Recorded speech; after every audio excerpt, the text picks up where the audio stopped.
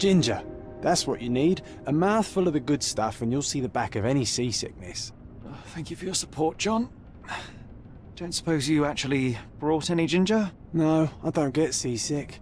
Terrific. Don't worry, Sherry. We've almost arrived at Cordona. I can see land through the porthole. So much for docking by tea time.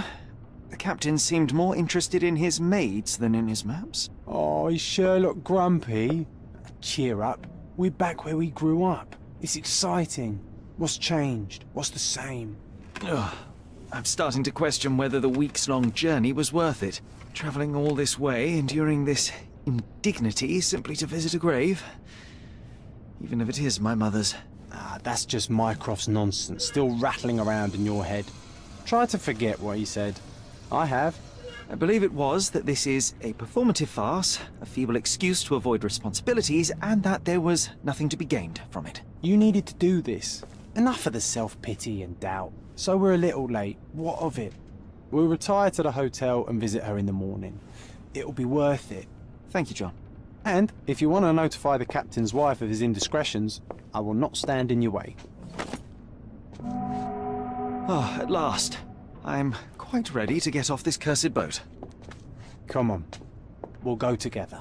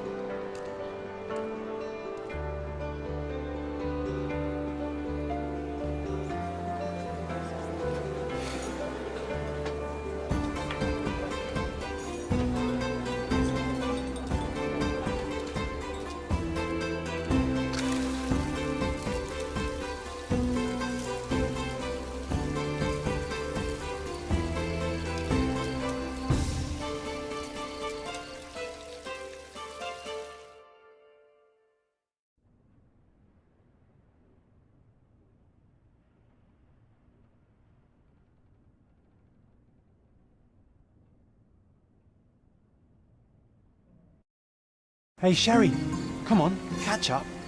Yes, yes.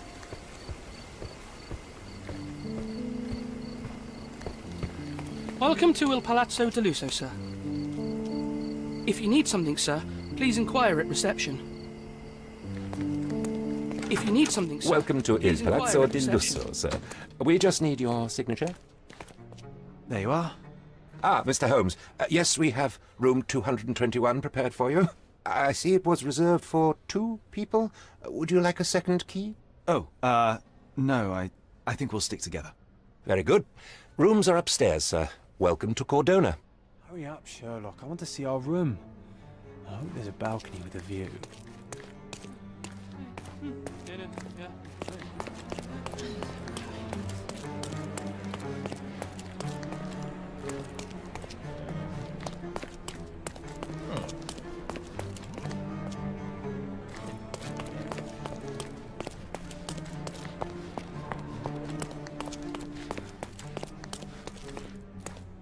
I apologize, sir, but your room is not yet ready.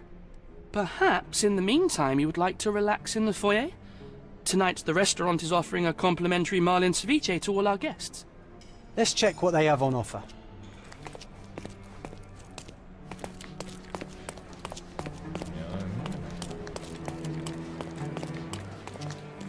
Hey, Sherry, just our luck.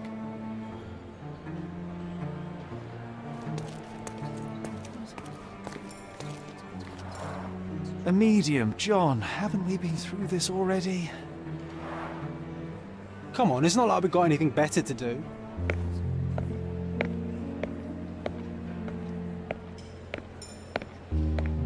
Excuse me, sir, but I believe Mr. Galich is conducting a séance at the moment. Perhaps you'd care to have your portrait drawn while you wait? Why? Pardon me? Why should I sit for a portrait? Sir, it's art. It doesn't need a why. It is its own justification. All things require justification, be they objects, systems, or beliefs. How about art as the lens through which we see the truth of the world? That's backward. Truth is not subjective and not complicated. It's just the truth. It either is or it isn't. You do not need a lens to see it, just an open mind. Ha! That seems rather close-minded. Truth, like beauty, is in the eye of the beholder. So tell me, what do you see? Mediocrity.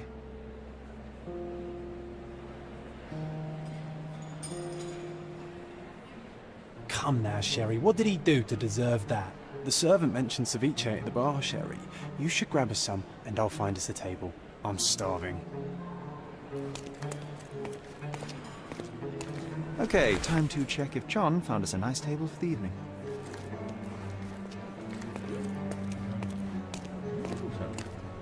Sherry, I'm over here with my new Ursine companion. Cordona's even quieter than I remembered. It's going to be a long evening. Ah, come now, Sherry.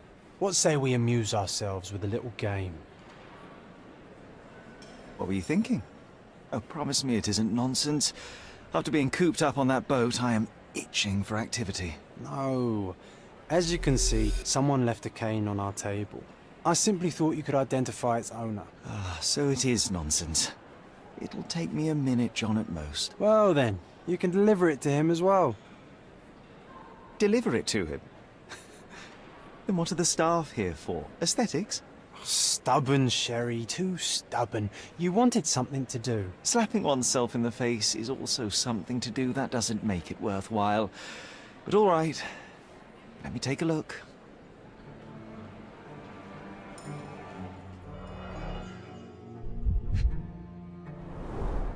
The cane is made of ebony, it's worn uncared for, and bears the scars of numerous hits. A crest depicting a bulb of garlic in a meadow, perhaps the Fielding family or Meadows, or Craven, from the Old English name meaning garlic place. The hand grip is a head of a golden Javanese statue, probably stolen from a temple. The dents suggest it has been used as a bludgeon. This cane is an expensive and ostentatious weapon. Its owner must be vain, volatile, and of noble English blood. Take it with you, Sherry. Let's return it to its owner. Don't ask me about the cane. I was with you the whole time.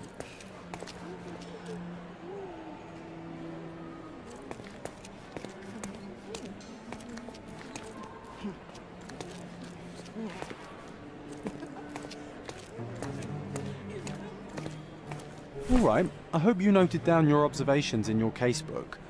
But how are you going to find this nobleman? The cane itself is not enough. I may have to ask other guests if they saw who was here.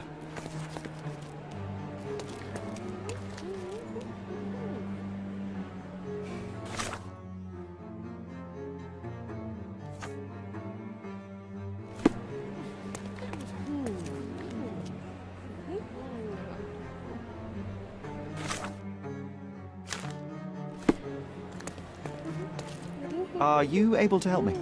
You are fortunate to ask me, because I know that.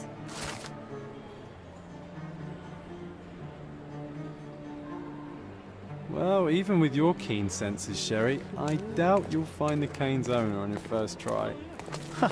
And would you be confident enough to bet on it, my friend? Why not? Let's see how good you really are.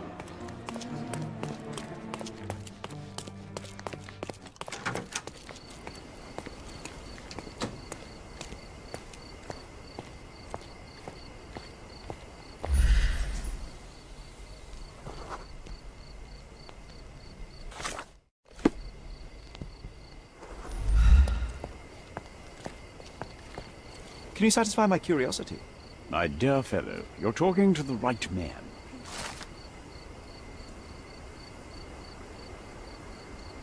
Hey, Sherry, don't we now have the perfect excuse to visit the seance? I'm just going to give the cane to its owner. You will not persuade me to take part in this show.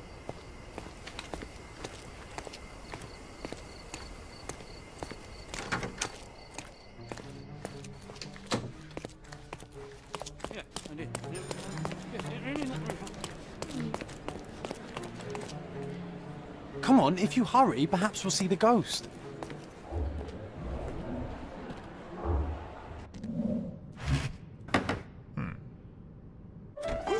This hotel, this island, it's full of thieves. First my cane, now the diamond. Take your hands off me! Do you even know who I am?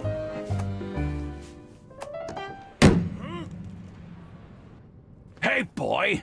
That's my cane! I get that a lot. It's a very common design. What? No, that's a custom-made... A joke. A joke. It was left at my table in the restaurant. I thought it deserved to be returned. Well, I'll be...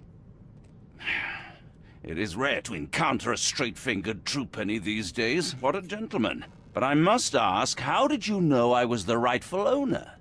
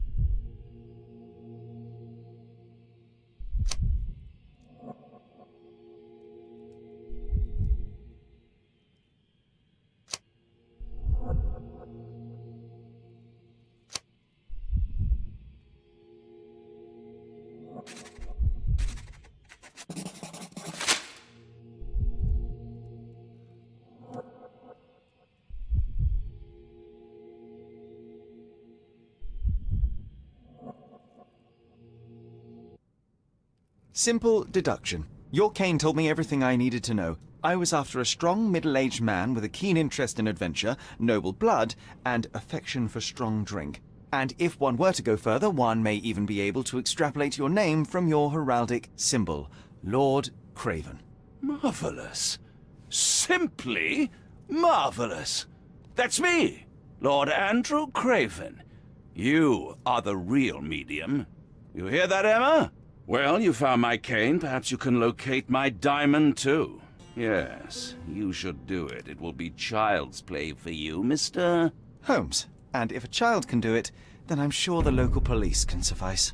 The police? Why bother? I know this harlequin stole it. The only question is, where is it hidden? Fine. Give me my stick and I'll resolve the matter myself. This thief almost confessed after a single punch. I suspect a beating may result in answers of questionable veracity. Fine. I shall spare you and he the trouble if you first answer me this.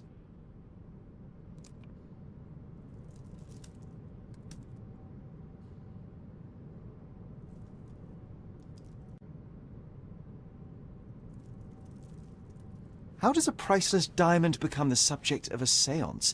It is an unusual accoutrement. Emma wished to speak with its former owners. My grandfather told us it belonged to a Rajah, an Indian king.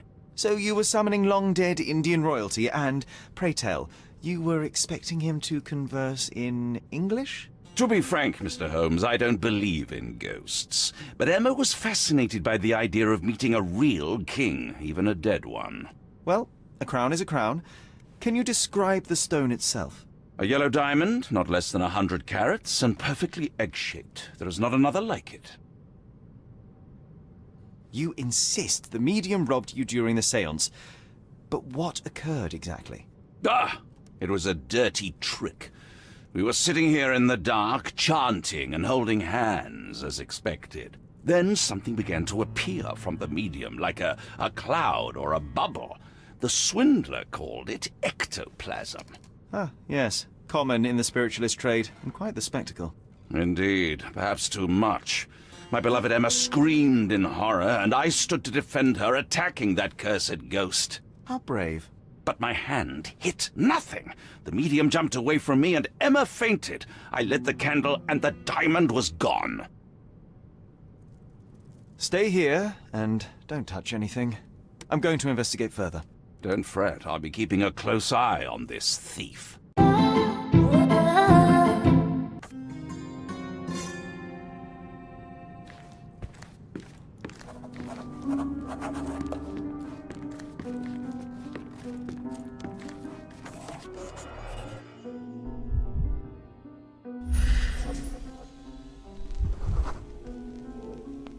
The diamond was placed on the table so that all participants could reach it. There are light traces of rouge on the edge of this wine glass. Half a glass of Balblair scotch and the remains of a poor Laranaga cigar. What else does a gentleman need? This must be the ectoplasm. Too bad there's not enough for a proper chemical analysis. Ectoplasm. The ghost was here, Sherry.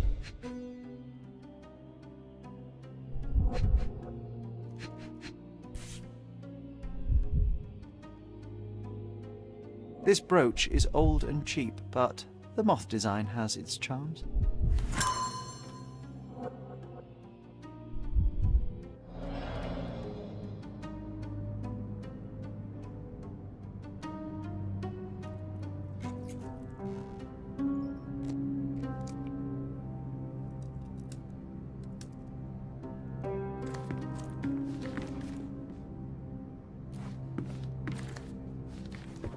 This hefty chair has nearly broken after hitting the wall. Could one man even lift it? At Cambridge, I was captain of the rugby team. It was no place for weaklings. Thank you for helping us resolve the situation, sir.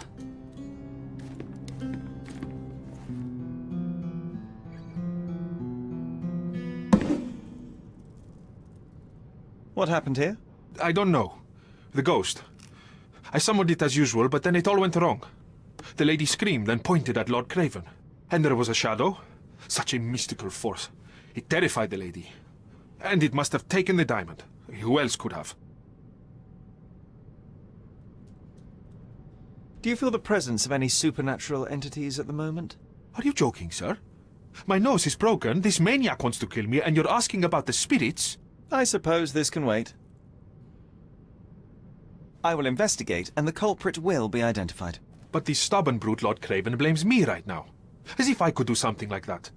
Perhaps you can reason with him? Please? Seems like you're ready to delve into your mind palace, Sherry. I'm sure you'll make some good deductions.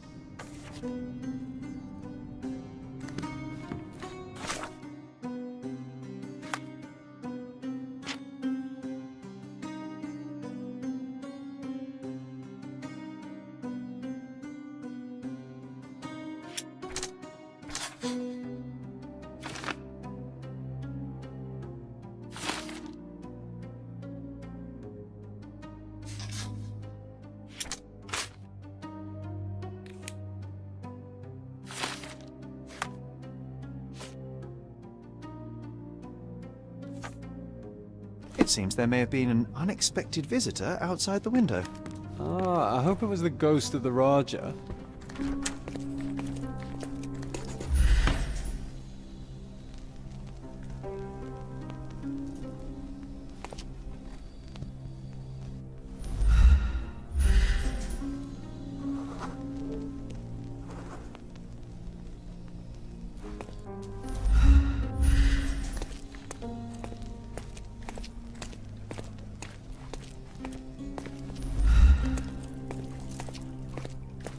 Excuse me, just one question. I can't help you with that, sir.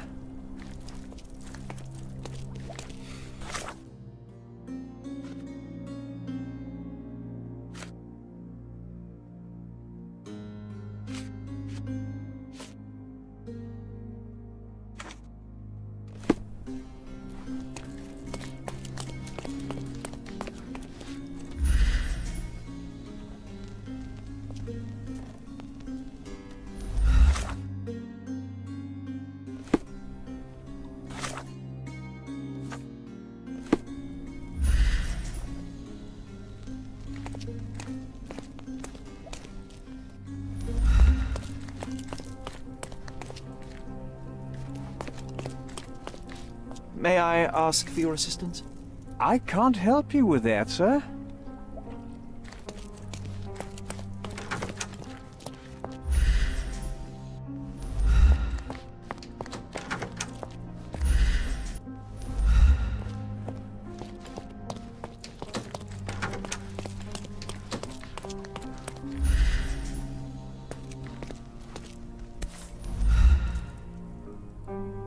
This looks recent.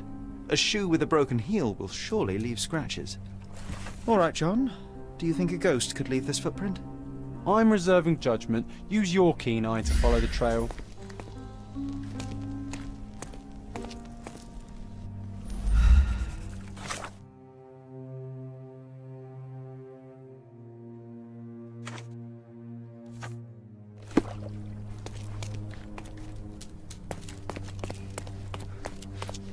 May I ask for your assistance? That's a question I can answer.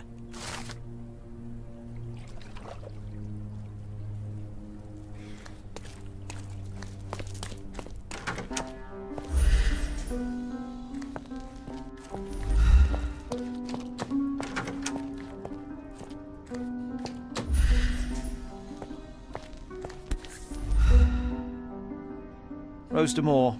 All the maids in the hotel wear this exact shoe. Rose D'Amour. All the maids in the hotel...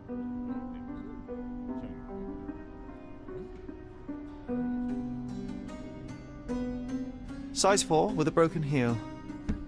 So, definitely not the ghost of a Raja. Unless... No, what a shame. Our witness was a nosy maid.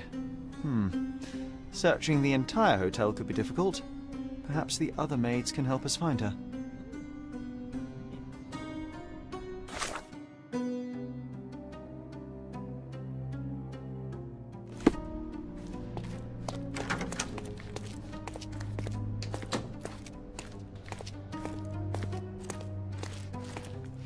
Can you satisfy my curiosity? Oh, yes. I can tell you everything, sir.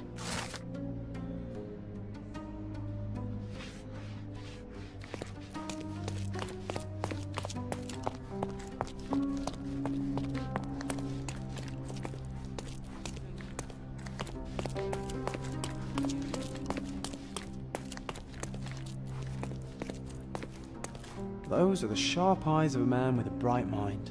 Almost like mine.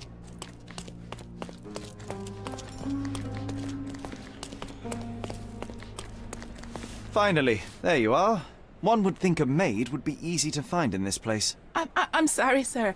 Do you need more towels? No, no. You are the maid who saw the ghost in the seance room, yes? How did you know? Simple. You changed shoes after breaking a heel while fleeing the scene. I'm sorry, sir, but if I may ask, who are you?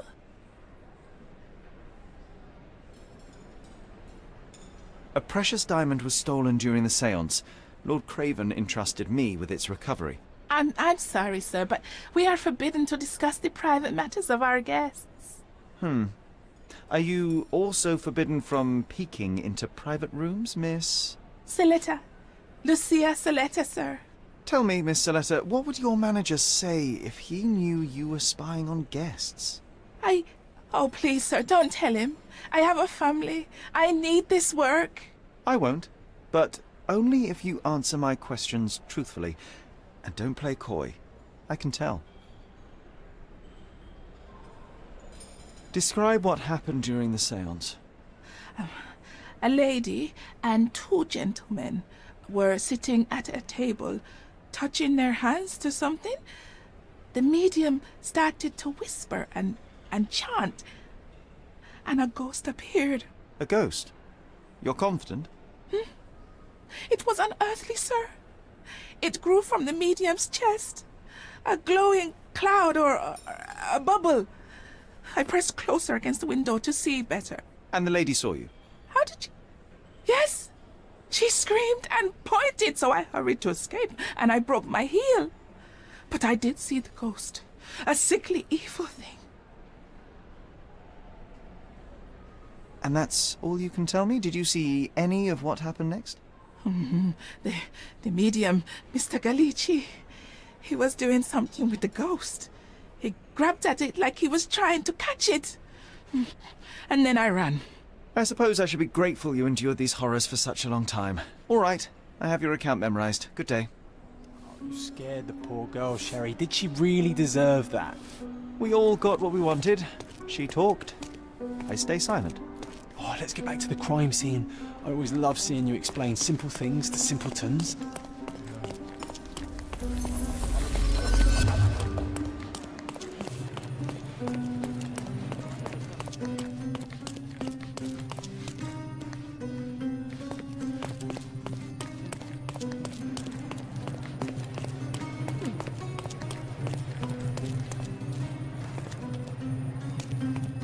Lady Craven retired to her room to rest. Lord Craven remained here until the staff reported that the medium was locked in his room.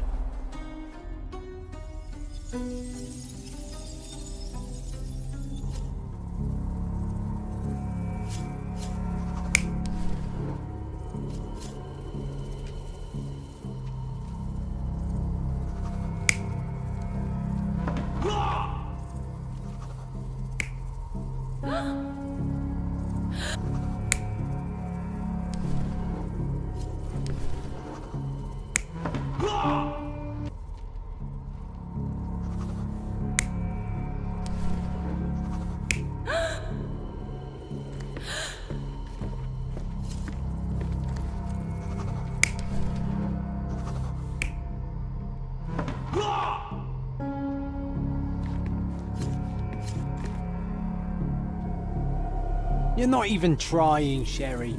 Concentrate.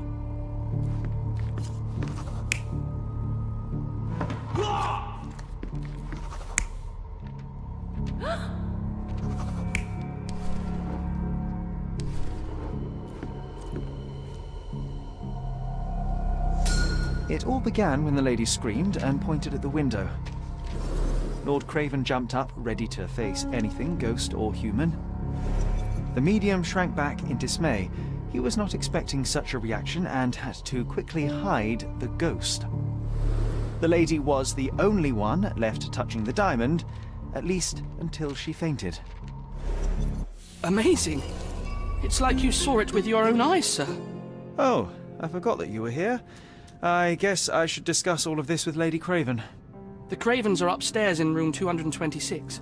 It is one of our finest suites. If the lady was touching a diamond, then she would have felt the ghost take it. What do you think it felt like, Sherry? A jellyfish?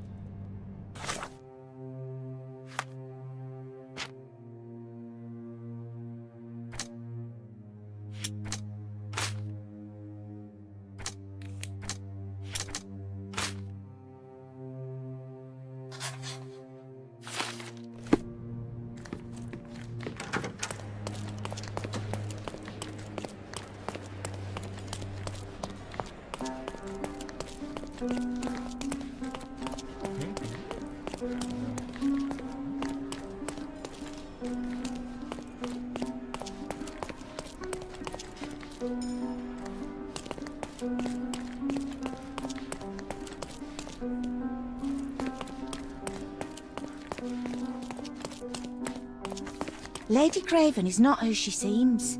Remember her behaviour in the hall.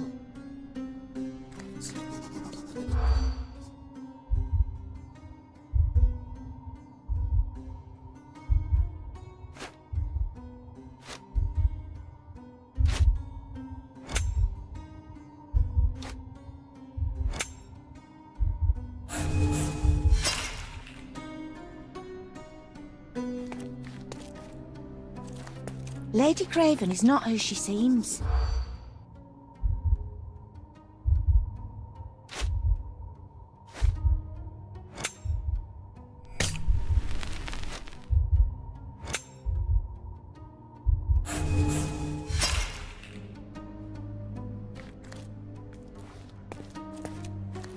Lady Craven is not who she seems. Remember her behaviour in the hall.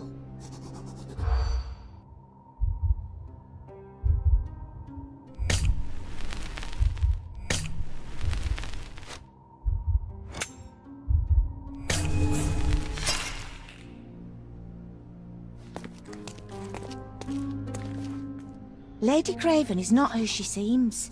Remember her...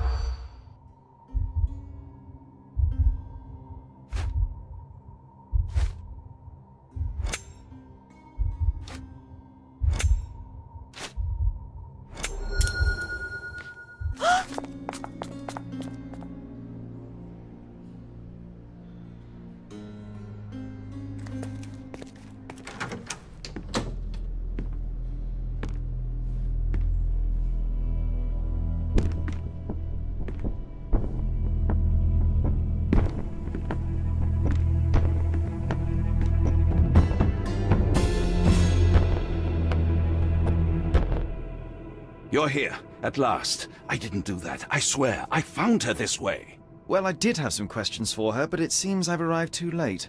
Now it's a matter for the police. Mr. Holmes, you said it yourself. They're children. They'll only make things worse. You promised me you would investigate. Investigate a theft, not a murder. Fear not. I will tell them all I've uncovered. Please help me. The police will surely accuse me of Emma's death. You are the only one who can find the truth. Fine, but only because it's slightly more interesting than the walls of my room. Tell me what happened. Look, after you left, I waited in the seance room until the servants locked up Mr. Gallici, the medium. And was your mistress there too?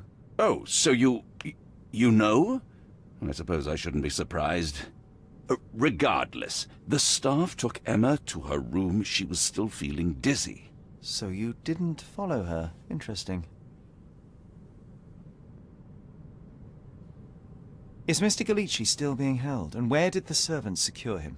He's in room 225, but that pigeon-livered man at the reception desk refused to give me the key. Well, I will have to visit reception myself then. Perhaps he will listen to reason. Where did you go instead? To the bar. It had been almost an hour. I see. And how long did you stay? I partook of a well-earned whiskey or two before retiring upstairs. Ask anyone there. Now we arrive at the tragedy at hand. So what transpired after your detour to the bar? I headed up to my room to find Emma on the bed. I didn't pay her much attention at first. I was still preoccupied with that damned medium. But when I realized she was silent, I drew closer and discovered she was dead. What's more, the diamond lay right there beside her.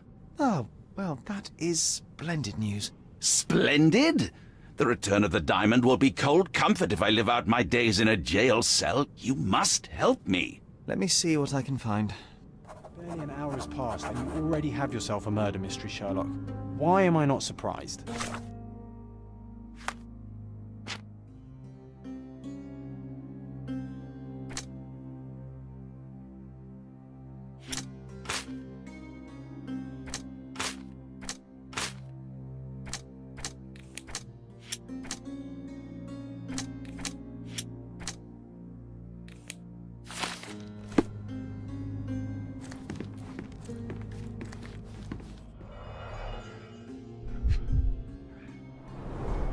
Strangled with bare hands, judging by the bruises.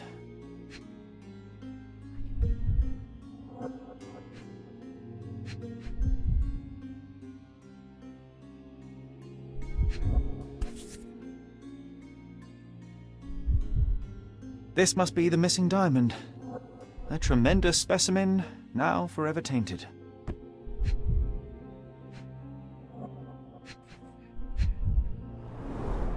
Everything was tipped out of the bed as if it was searched. Do you think she stole the stone? It's certainly possible, but we won't get her confession now. Well, there is a professional medium right next door.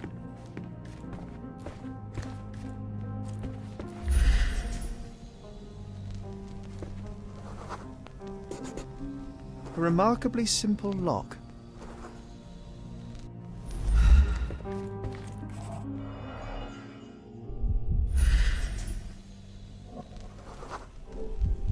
Aha, a neat hiding place. Why would she conceal all of this?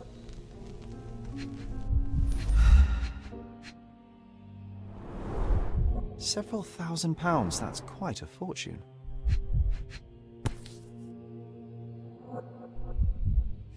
This ring looks out of place among the others, and the design is familiar.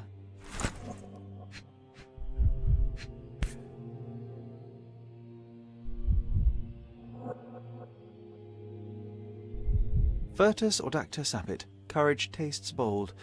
A unique family motto.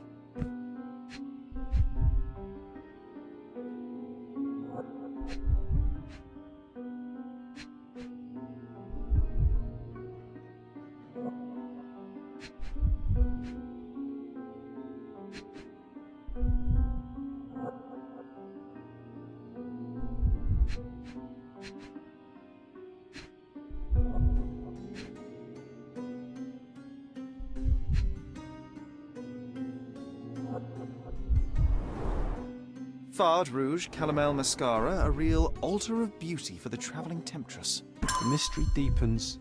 A victim with a checkered past and poor taste.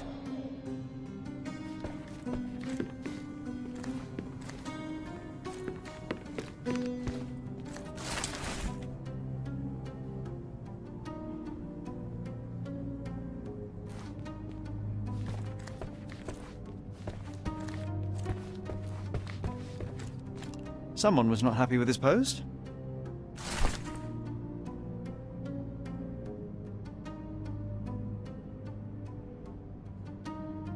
Someone was not happy with his post.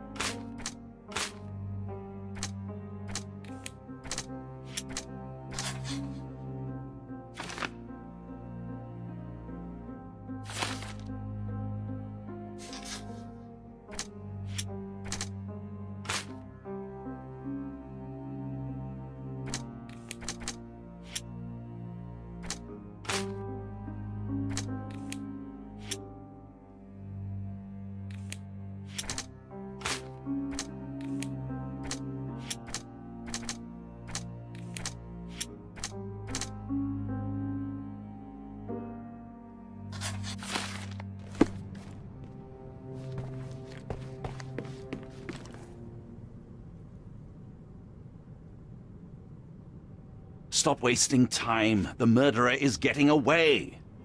Stop wasting time. The murderer is getting away. I found these jewels secreted away. Are you familiar with them?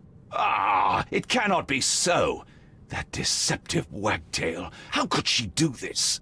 That sounds like a yes. These items were supposedly stolen from us during our trip. I must have spent hours reporting it all to the police. And it turns out she had them all along. The trollop. I'd kill her myself, was she not dead already? Do you recognize this ring? Should I?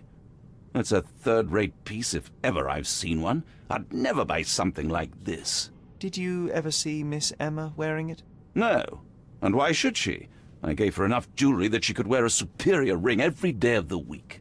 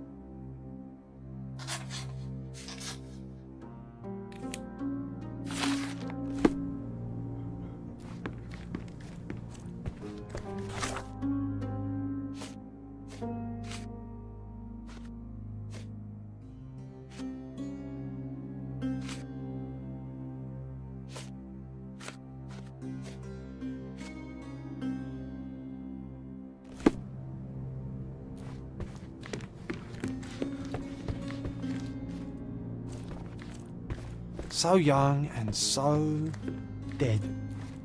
Another mystery to investigate, my friend.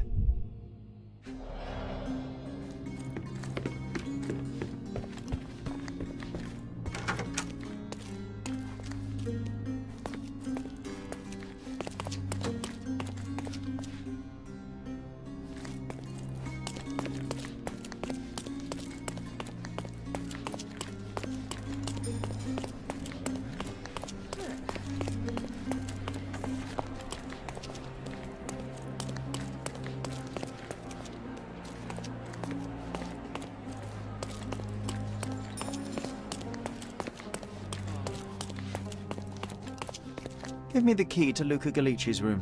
I need to talk to him about the events of the séance. I suppose you are an impartial outsider. All right, but please do not give it to Lord Craven. We do not want to see our reputation damaged further. Awkward. They still don't know what a nasty surprise awaits upstairs. Hush. No need to cause another ruckus. The last thing we want is the police to come meddling.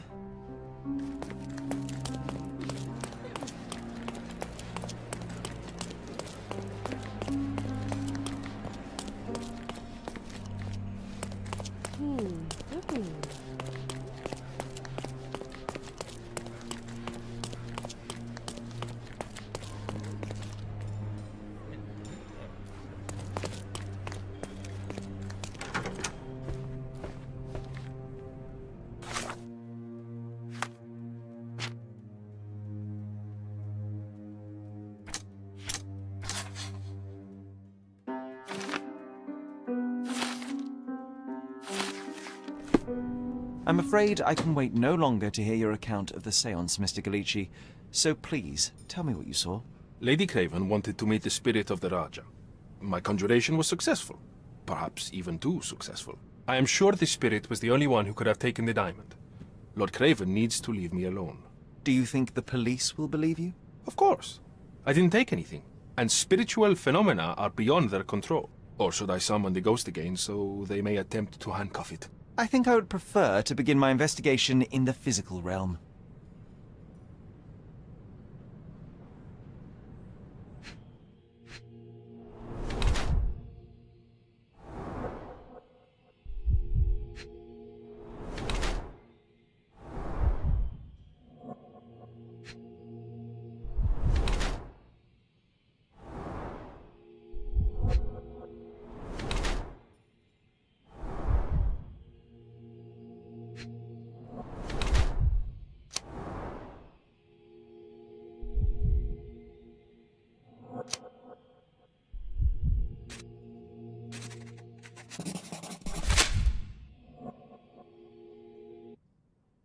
I have shocking news that changes your situation entirely. Oh, no, wait. What am I thinking? The spirits will have told you this already. I'm not in the necessary state for summoning. The spirits prefer clarity of mind and soul. Please, tell me. Lady Craven died in the very next room while you were in here. Did you not hear anything? What? How? In fact, I did hear noises. That Craven is a very loud man.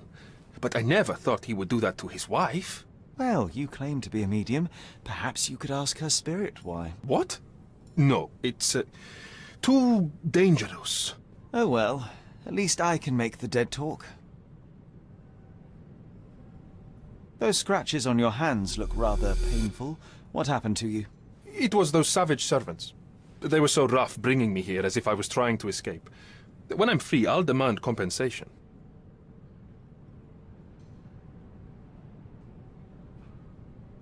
Sorry, that's beyond my expertise. That's a remarkable pin of yours, Mr. Galici. Does it have any meaning? The butterfly? It's a reminder of a time in which I was truly happy. What a coincidence. Lady Craven had a ring with the same design. A coincidence indeed. I suspect it is a common theme in jewelry.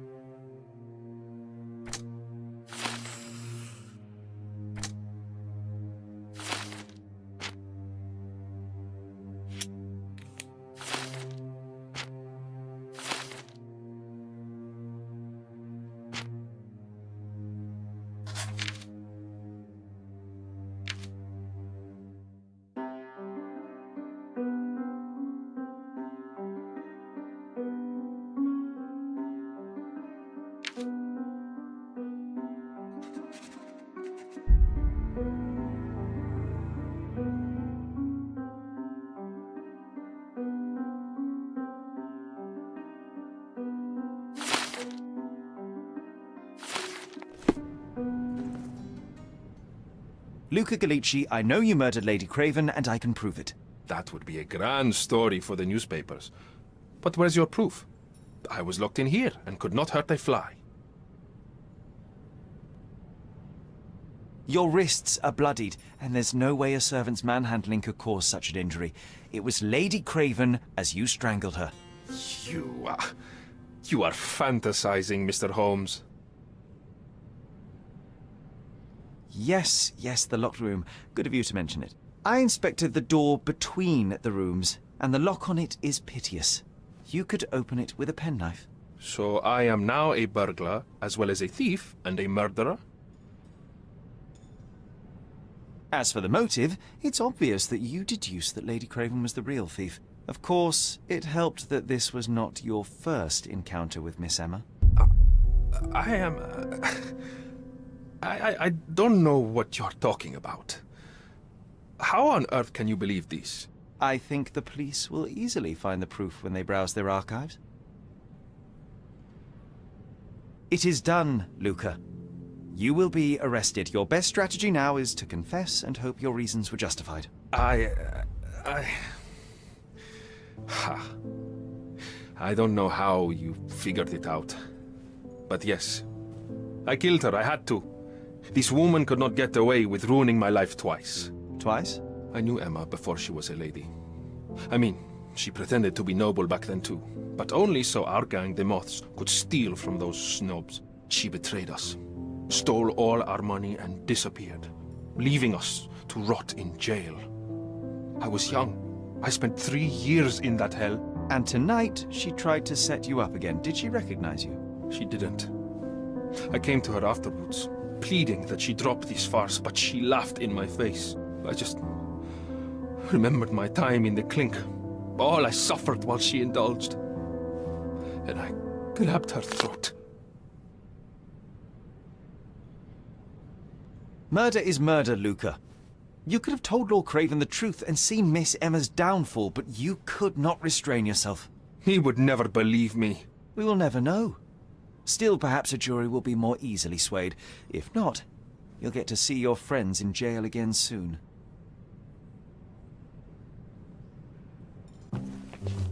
We'll meet again, Holmes. I will get you, in this life or the next. Get your hands off me. He murdered the woman who put him in jail. Should we be worried? Fear not, John. Unlike Miss Emma, I will see him coming.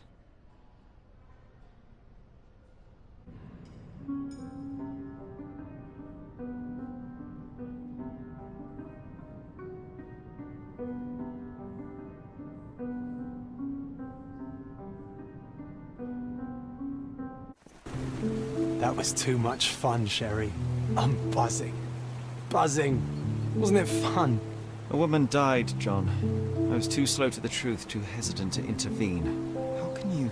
Oh, lighten up. Those people made their choices. If you swan about with a diamond in your pocket, that's what happens. Wealth is a weakness. So we must blame those who covet it. With enough money on the line, Sherlock, a man will do just about anything. Even murder. And then we get to solve it. I suspect you perhaps cannot grasp the true horrors of mortality, John. Oi, I am aware of my perilous existence, thank you very much. I must admit, even if the outcome of the adventure was imperfect, There was some pleasure to be had in the puzzle. Well, Cordona seems more depraved and decadent than we thought. I bet you'll get another chance. A bet, you say? Ah, figure of speech. Just a figure of speech. Ah, damn. Well, take one last look at the view, then we must be off. It's time to do what we came here for.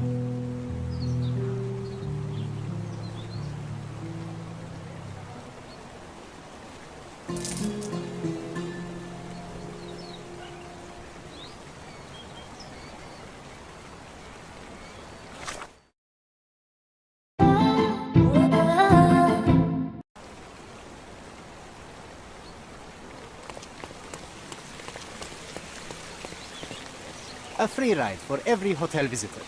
Just tell me where to go.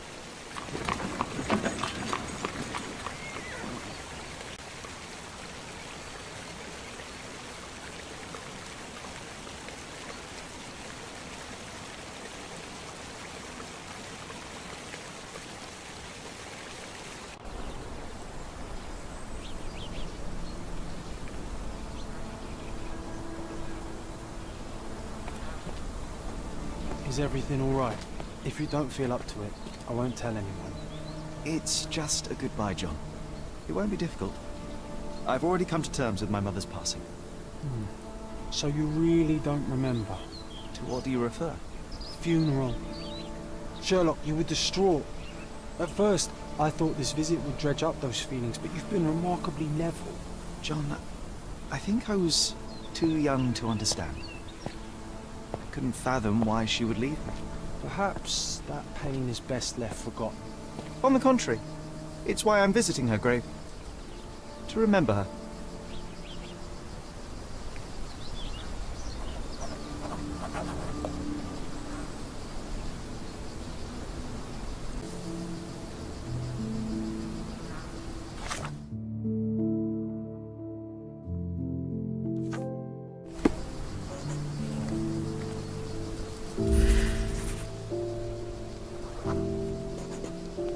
Mycroft was adamant that we leave for London immediately after the funeral. He never told me why, but I saw how unsettled he was by the long requiem.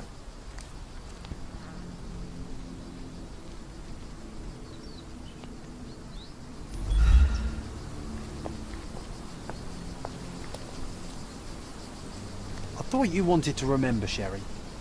Concentrate, and I'm sure it will come back to you.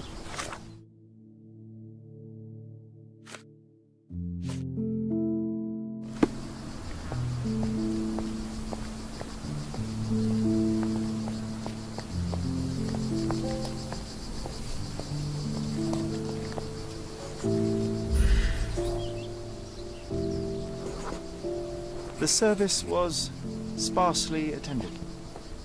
Though my parents were buried separately, the pastor said they're united in heaven. I didn't believe him even then.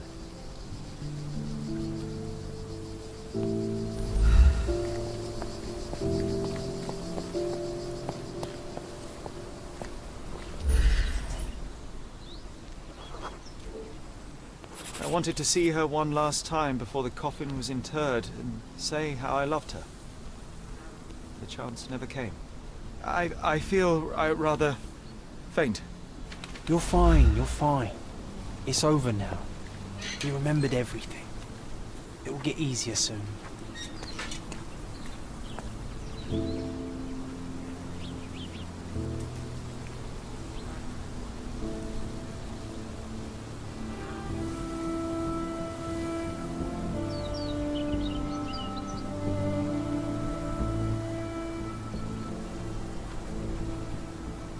A pocket watch?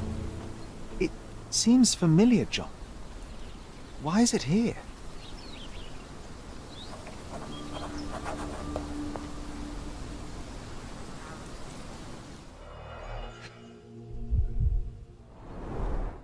Rest in peace, Violet Holmes.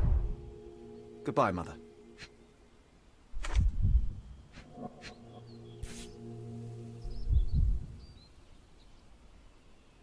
This watch was a gift. My mother's initials are engraved on it. The piece is in good condition. It must have been placed here only recently.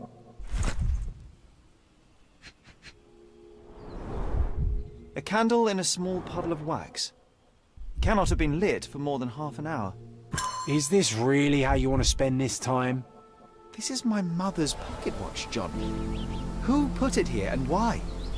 Are you not in the slightest bit interested?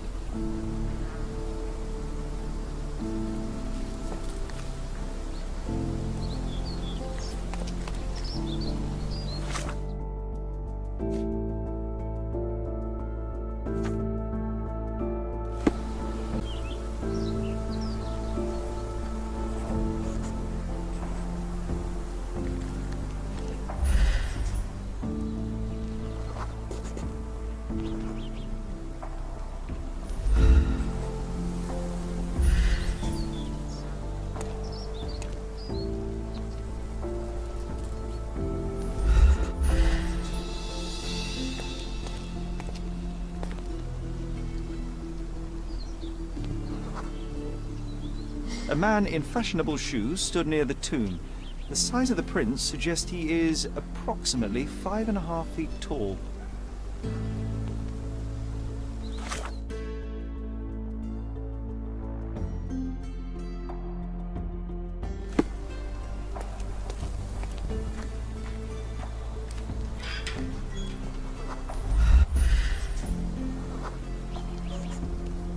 You were about to tell me the make and model of tyre, but let me assure you, I do not care. Ah, well, it was going to be very impressive. Come on then, the trail continues ahead.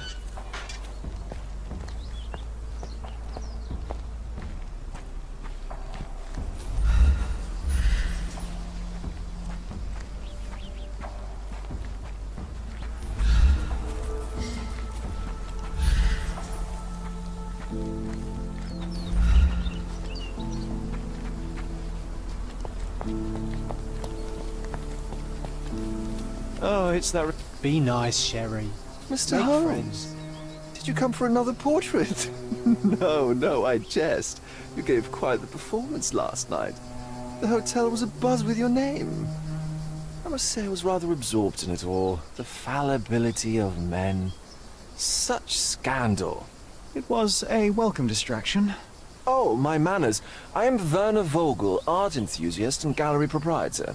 Mr. Vogel, I was perhaps too curt when last we spoke. Speak no more of it. Travel takes it out of any man, never mind when this is your destination.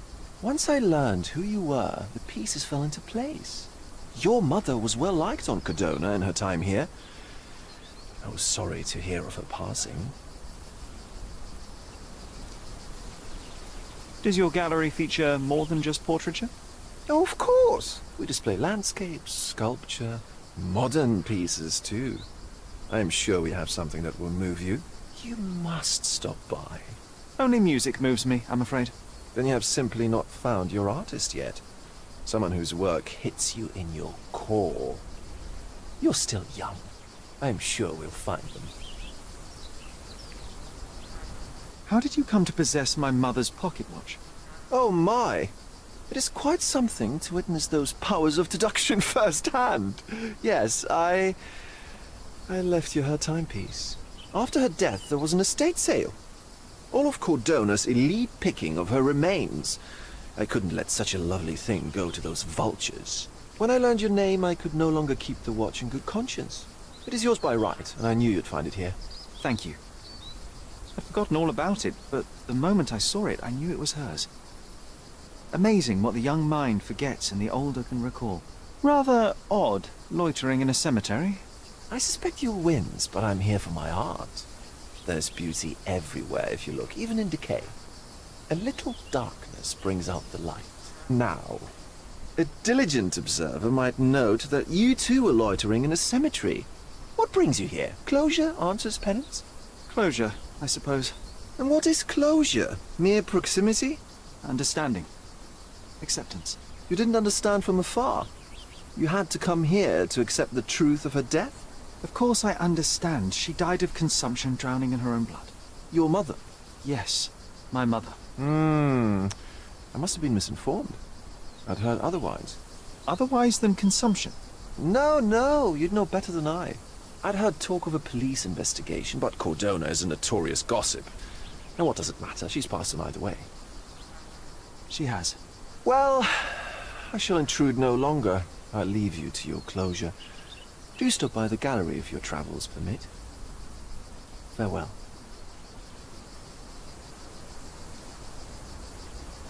Are you all right, Sherry? Take as long as you need. Whatever I need, it isn't here. We should explore Cordona. Perhaps there are archives that may shed further light.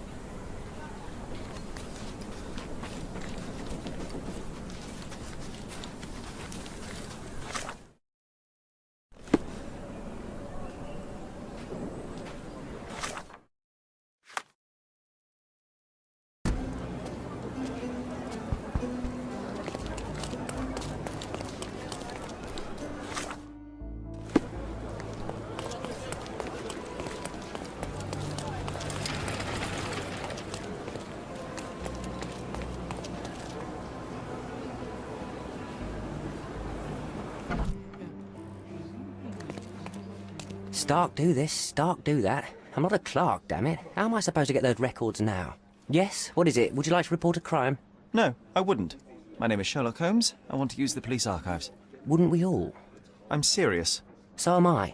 Officer Logan locked himself inside and he's not letting anyone in. What happened exactly? A tailoress from Scaladio's been robbed. Logan spent 2 whole days at the shop sketching the thief and she still insists that it's all wrong.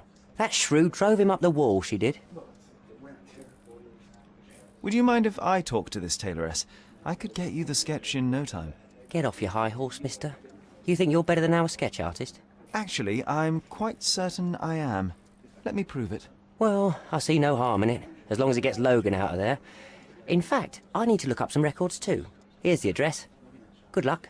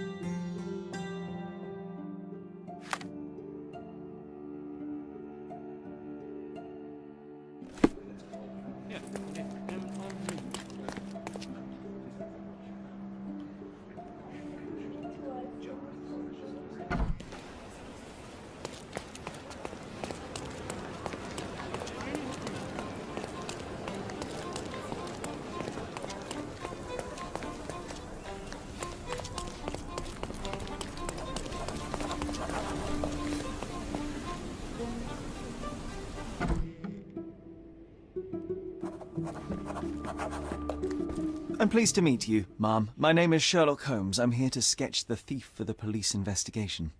Oh, another one. I hope you'll be more patient than the previous sketches, signore. I suggest we do it differently. You have a great many clothes here, haven't you? Why, of course, but they're not for sale. I only do tailoring and mending. No matter. I'll attempt to disguise myself as the thief, and you'll tell me if I get it right. As you wish, Senor Holmes. Can you describe the thief for me? He was all ugly and beat-up looking. An utter rascal if ever I'd seen one. He gave me a nasty look from behind his glasses and then made himself scarce. And that's it? Could you be more specific? He was a total villain, I told you. How much more specific do you want me to be? All right, never mind. Where can I find the clothes? They're in my workshop at the back.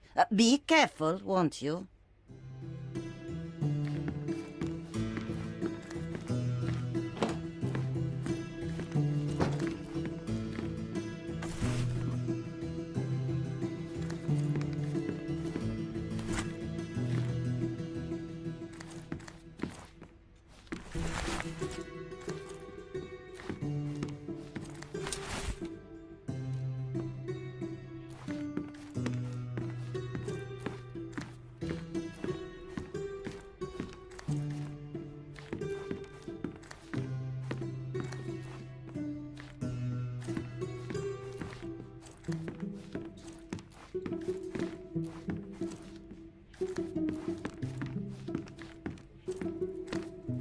What can I do for you, Sherlock?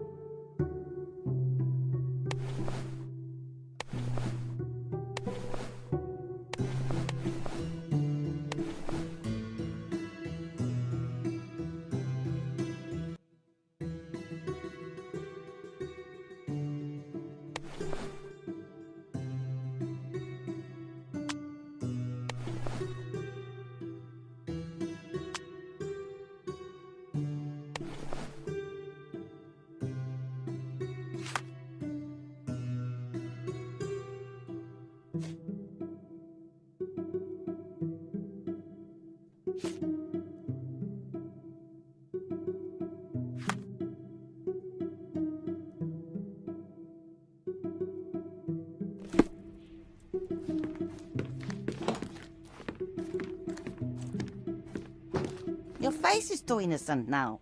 What do you mean, too innocent? There was something evil about his face. Like a moustache. Yes, the kind that all villains twirl as they plot their evil plans. I'd say that not all villains wear moustaches, but I get your point, Mom.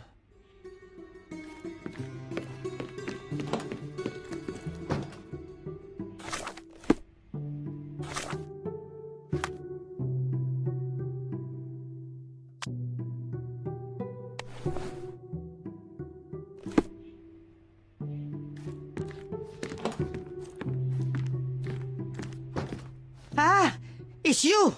I mean, it's him! It's him! Excellent. Now I can make a sketch and take it to the police. Yes, please do. That rascal is still on the loose. I hope they are better at catching than sketching. Before I go, Mom, are you quite certain that you don't have any clothes to sell? Well, I suppose you can take the police uniform. An officer forgot it here years ago, and I don't have any use for it. If you want to buy clothes, visit the outfitters. You can find them all over Codorna. I hear they even do free rentals now. Let me show you where the nearest one is. Thank you very much.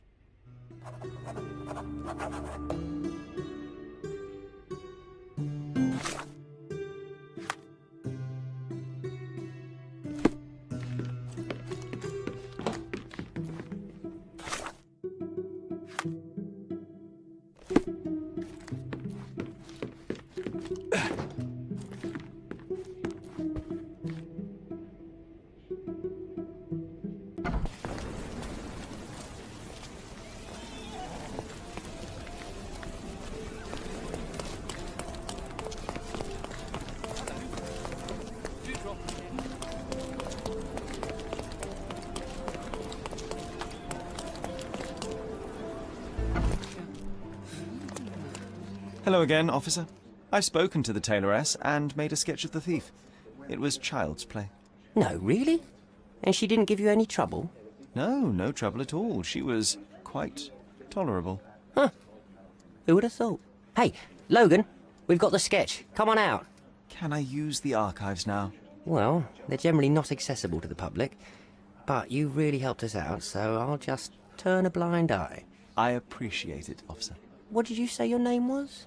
Holmes? Come and see me after you're done. I may have a proposition for you, Mr. Holmes.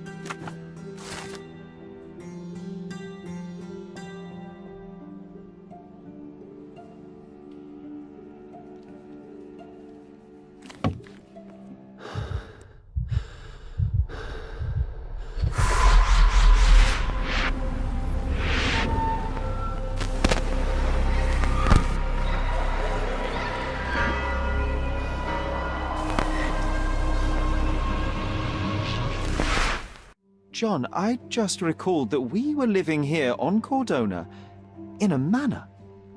And there was a policeman. Really? What else do you remember?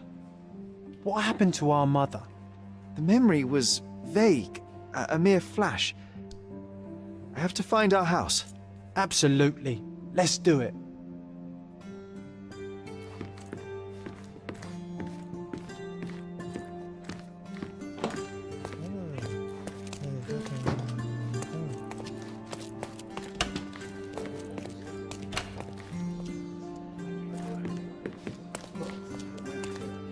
I'm done with the archives for now. Can I help you with anything else?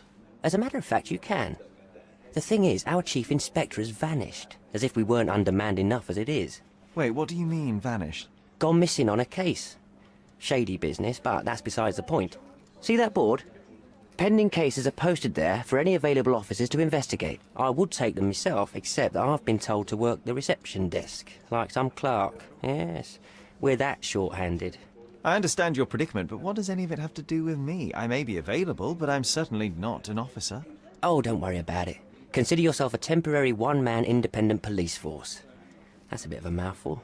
There's just one small, minor, basic formality. You'll need to complete our physical training course. Easy. Well, I'm not one to balk at a spot of exercise. What must I do? That's the spirit. Sergeant Ermey will show you the ropes. Follow me. So, you're a newcomer. We must be desperate to ask untrained civilians for help. You're lucky to have a well-trained civilian with a brand new auto pistol in his arsenal. An automatic? A bit of a braggart, aren't you? Are you trying to test me already? That is why you're here, boy. I need to verify your skills before I can allow you to catch criminals. The first targets are in the next room. You know what to do with them. I'll join you in a while to see the results. Concentrate, Sherry. You need to hit every target to show the sergeant how we do it.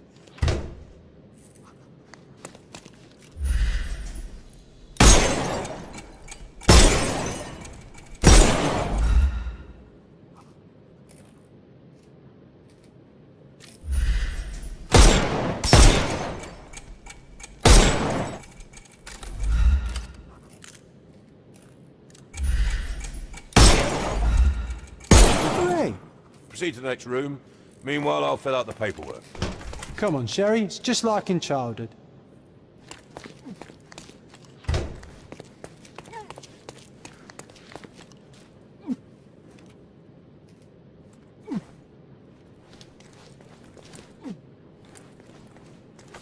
Steady, Sherry. Steady. And go. My favourite mannequins for attack. Let's strike them ninja style. Ain't it? Uh-oh, Sherry. Not a nice shot. Could have killed the fella if he was alive.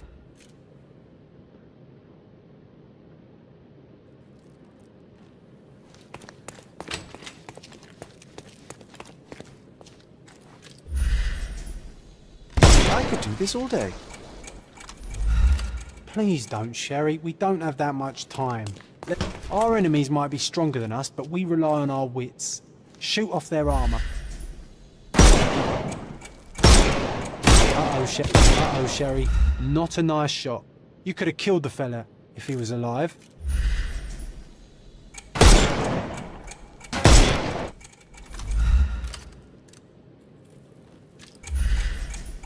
Uh-oh, Sherry.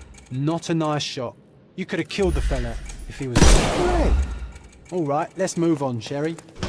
If you stand here and use your snuff box on them, you can definitely overcome them, Sherry. It's all calculated. Look at that helmet of his. You won't be able to get the powder past it. Helpful advice, John. I would never have guessed. Good job, new boy. Well, I'm almost finished with the paperwork. Let's talk about your results. Well, I must say your results aren't as bad as I feared. Perhaps you're not completely hopeless, but true combat is quite different from shooting stationary targets. I'll handle it just as easily. Well, that's what we're going to find out. Now, we'll test you against our men. Your task is to detain them, not to kill them. So don't go shooting anyone in the eye. That goes for in the field as well. Even though you'll be working with the police department, that doesn't mean you have a license to kill. Here, take these. They are blank rounds. So, are you ready? Always ready. Then let's get cracking. Worried? Not at all. I can hit them all with one shot. Good luck, Sherry, and remember, the surroundings are your playground.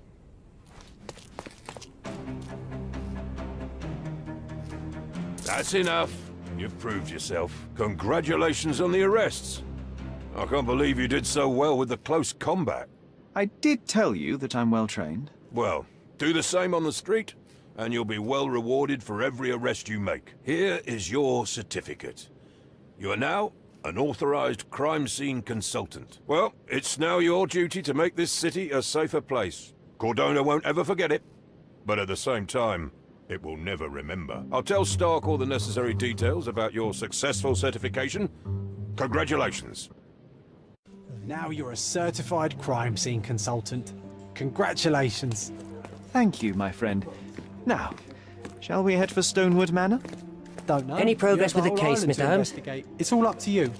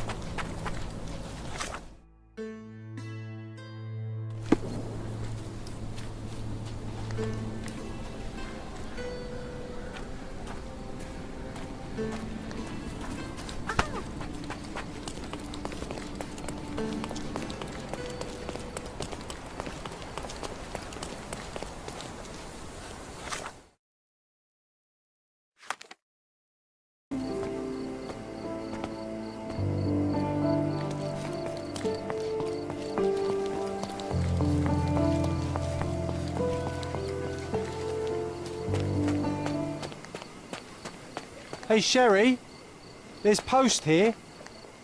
And it seems as if the letter was delivered recently.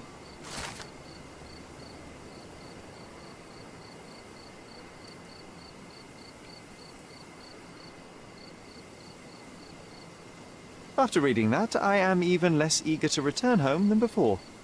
Let's investigate our manor. That's the Mycroft I know. Predictable.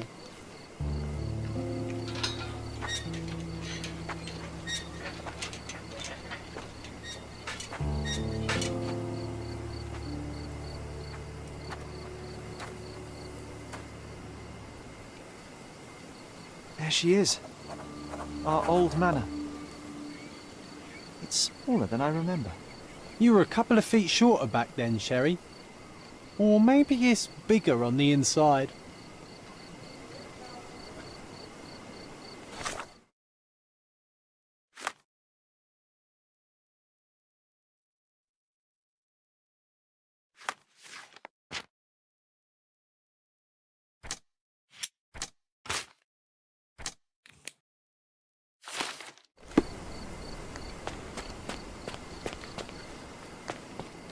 Look at the ash all over the door.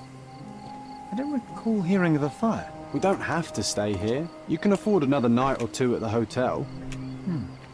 It's stuck. Oh well, let's just head back. They probably haven't even stripped our room yet. Come on. Must be locked. Move aside. Let me have a go. Seems fine to me, Sherry.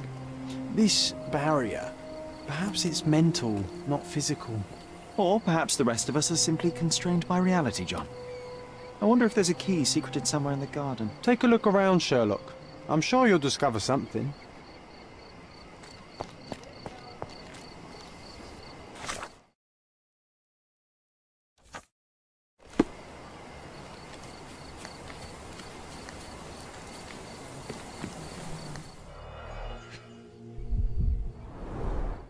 I did not expect these to still be here. It was enjoyable to practice using real handcuffs to make an arrest. Hey, that's Wooden Joe. He was always the best at playing criminals.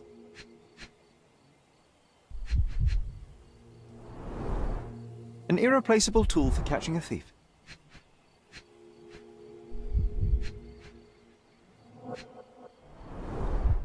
And this must be the reason our suspect was apprehended. Wood and glass, oh, very precious.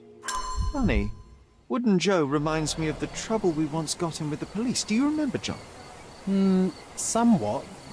Maybe we can recall more details.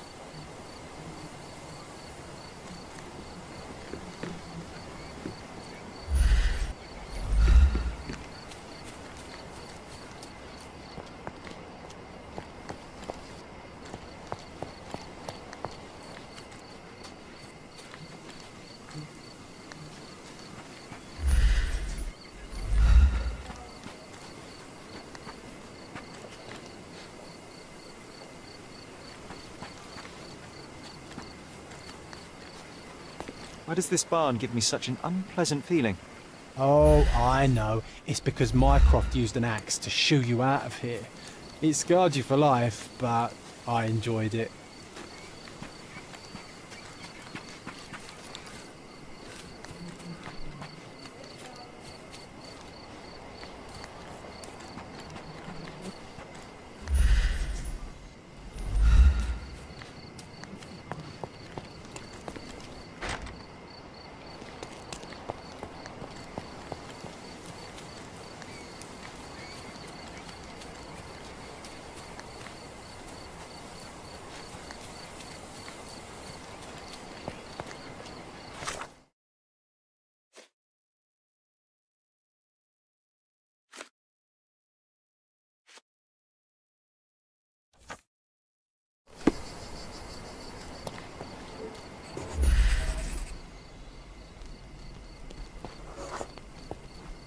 The policeman brought us both home, John. That's why he was here.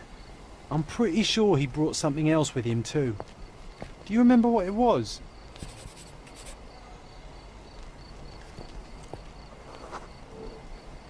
I bet it was our reward. No, we were not so lucky.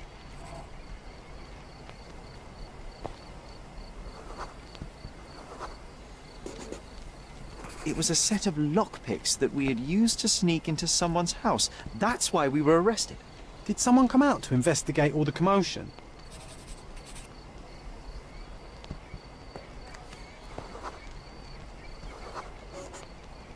It was Mycroft. He smoothed things over and convinced the policeman not to press charges. The officer left and never returned. But we had to endure a serious talking to from my brother.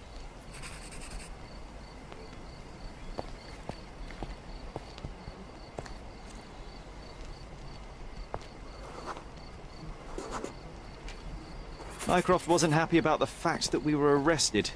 It felt like he lectured us for hours. Did we give him something afterwards, Sherry?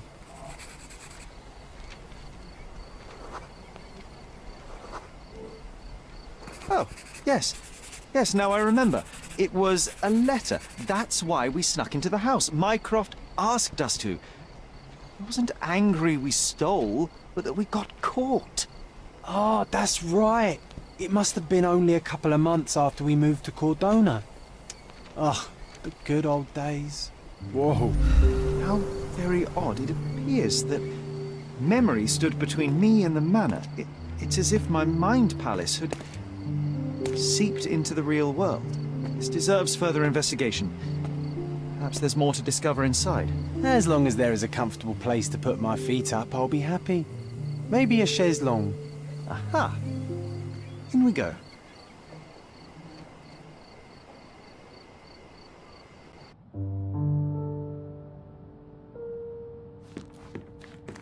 Home sweet home, Sherry.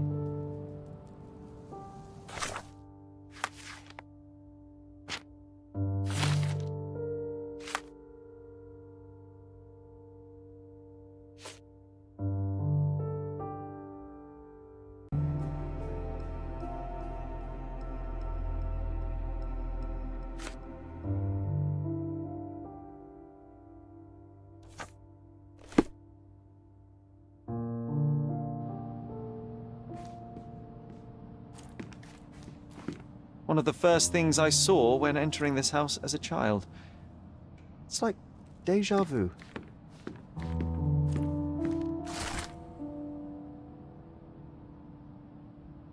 And I was wondering why it's so empty in here. There may be a small chance that some of our property could be found among local traders' wares. It is worth a look, wouldn't you say?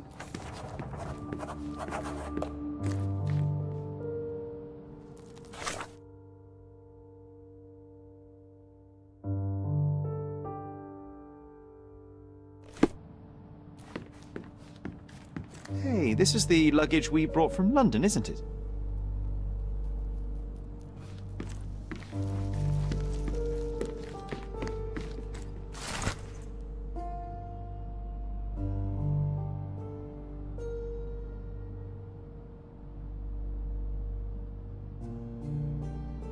Something did happen that day, but no one can tell us the details. How can that be? Agreed. It's rather suspicious.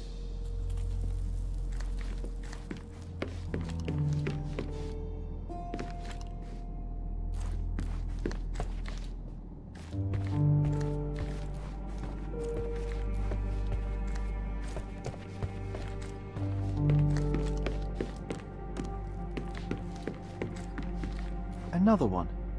There must be something important behind it. I can feel it.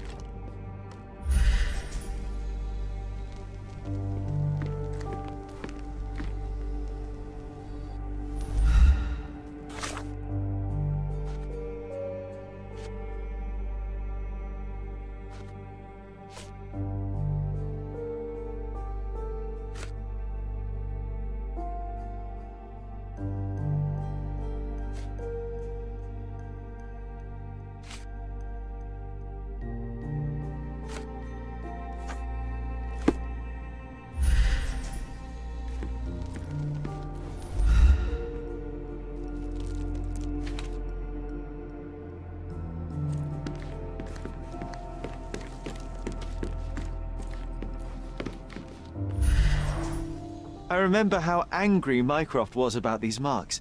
He called it a frivolous, childish endeavor.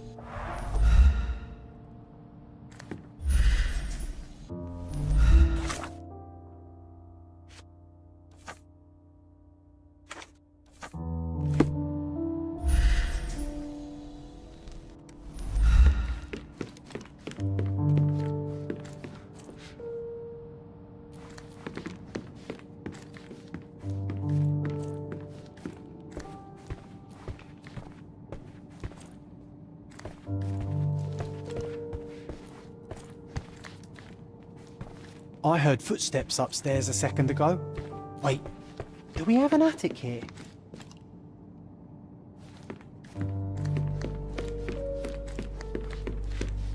Another one.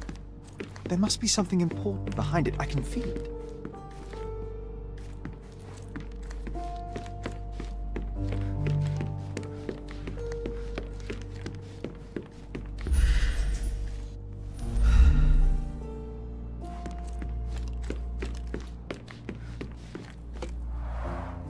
Mycroft's umbrella. The only outgoing thing in his wardrobe. Another memory incoming, Sherry. Strange. I struggle to recall anything about the day we moved in. The only detail I'm sure of is that it was raining early that morning.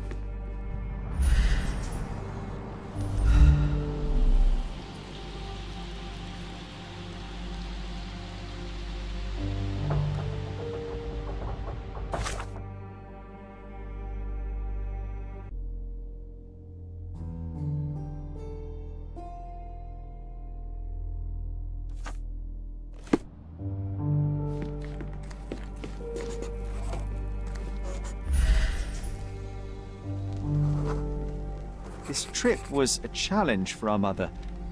I tried to help her.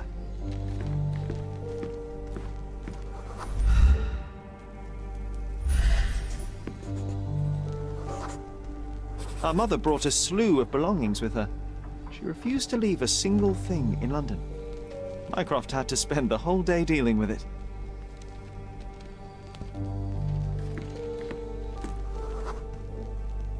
There was always a hat on our stand, but I'm sure it did not belong to Mycroft. Do you feel it?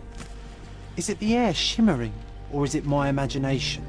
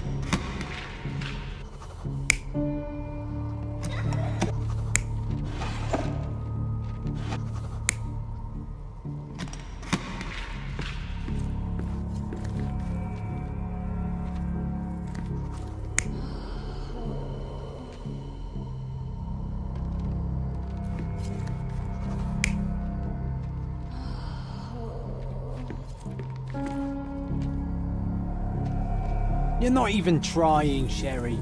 Concentrate.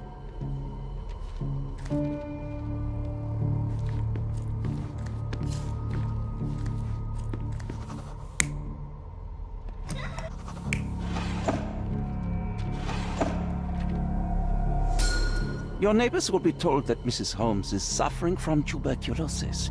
It is common to move closer to the sea in such cases. Thank you, Dr. Richter. No, Sherlock, step away from her. Upstairs, go to your room. Lean on me, Mother. Take your time. Actually, I never heard her coughing. I remember now.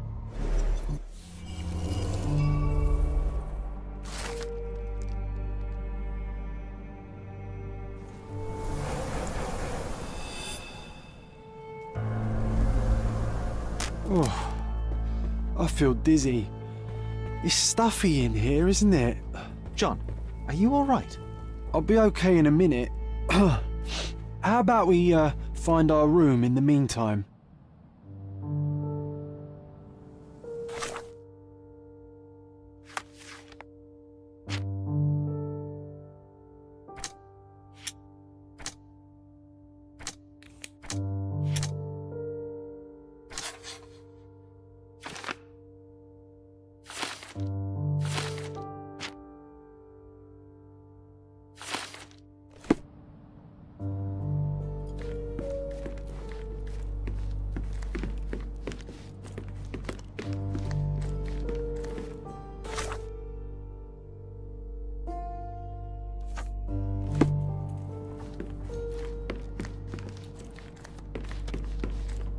think our family portrait used to hang here.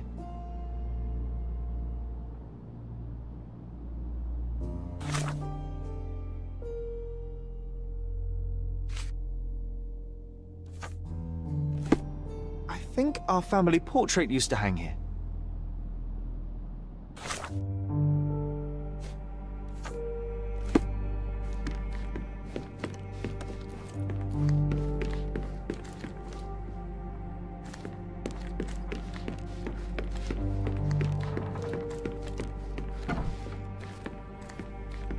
Look at this. It's like traveling 10 years into the past with a single step. Oddly satisfying. I'll never forget how challenging it was to obtain this simple sketch. Oh, these must be the notes of my earliest observations. We wanted to locate a particular dog we'd spotted, and we met it, didn't we?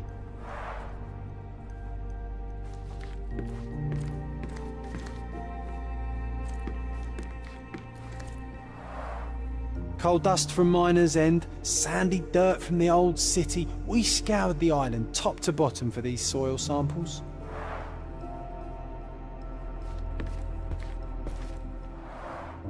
The first chemical laboratory I ever made. I almost miss its elegant simplicity.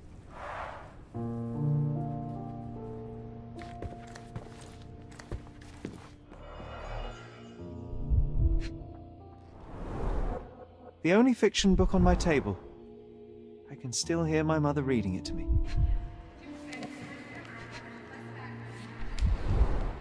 So many pleasant evenings were spent here with the Encyclopedia Americana.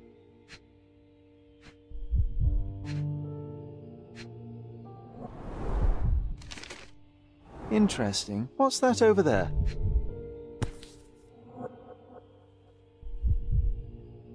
This doorknob has a cross-shaped end. Too intricate to be merely a handle. You know what? That definitely looks like a key. Let's poke around and see if we can find any secrets.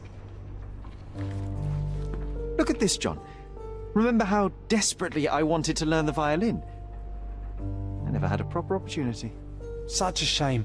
I always hated the rule about being silent in this place.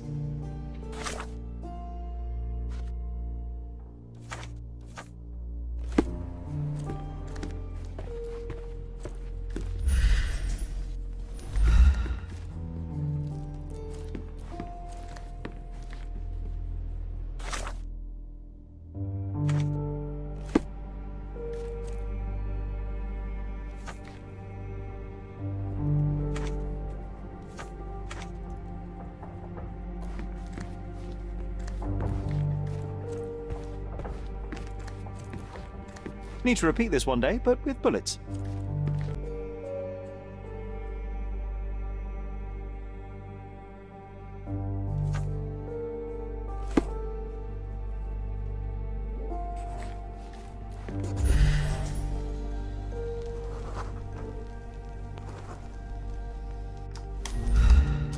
Perfect match.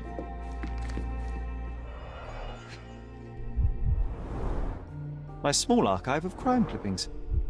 Maybe I should pick up this habit again.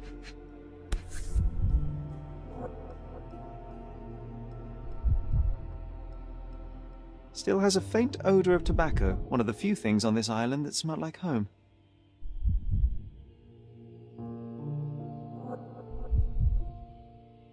Made of cherry wood, Father's favorite.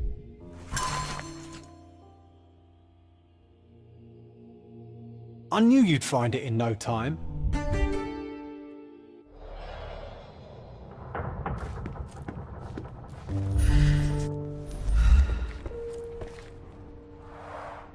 The first chemical laboratory I ever made. I almost miss its elegant simplicity.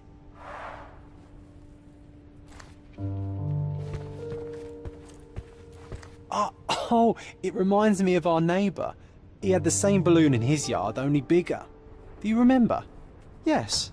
We visited him several times while living here.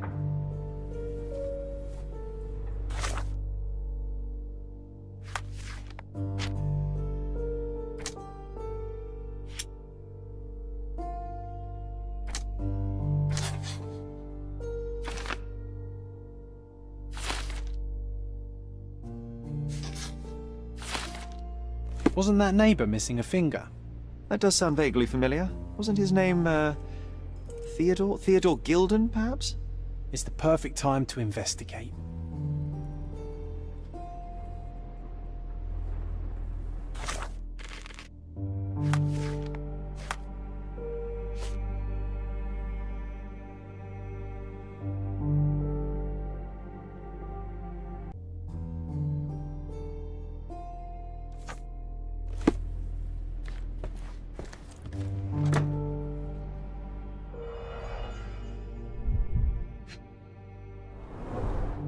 Cannot believe all my toys are still here. Hey, they were not just yours, they were half mine too. An artifact from Palau carved out of bone and claimed to be 300 years old. My mother proved it was a fake. My very favorite plaything. It was the perfect pirate treasure.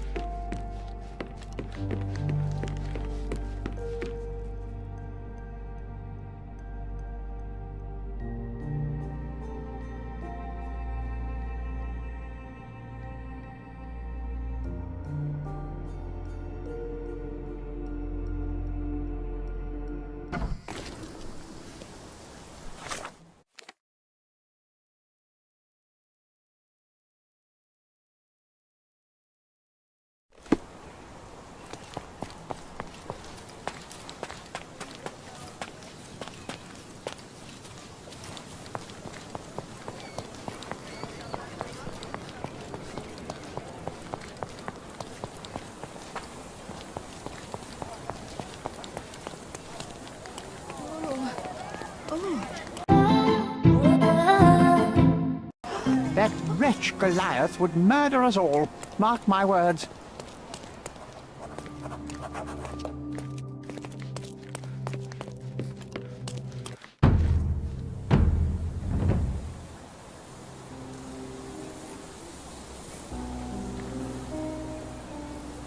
Oof, a contortionist you were not.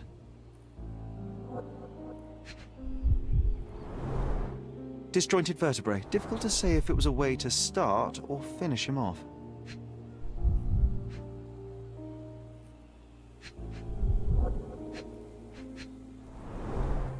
A belt from a dressing gown. Curious.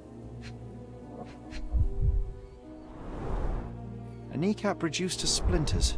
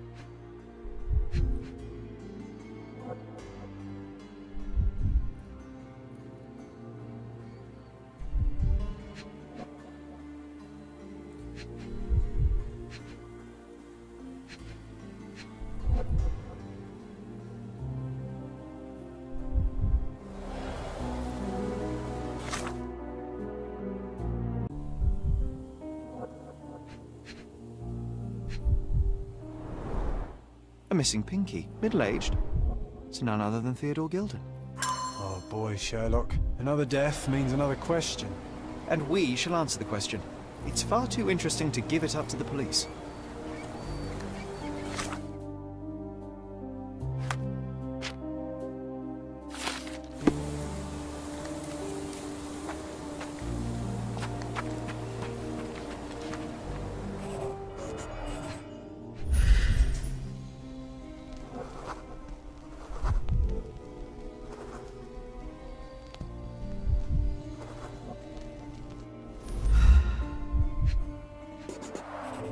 A strong pull broke this leash.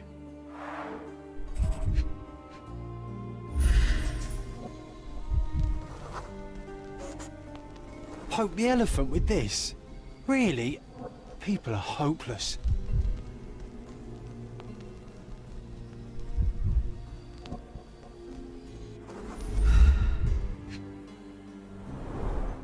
A pool of blood and saliva, possibly as a result of impact. Sherlock, take a picture of the footprint. It's valuable evidence.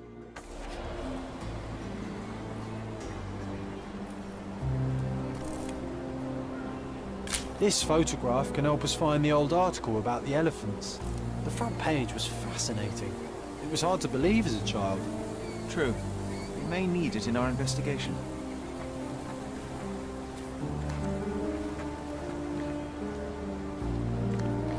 This is quite comfy.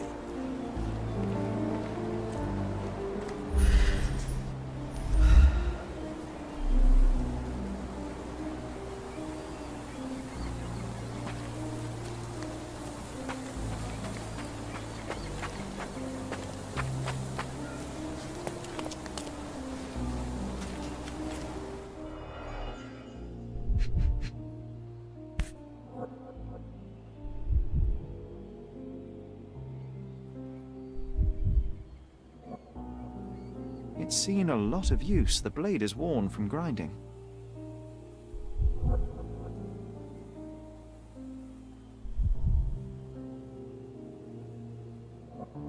A sailor's knife, useful for cutting wet and thick ropes.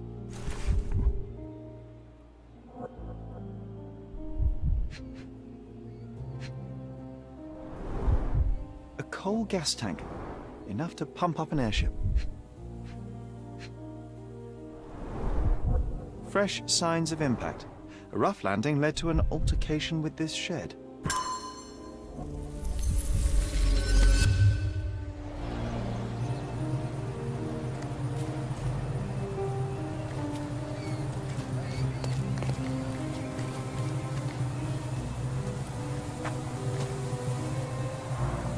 Didn't we get to fly in it as children? I doubt it could hold my weight today.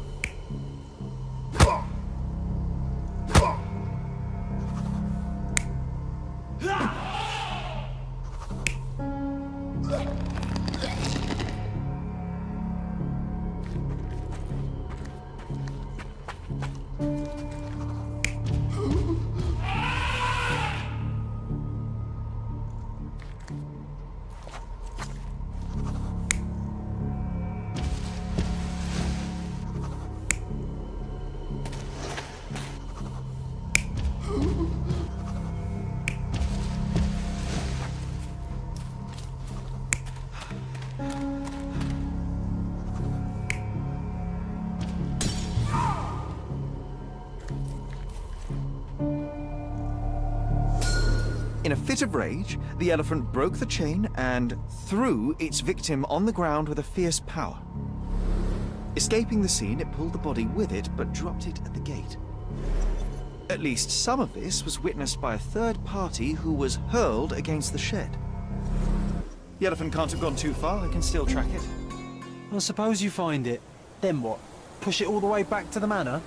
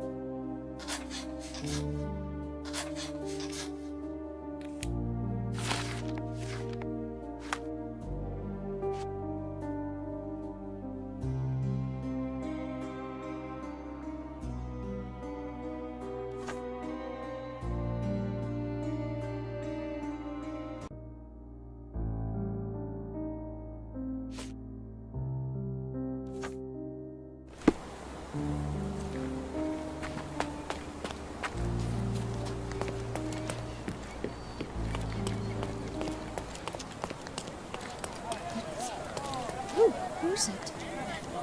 Do you know anything about this? That's a question I can answer.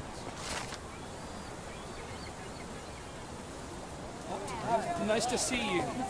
It's going to be raining.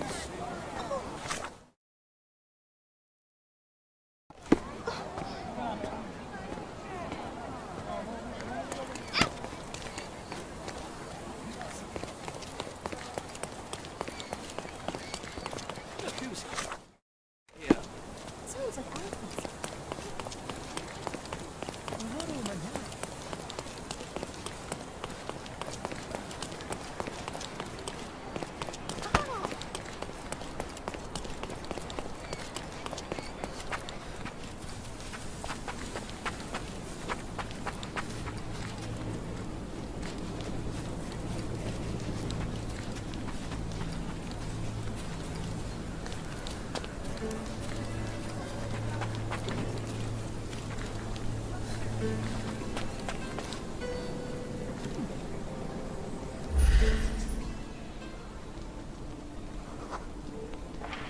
Okay, hear me out.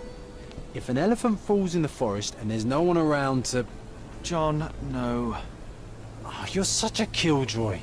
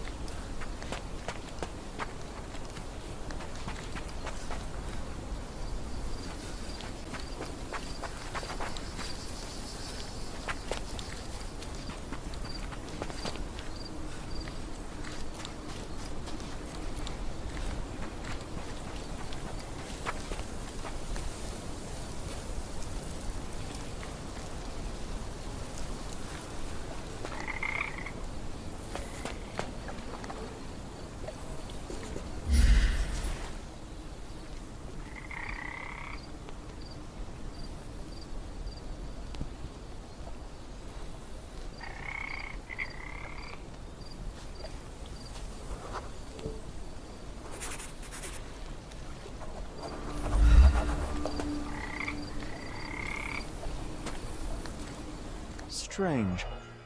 It was hung with care.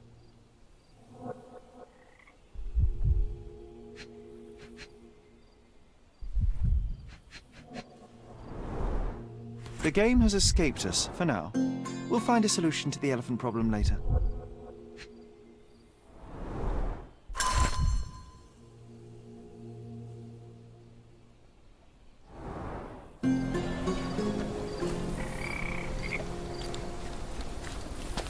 Want to go for a swim?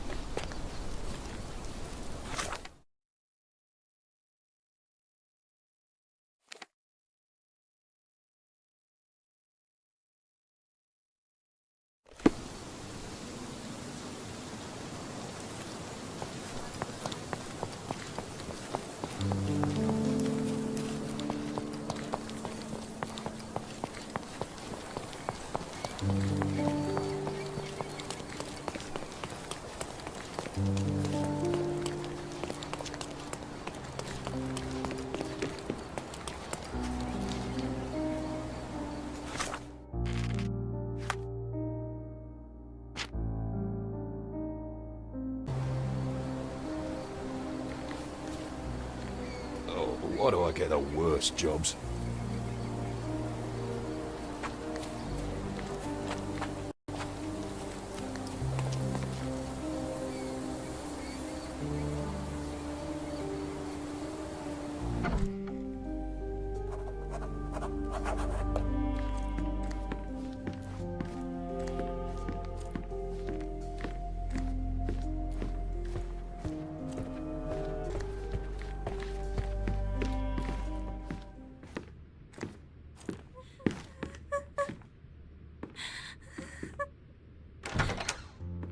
You.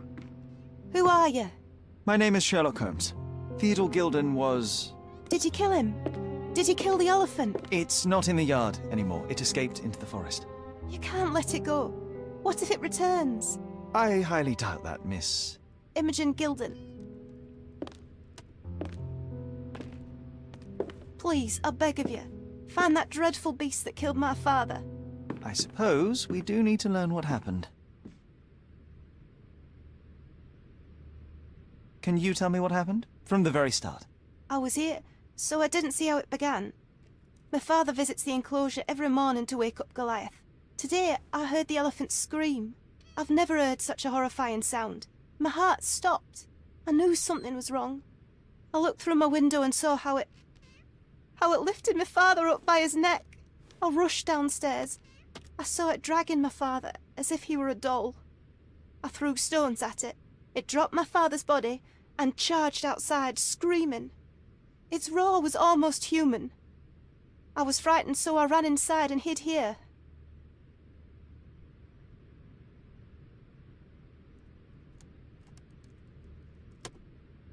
Well, it was the most probable outcome, living with a giant wild animal such as that. How can you be so cold? Goliath murdered my father, Mr. Holmes. He mustn't be allowed to get away with it. Well, thank you for the information, Miss Gilden. I did have some questions for your father. Perhaps you might help me with them? I wasn't privy to much of my father's life, and it's very hard to think of anything at all with Goliath still loose. Please, Mr. Holmes. Very well. Do you mind if I ask you more questions if I find anything that might help? Anything to catch that monster. Miss Gilden, I was on this island 10 years ago, and your father knew my mother. I believe I even had the opportunity to ride that balloon outside, but I do not recall seeing you. I lived at my late mother's in Sheffield at the time. I'm in no spirit to reminisce right now. The elephant is out there. You've never heard the name Violet Holmes before? Perhaps your father... Please, Mr. Holmes. With that beast roaming free, I can't think of anything. Very well.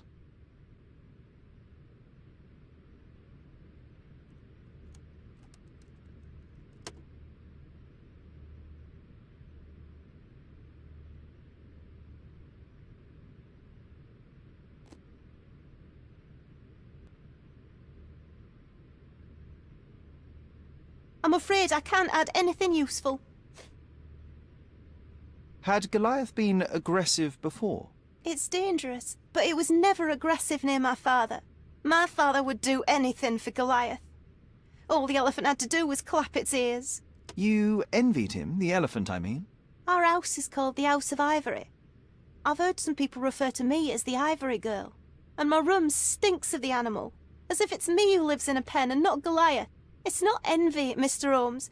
It's just incredibly difficult to live like this.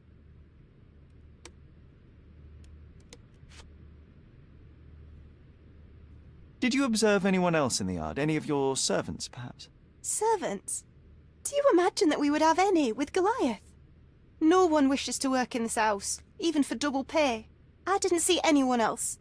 Only my father and that diabolical beast.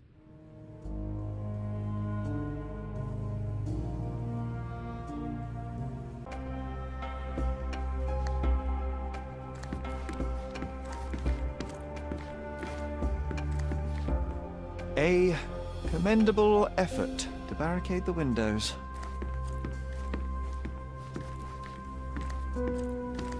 Who's a cute bird?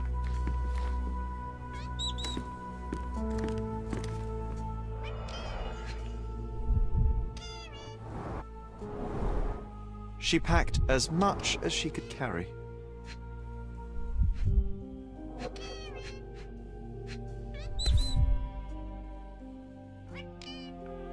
So idyllic.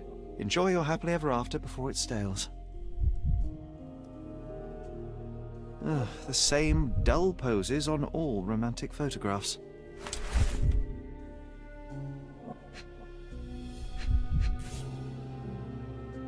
False idols? Oh, sounds utterly dreary. Hey, Sherry, we need to talk. You found false idols. We need to find the remaining two. What does bazooka even mean?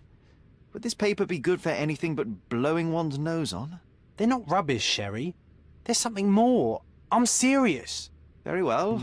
I doubt it'll be worth it, but I will find them for you, John. You'll thank me later. They're some of the most imaginative books I've ever read. What did you say? Speaking aloud helps me think.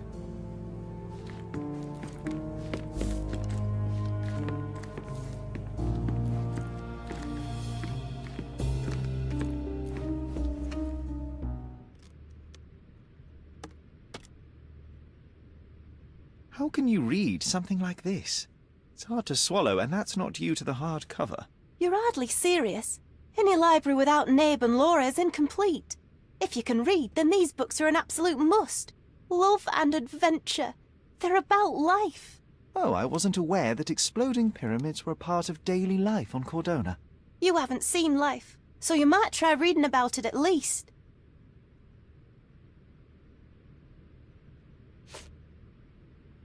I found this.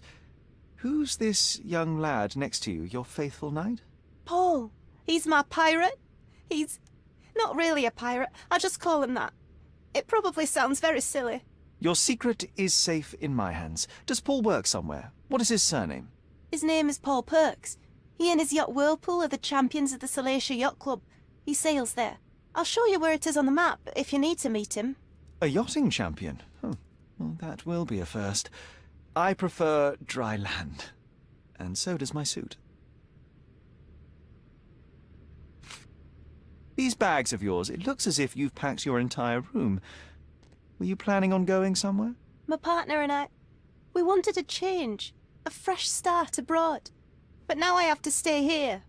Here, an orphan.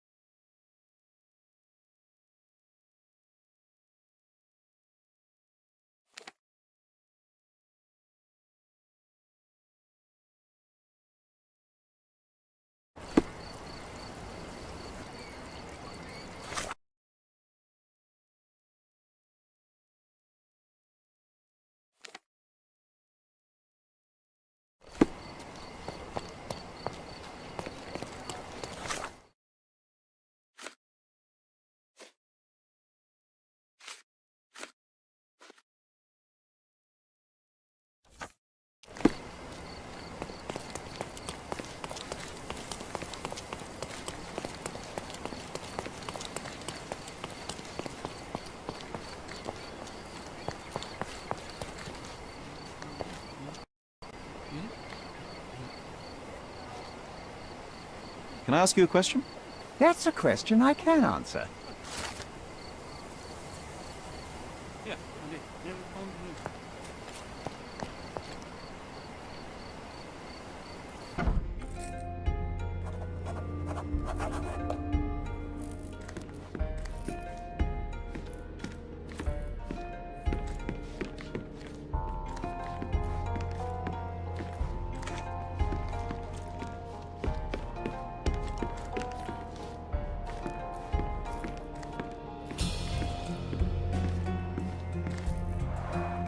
Bloodied bandages. Has someone been hurt?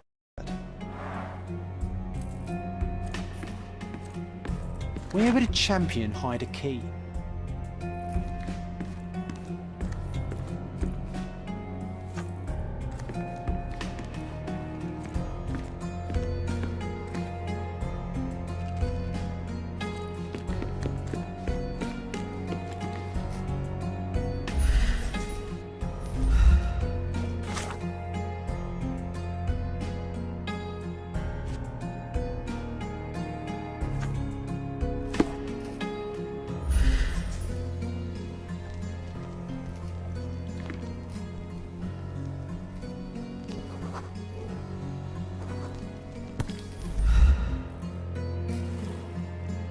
I hope Paul is more skilled at yachting than he is at hiding keys.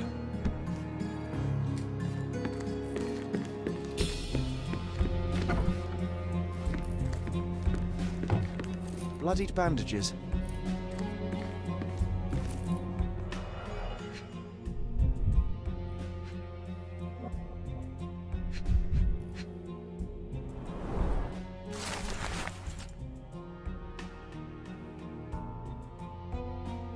Mr. Gilden wasn't afraid to get his hands dirty.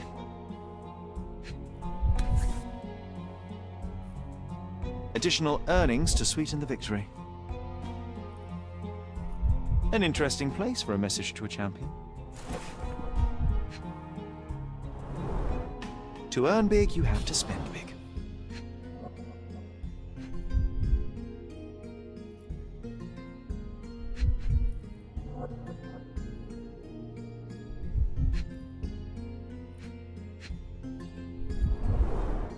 Old betting slips. Paul always bets on Whirlpool. One victory after another.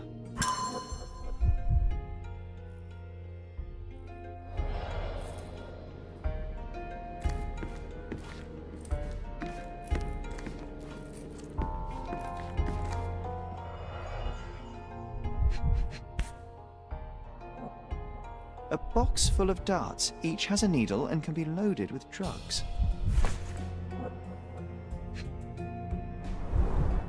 An expensive set of tools for woodwork. An amateur wouldn't know how to use these.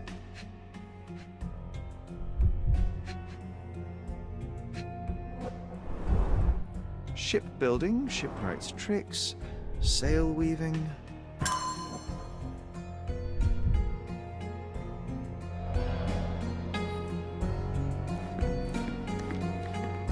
Too ordinary a room for a champion. There's no incentive to put in any effort.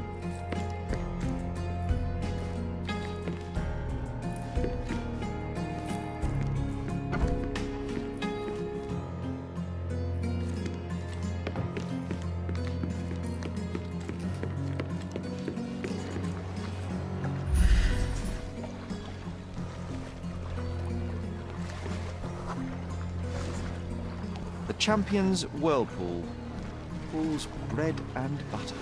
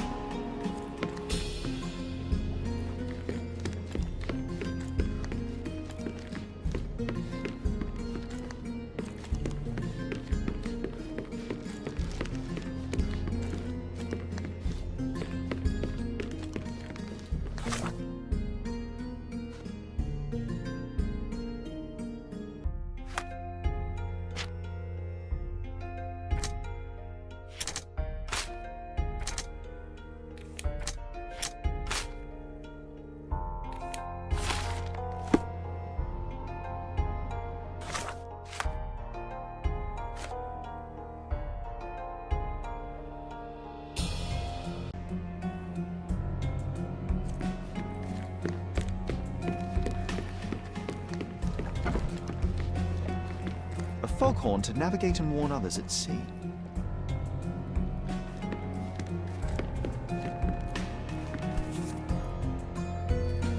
Undeniably psychotropes. Not for toothache, I think. A typical tea tin. I wonder what he has for biscuits.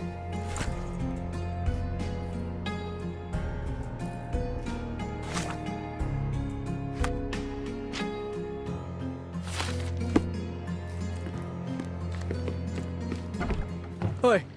Hands off my possessions before you lose your fingers. Are you illiterate? The rules are written everywhere. Ah, Mr. Perks, the cabin boy himself. Champion, you mean? I was right. You are illiterate. I think a couple of shiners might teach you. One last chance.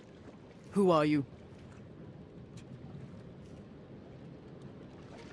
I am a friend of Theodore Gilden. My name is Sherlock Holmes. I need a few words from you about...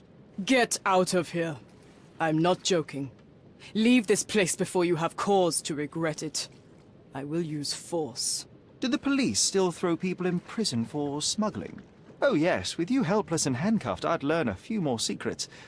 We don't need to compete with our egos now, surely. Oh no. I'd rather you tell me something more, so that I might have more reasons to punch you out.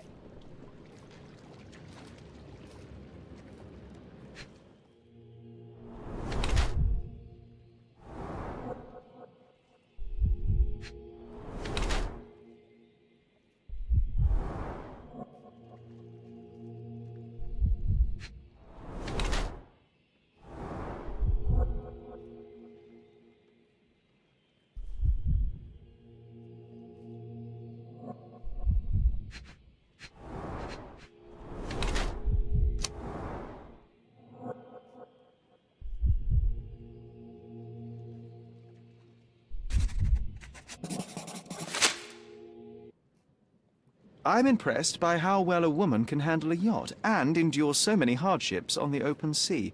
The revelation of your nature could well humiliate so many rich men here, not to mention how you have broken the rules. But I understand. You've done this to forge a real career in the sport. But tell me something. Has no one asked you why you don't grow a beard? Shh! Have you been following me? You better not be wanting to end my career, because I swear you'll regret it if I get outed. Damn you, Paul. I'm sick of... Who's this peacock? Does he know who I am? I definitely know who you are not. You're not a dictionary reader, at least. I wanted to see how you... pals interact with each other in your natural habitat.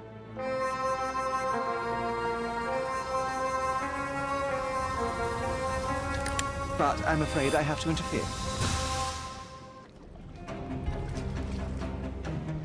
And there's no reward for risking our lives. Paul's explanation will suffice.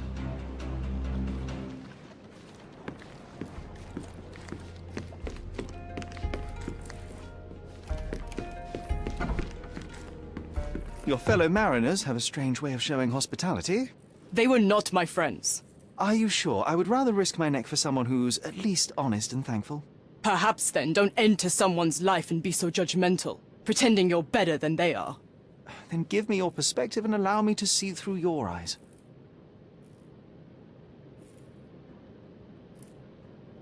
I tried to tell you before, but your partners interrupted. Have you heard the news? Theodore Gilden is dead. Do you have anything to say? Well, what a shock. To me, he was an angry old ogre. Good riddance. Was it Goliath that killed him? Did it crush him? Break his bones? Come on, tell me. I want all the details. You have an unusual way of showing grief. Imogen wouldn't appreciate that.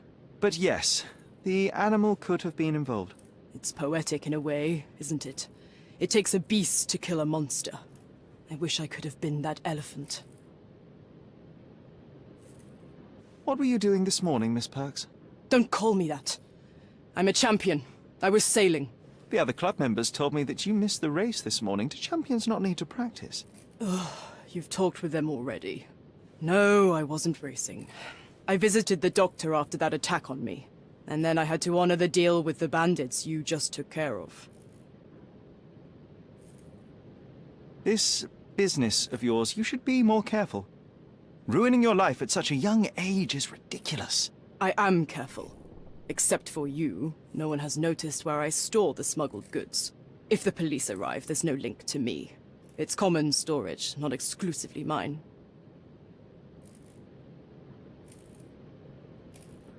I don't know what this means. I don't know what you're suggesting. You smuggle illicit psychotropes on your yacht. Not a delivery for the hospital, I'm sure. Of course not. I've had to cut corners to earn some money. How might a person afford to pay for a yacht in an honest way? I don't know, although I'm smart. The buyers are my customers. Adults who are willing to pay for their pleasure, or weapons for jewels. Whatever they want me to deliver. Nothing criminal. Well, it's your lucky day. I'm not here because of smuggling. Have you tasted this tea yourself? I wouldn't have been a champion if I had used it. It's just a side business that keeps my career afloat. It's quite expensive to compete in yachting. Sometimes I cut corners. Such as fixing whirlpool yourself? Exactly. And sometimes I just have to pay. That's how I earn money. I don't sell slaves or take the last mangear from a poor family.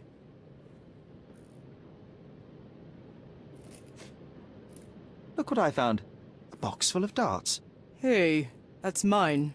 I confiscated it. These darts appear to be filled with something. Poison? How powerful is it? It's strychnine. Enough to instantly kill a small rodent. I haven't tried it on a human. Yet. I hope you know what you're doing. Could it immobilize a larger animal, say, an elephant?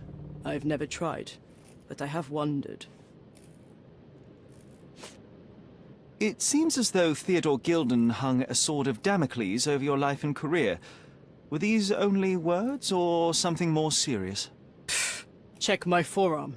Pulled muscles and bruises. Small cuts. Nothing that you could call serious. I doubt that a man in his late 50s could wrestle you. It wasn't him. He behaved like a rat and hired brutes.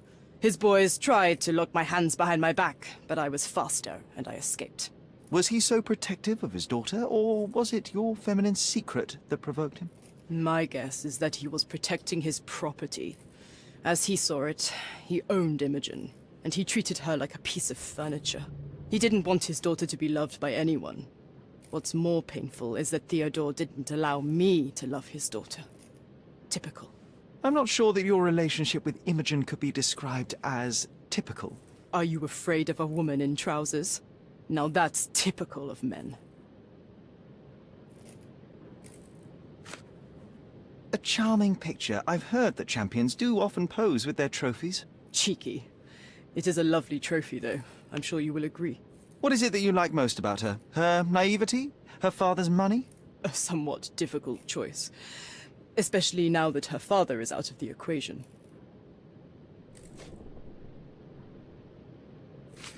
Imogen doesn't strike me as an industrious young lady, so I find it strange that she was busy packing up all her belongings when Mr. Gilden died.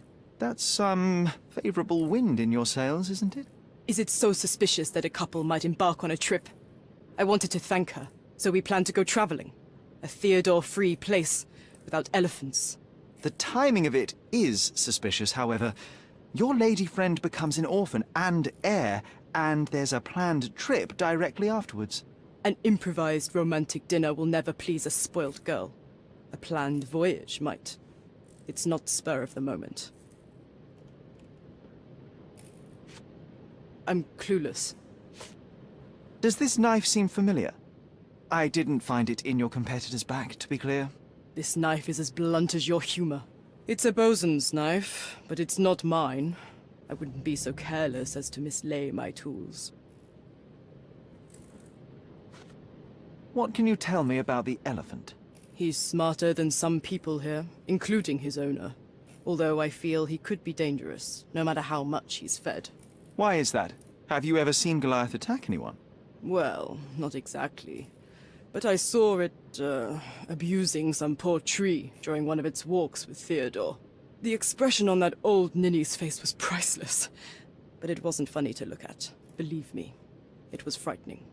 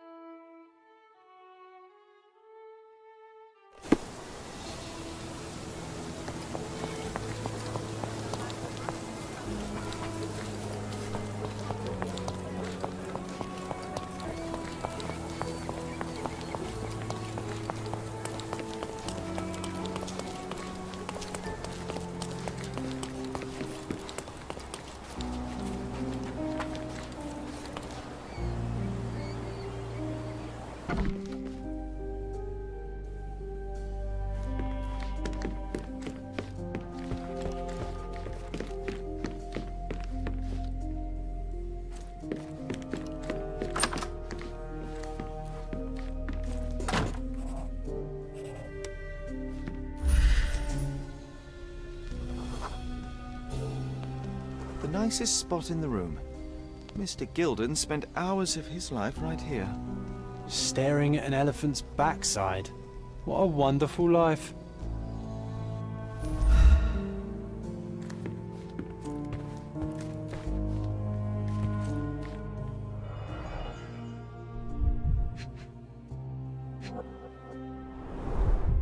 A relatively functional choice to replace the finger.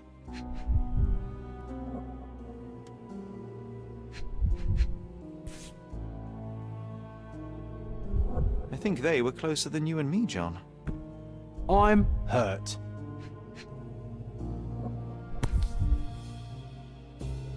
Oh, the pungent stench of an animal. Did Theodore seek some pink elephants with this?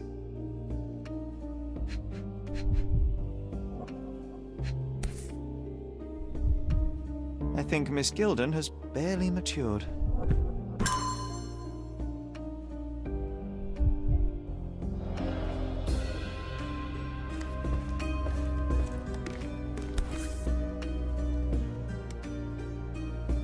From before Mycroft was born, our family loves to prod at the past. Mother. It's nice to see her young and smiling. Holmes's desire to rake up the past is hereditary. Quite the spectrum, from the history of the Roman Empire to conspiracy theories of the French Revolution.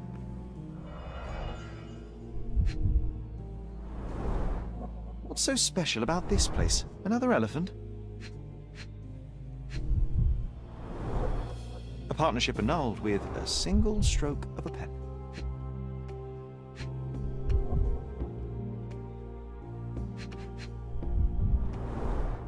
A catchy title. I should take a photograph of the plans. I don't want to carry them around.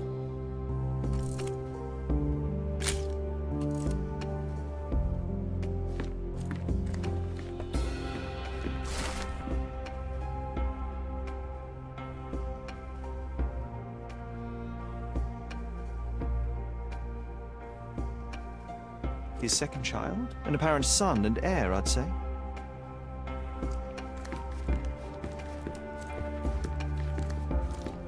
Looks eccentric and smells eccentric.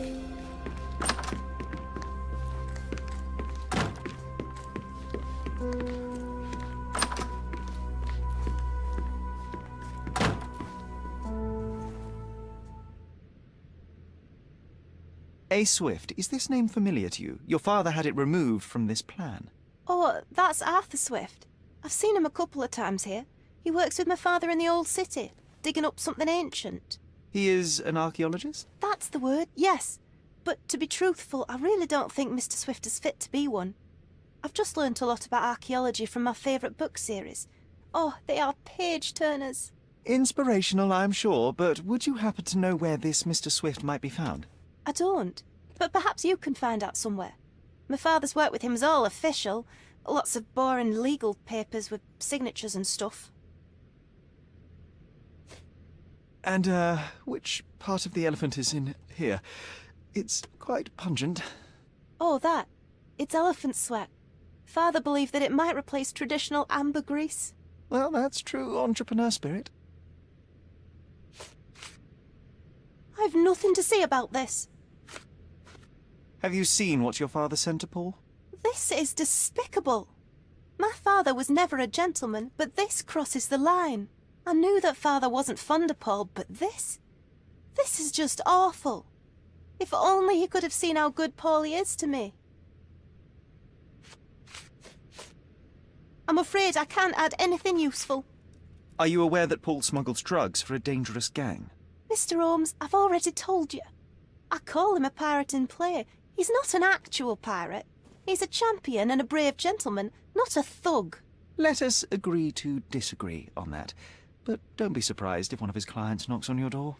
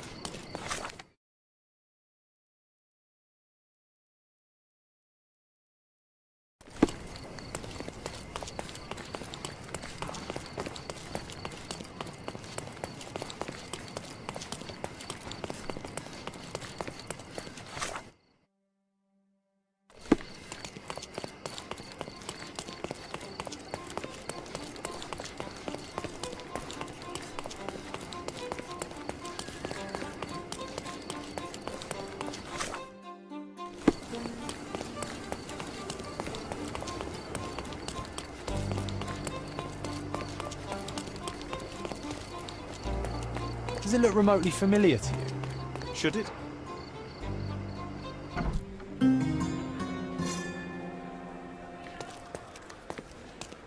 Are you lost, sir? Not at all. I'm right where I need to be. I'm Sherlock Holmes, by the way. Ursula Oni, the chief archivist. How can I help you exactly?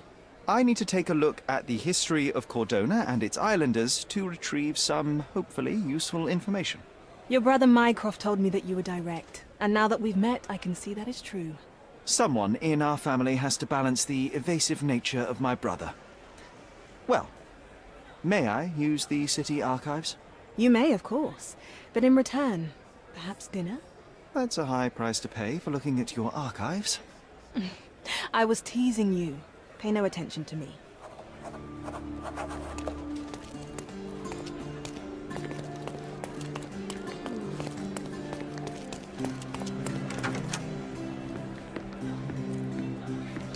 I'll be right here.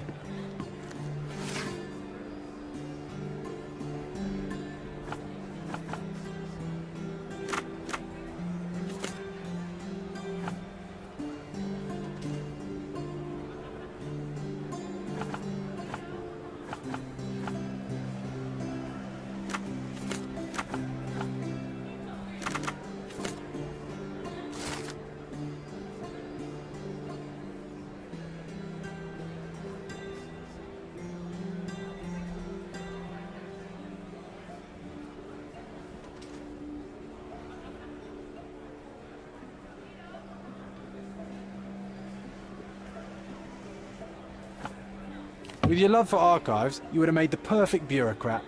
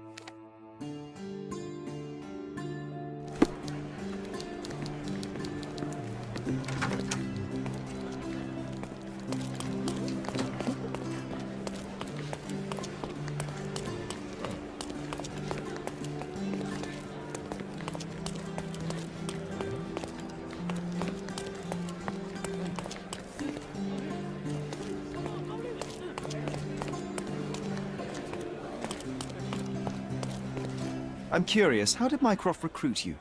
I doubt you're a field agent. I imagine you work with intelligence. That's correct. Your brother noticed me when I tracked down a spy at the archives. That's how our cooperation began. And you? Did Mycroft force you into this? Not at all. We simply have a mutual interest in someone. Or something. Of course. A fruitful and willing collaboration, I'm sure. Well, I'm his younger brother. I have to accept the consequences of being a close relative of an official figure. I suppose, in a way, we are colleagues, Mr. Holmes. In the remotest way possible, Miss Oni.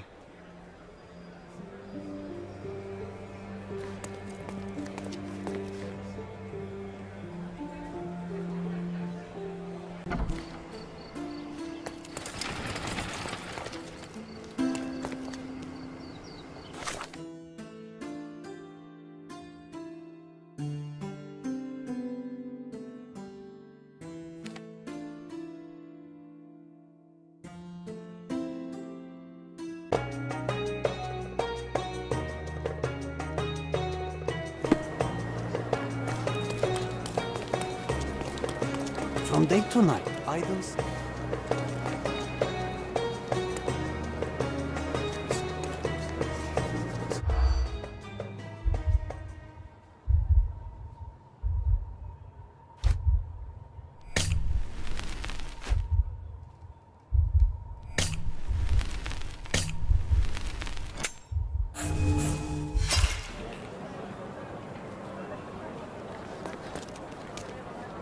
From day to night, idle.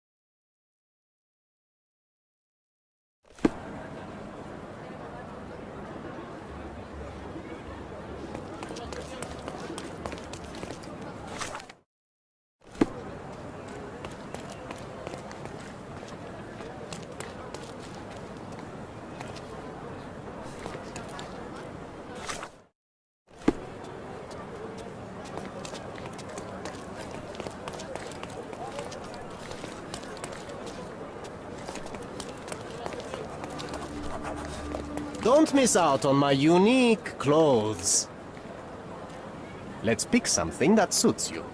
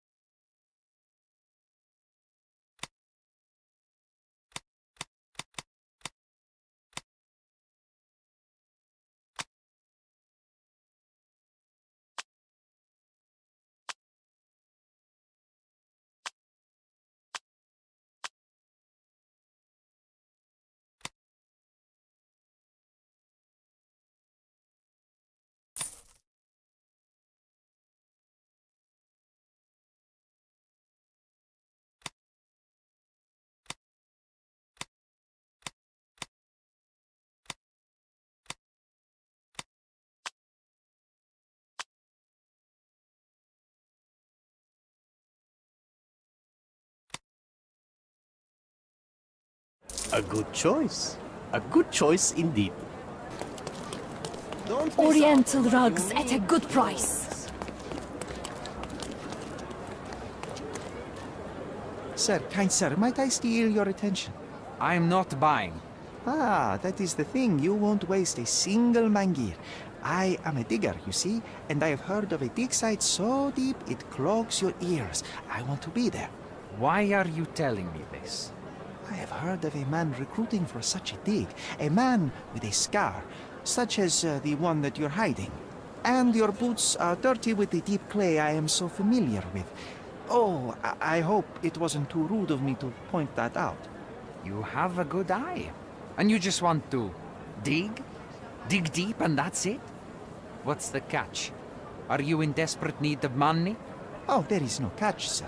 I won't even ask for advance pay. Just give me a shovel and I'll dig a hole like you've never seen. Huh. Is that so? Well, I have to ask you an important question first. Would you be fine working for Brits? I am all for them. Well, you say that, but can you prove it? I'll sing you a very special song.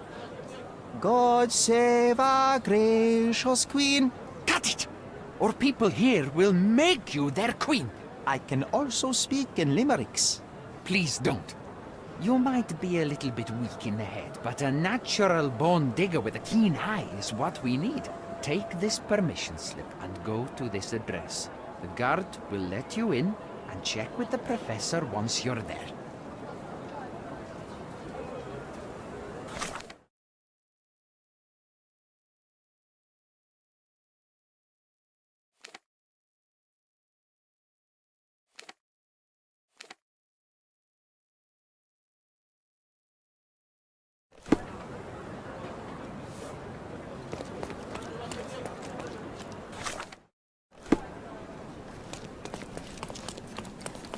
seni görmek güzel.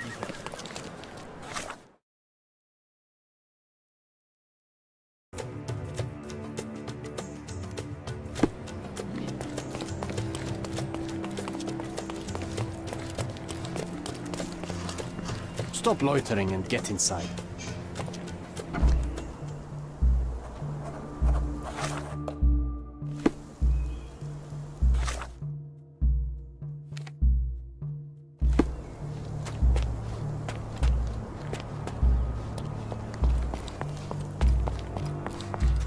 Newcomer, talk to the professor first. He's the old fellow with the glasses and the plans. Where's the fire in your eyes? Where's the smile? I am sick and tired of seeing apathy among the new workers. Sir, believe me, I do have the spark. I want to start work straight away. It's as important to me as it is to you. Ah, that's the spirit. I'm on the verge of a great discovery. I am ready to work. Splendid. Do you know what I am working on? Archaeological treasure. You're hoping to find something priceless, something that will change our history. Bravo, young man. I couldn't have said it better myself. It's true. We're looking for Vitus Lemonius's tomb. I'll help you. That is my goal as a worker. Good. Listen to me carefully, then. I hate repeating myself. I am Professor Swift. We have 3 rules here. Don't touch anything, always return the tools, and don't distract me unless you find something. Sounds simple enough. Are you the only one in charge here, Mr. Swift? Yes, I am the only one, and no one else. You hear anything other than that, it's a lie. People of your kind can have difficulty understanding who's in charge. Take a minute, memorize my face, and then get to work. Oh, I will definitely take a closer look to memorize my superior.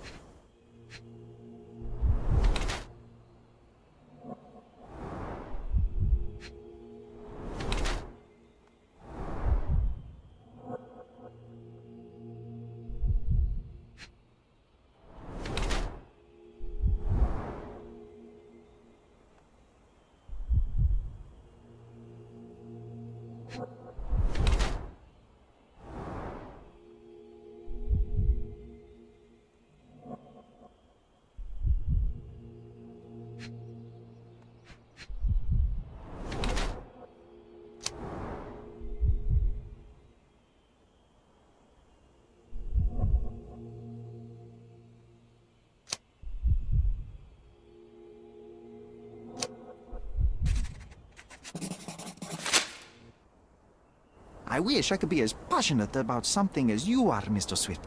You value knowledge and dedication over everything else. It's a long road, young man. A sharp eye and attention to detail are the only stepping stones along this path. You have to sacrifice everything you love for the larger prize. Exactly. So much in life is superficial. I wish more people would understand.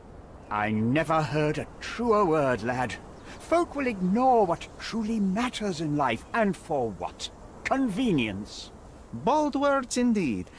I doubt that many scientists would be willing to support their bragging with fieldwork. The academic world is full of restrictions. Our honorable professors are too afraid to dirty their hands. God forbid if they have a stain on their shirt. You can follow in my footsteps. You can start learning by returning to work. Show me what you can find.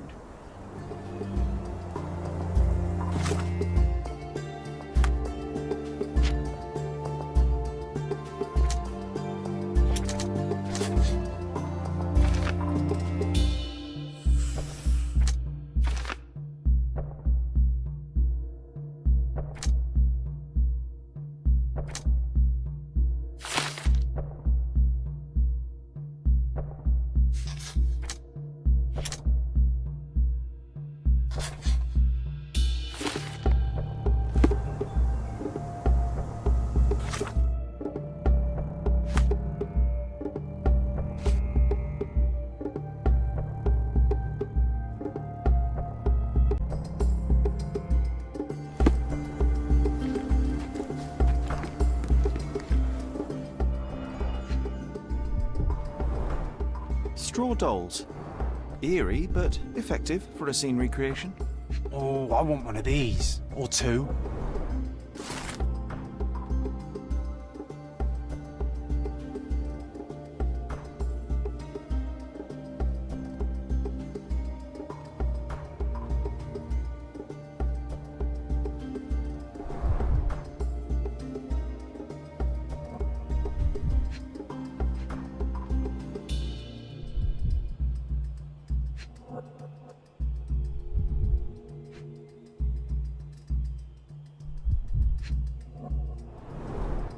Oilcloth. Won't fade and waterproof. Enough here to make 10 sails and more.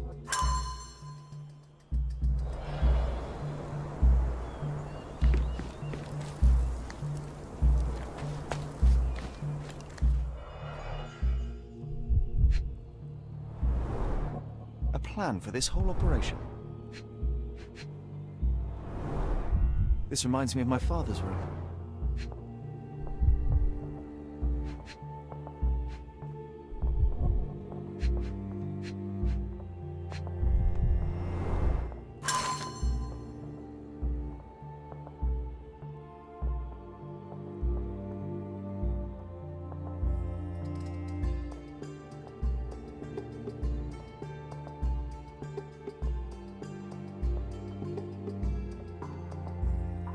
This might prove useful.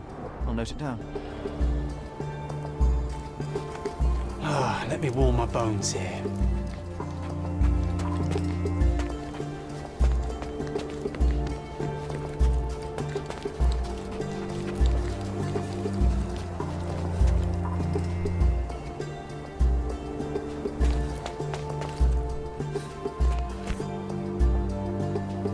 Sharpest pickaxe. A guilty pleasure of the real archaeologist.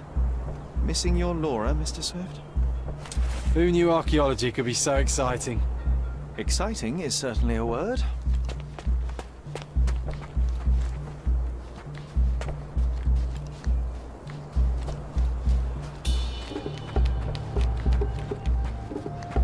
Swift lost his temper when he learned what happened to the statue.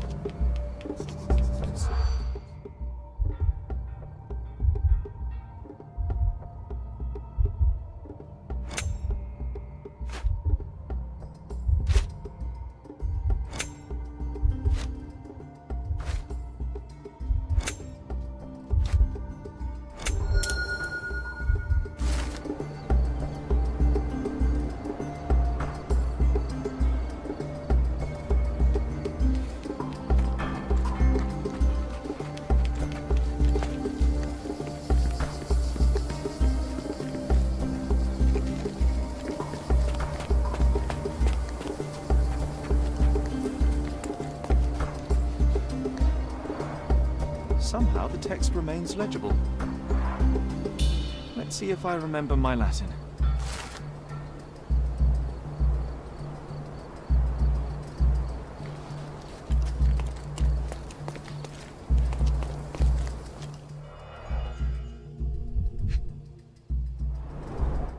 A sickle for harvesting. The ancient Romans honored the seasons.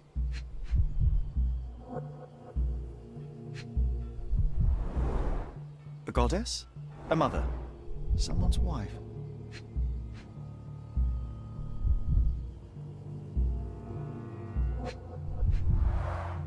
There were 4 statues here originally.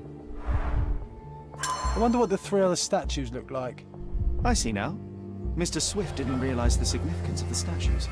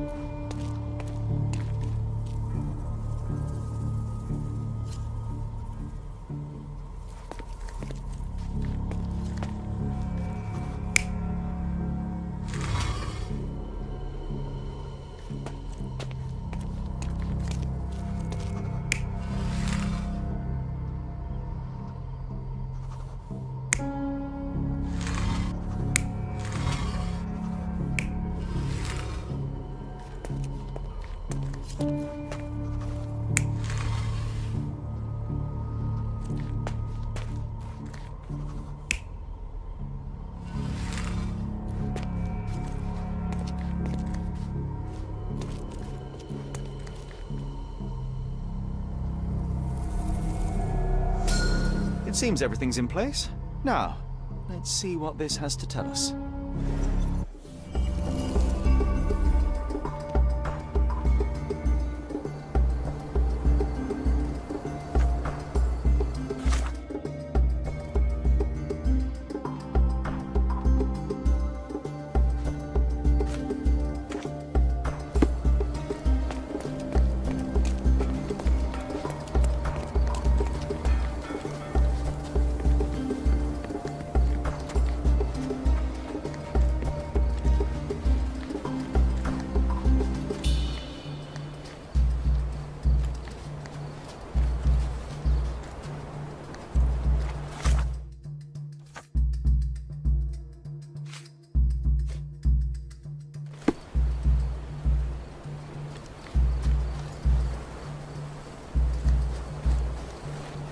Working and living by the sea. What a dream.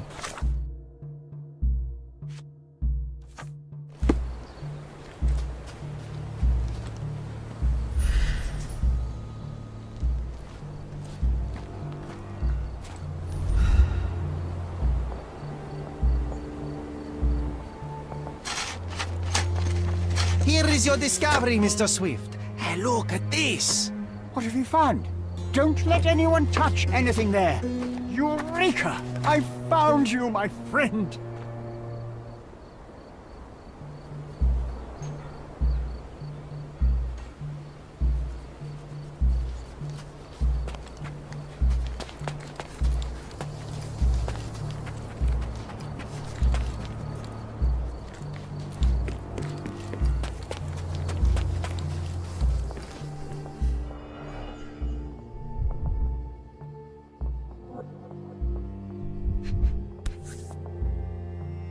A box of darts. Handy against rodents of all kinds.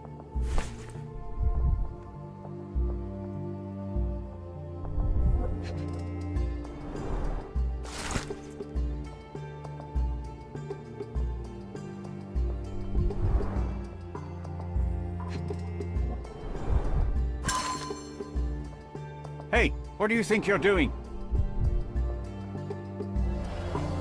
Trying to take over my research, are you? I come here to pick up my diary, and I find you snooping around. Explain yourself. Mr. Swift, if that were true, I would have been on my way to the newspaper. My name is Sherlock Holmes. I didn't have a chance to introduce myself properly. Outrageous! You deceived me, sir. What is the reason for your being here? Who sent you, Mr. Holmes? Theodore Gilden's premature death brought me here. Theodore is dead? How can that be possible? I'm thinking of all the possibilities, and I'm not crossing out anyone who might have been involved. Even his elephant. The land you're excavating belongs to Mr. Gilden, does it not? Did I hear an accusation? I have nothing to hide. You can ask me whatever nonsense you've prepared as a token of my diminishing respect towards you. Very well, Mr. Swift. I appreciate your cooperation.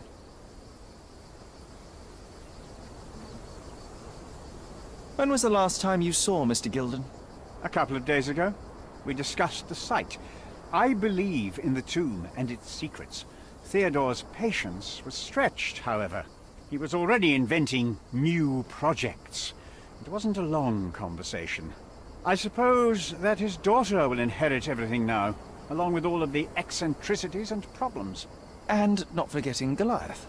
Eccentricities and problems, Mr. Holmes. One of many. Were you at the site this morning? Affirmative. This project is taking a lot of my time, as you see. I spend more time underground than on the surface. When did you learn about Theodore's death? Just now. You just told me. And you aren't surprised, shocked? I won't tell anyone if you shed a tear or two. Weren't you partners, after all? We were. And it is a real shame. But I've seen too many deaths in my life, Mr. Holmes, for the news to truly shake me. Will you allow me to return to my research? Or are you insisting on remaining an obstacle? Oh, I haven't even started yet.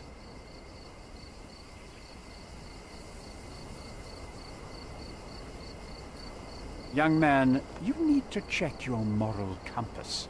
Reading another person's diary is a sin in every culture that I can think of. But you aren't answering the question. You've already read it. Why bother? I simply record my life to keep my memory clean from misinterpretation. Letters and pages don't lie. But the writer of the text can.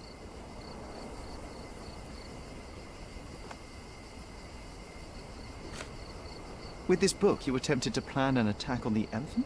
Your insinuations are out of place. Goliath is a frightening animal. All I wished to do was to understand the creature. As any scientist would do, I researched, analyzed, and drew conclusions. And what conclusion did you draw? That Theodore Gilden made the animal miserable. He couldn't provide the proper environment for the beast. My interest in the subject ended there.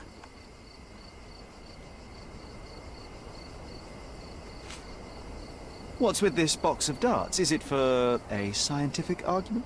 A little darker than that. Rather for killing the kind of rodents that might nibble a nose or a toe in your sleep. Let's just say I have to protect myself against a larger animal, such as an elephant.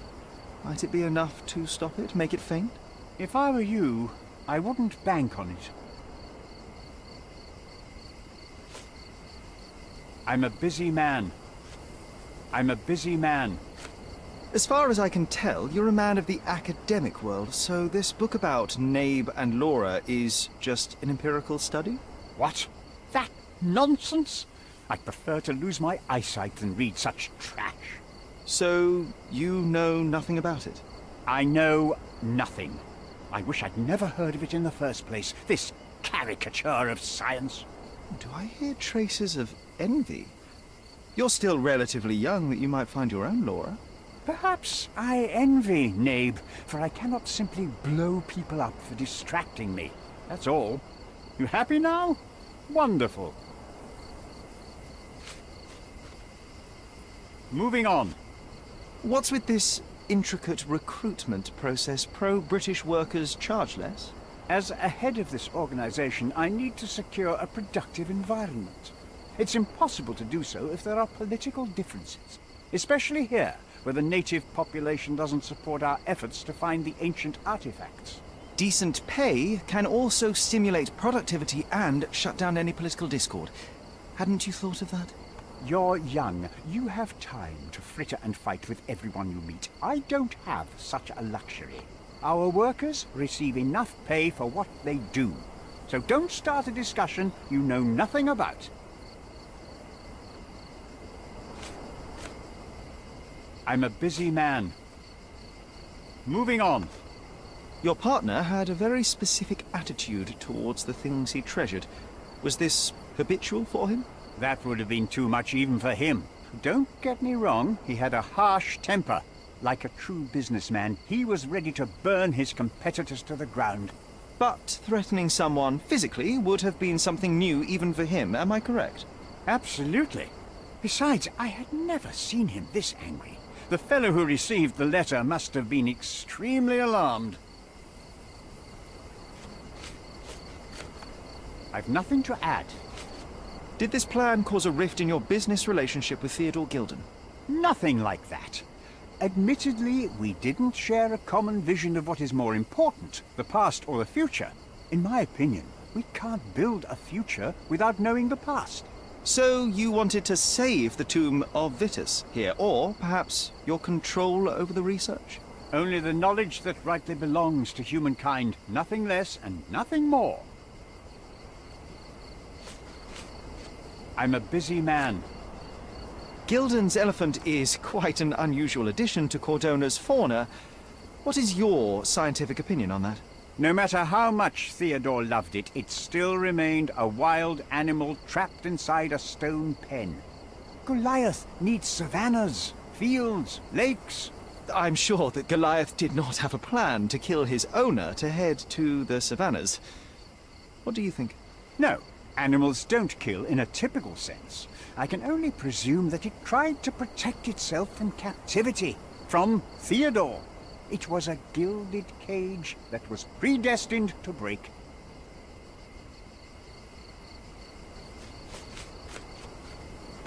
Remember one of the rules? It seems that you didn't return a tool.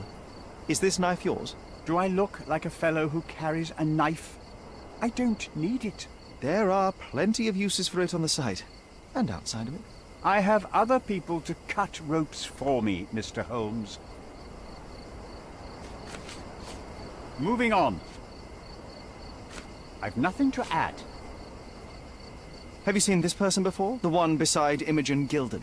No, but he's with Imogen, so I suppose that he's a friend of hers. That girl always has her head in the clouds. I could have said Theodore was different, but that wouldn't have been entirely true. Away with the fairies, was he? That's one way of putting it. Either way, I don't know much about Imogen's life or her friends. The type of elite that pretends to be educated.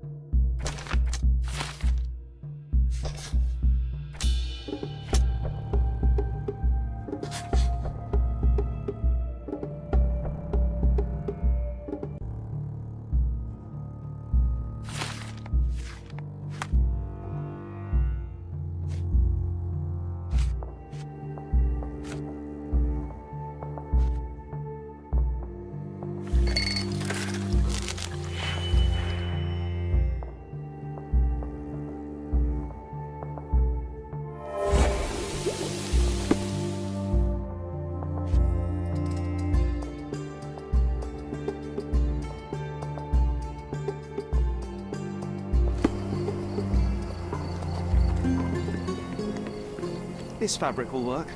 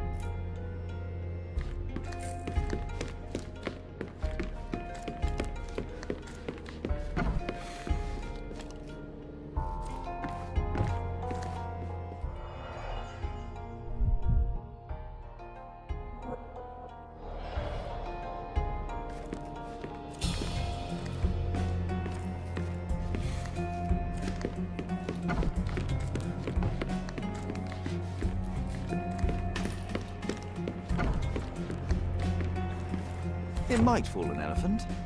Mrs. Nini seemed to know her sewing inside out. I bet she missed us. I hope Miss Nini won't misunderstand me.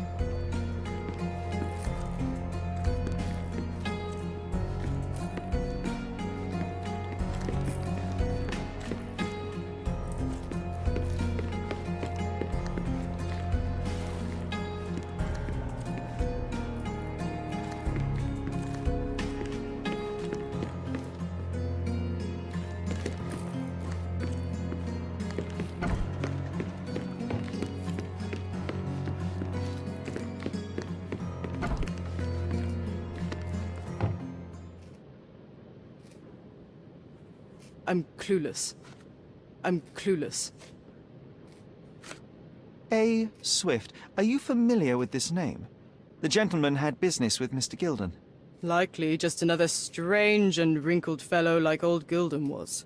Perhaps this Swift person has a rhino, and they wanted to see which pet was stronger. In other words, I don't know who he is, but I bet he's crazy like Theodore. I doubt that court owner has ever boasted a battle arena for that size of mammal. You have an interesting imagination. Just be quick.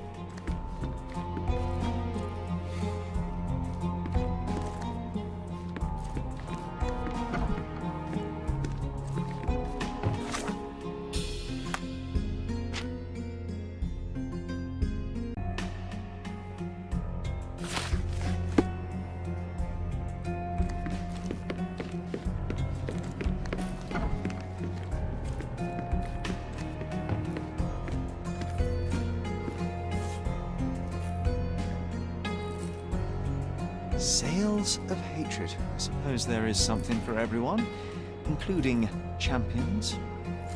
Hey, a word about the trilogy. Right then, you literary expert, you, what was so important about these books? Or did you simply need some kindling? It's inspirational. I have a plan. Are you listening? I wish I wasn't, but I am. So, we catch a monkey, a langur, for example, then we extract some blood from it. What? Why? It will make us forever young, Sherry. Page 127 of the second book. Oh, I am so done with this. No, wait. Then how about we make a wax statue? I've stopped listening, John.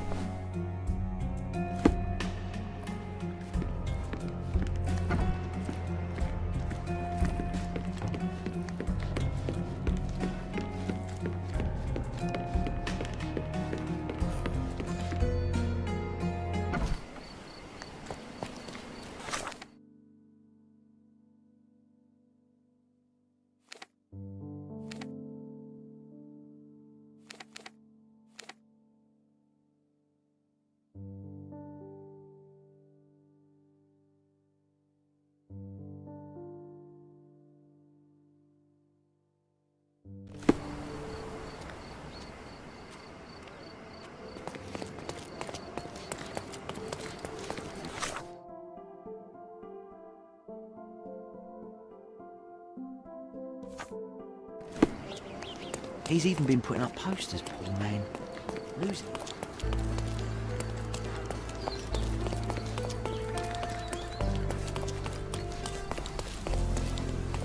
Good day, madam. I've come to you with a special requirement. The tailors on the street can't help me, I'm afraid. Could you make a doll for me? Oh, Senor Holmes. You taught the police how to do their job, and they found the thief. Of course I will help you. But what sort of doll? A child's doll, such as my great niece might play with? A little larger than your typical doll. Signore, I don't understand. Boy, girl, animal, and what color? Animal, a passionate, perhaps amorous animal. Ah, Signore, you talk in riddles. I am an old lady who's seen it all. Tell me what you need. I need a life-size elephant. I think Mrs. Nini outdid herself with this one. Is that a tail? That's a trunk, John, but I must agree with you that it's a masterpiece. Well, let's not waste any time.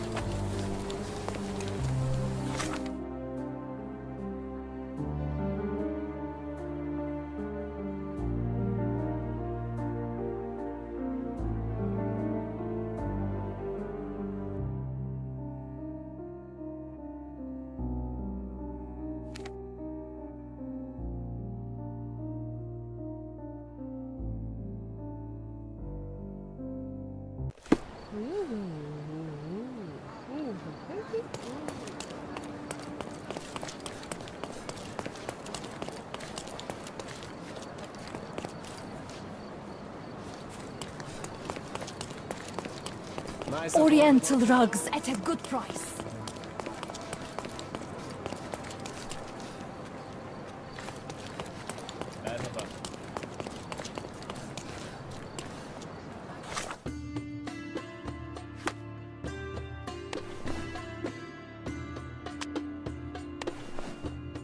Don't pass by. Welcome.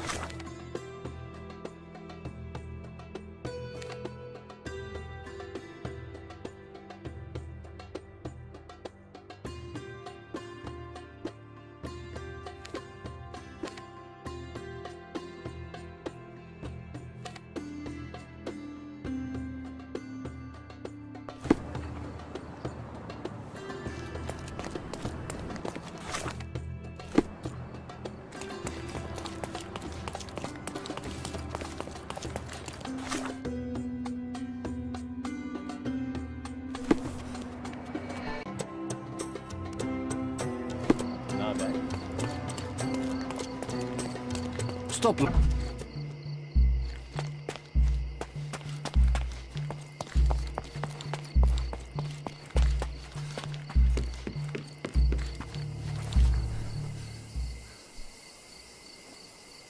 You are guilty, Mr. Swift. Killing Theodore Gilden was a testing challenge. You succeeded. What makes you think I'm somehow involved in Gilden's death? My partner's death, I might remind you. You were there when Theodore Gilden died. Nonsense. I visited him many times, but I wasn't there when the elephant killed him. Then I must have made a mistake, because the murderer met Goliath's rage personally. The perpetrator was hit by the gate and thrown into the shed. Your bruise matches the contour of the broken hole. One further detail is that the murderer had a bosun's knife, fairly useful in a place where one might cut ropes and fabric, such as, I don't know, the dig site? That's your interpretation of the facts, Mr. Holmes. You've simply aligned them to suit your hypothesis. It's not a hypothesis once proven, it's theory, Mr. Swift. Your dart uses strychnine to kill rodents at the site, is that correct? Well, yes, that is its purpose. The same dart with strychnine was found on Goliath. The very same substance is a powerful stimulant. It causes convulsions, a flow of energy. You shot Goliath. The elephant became extremely energetic, agitated, and so terrified that it killed its owner. For a man of your age, it was easier to hit a larger grey target than a small man. You said it yourself. Goliath killed Theodore, and your strychnine speculations are absurd. Only athletes use it as a stimulant, not elephants. True, but one dart of strychnine would not be enough to kill the elephant, and you knew it.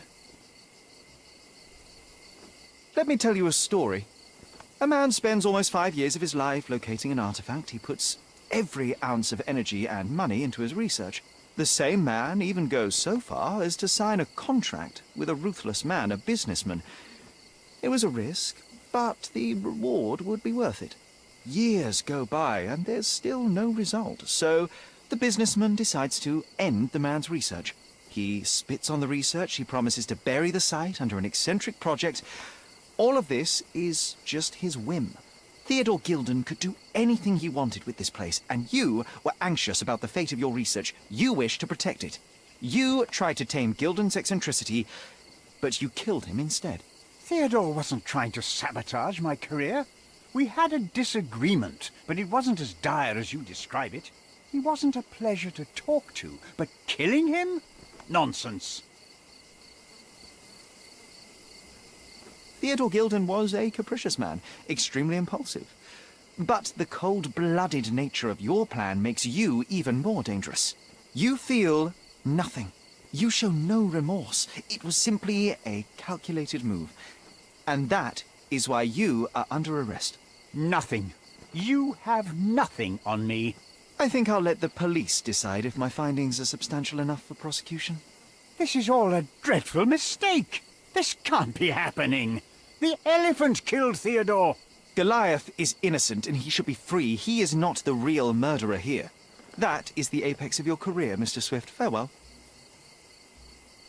I told you Mr. Swift was not a real archaeologist. He was a murderer. I knew there was something wrong with him. Fortunately for us, being a murderer was not his profession. And about the elephant? While you were busy, I've dealt with it. No thanks to you. I asked you to solve this wretched problem, but you didn't. I couldn't be in two places at once, Miss Gilden. I was catching your father's murderer. But how have you dealt with it? A man agreed to take the elephant away. He came to me asking for permission to relocate it to his property, and I accepted. Well, congratulations, I suppose. That is one less problem. Actually, two, Mr. Holmes. I found my father's possessions that you can take with you and disappear. I appreciate it, truly. Well, someone has to do something. Take everything if you need to, and leave me be. Take care of yourself, Miss Gilden.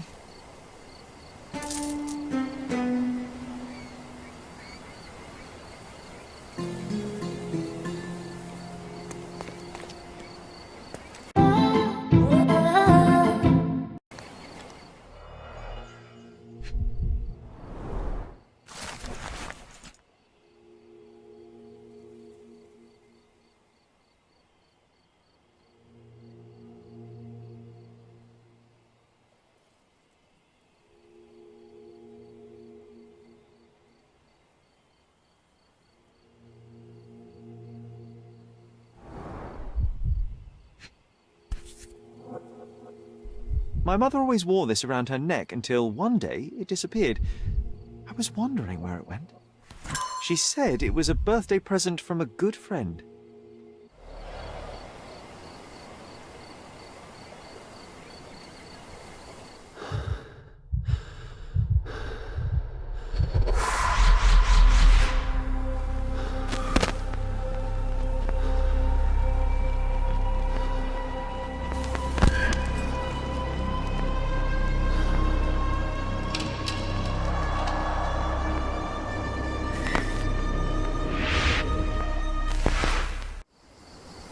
I just had another glimpse of a memory, John. It's fuzzy, but I'm sure it happens somewhere in the manor.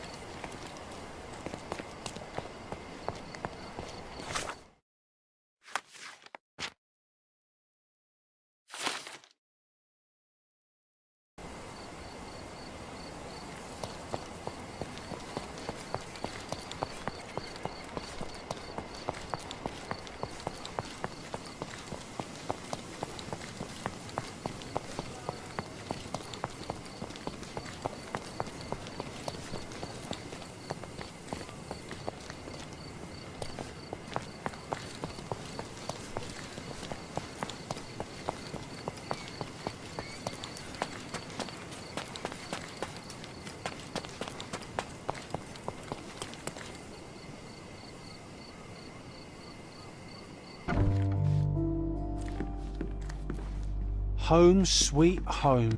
You know, I envy you, Sherry. You can talk to other people and they won't ignore you. And I envy you. You can ignore any person you're bored with. You don't miss out on much. Most men are dull, unlike yourself. Well, I'm flattered.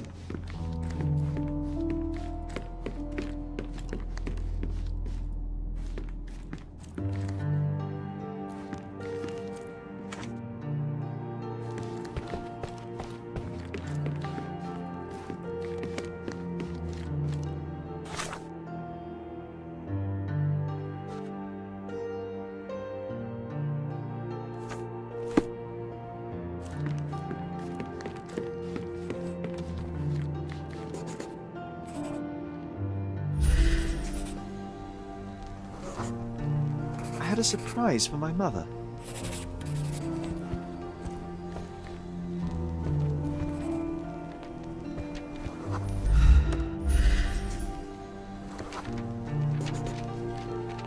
I was holding an ancient Greek vase, or rather, quite a big piece of it. You had a shovel with you, John. I remember now. We dug up the vase from Greek ruins here on Cordona, and were eager to show my mother right away.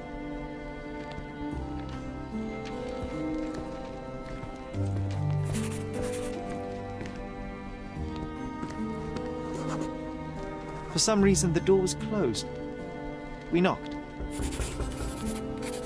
But nobody answered. We thought that she was busy. So we left the vase and ran downstairs.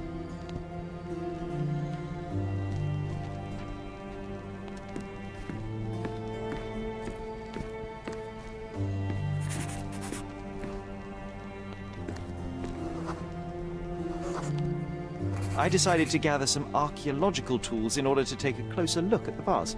But then we heard something, didn't we? Yes.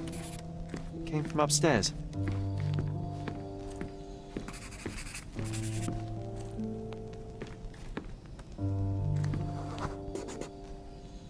The vase was broken, shards scattered all over the floor. And your mother was standing at the door. Indeed, John. I doubt it was her. Let me concentrate. Otto Richter was standing there, furious at us. Dr. Richter told us never to disturb my mother when the door is closed. He said she had broken the vase. But we didn't believe him. I bet he smashed it.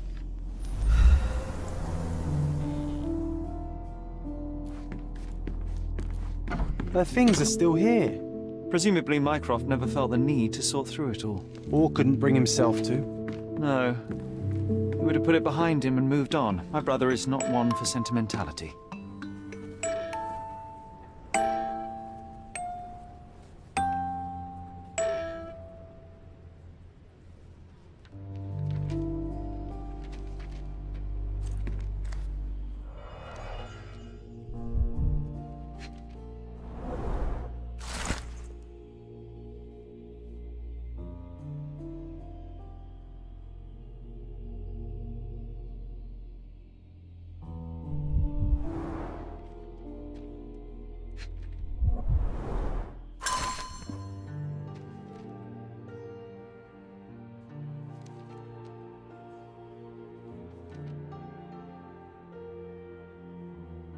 It's a strange feeling to read about my father's death in the newspaper. I can't recall anything except the deep feeling of loss. You were too young. It happened before we even met. It's so sad. I'm sorry.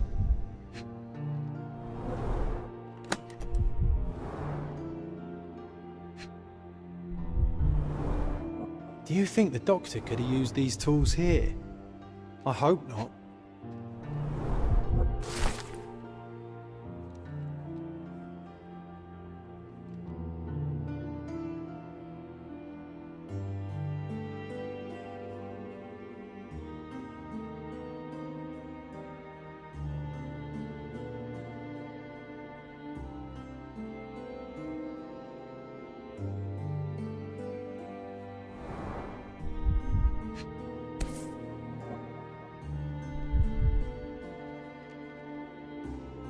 No labels. I doubt it ever had one. There appear to be residues of the bottle's contents at the bottom.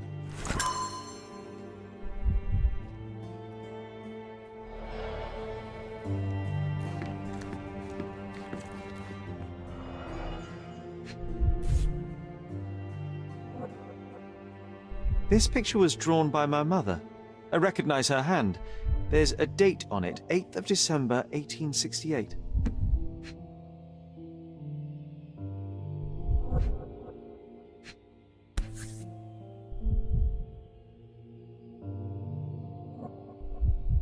This seems a bit odd. I can recognize my mother's style, but it's far too sloppy. Dated 12th of February, 1869.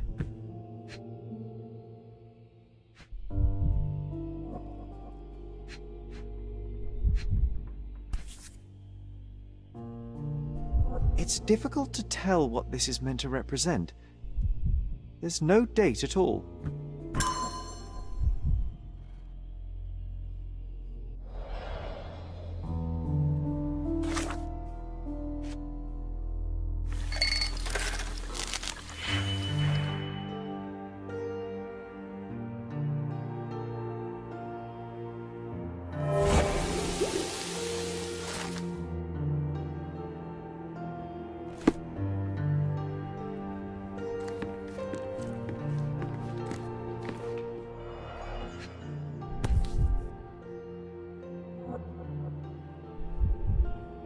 Seems this was the most frequently used medication. 1 dram dissolved in a glass of water, administered daily. Not to exceed 1 dose in 24 hours, not to be given to children.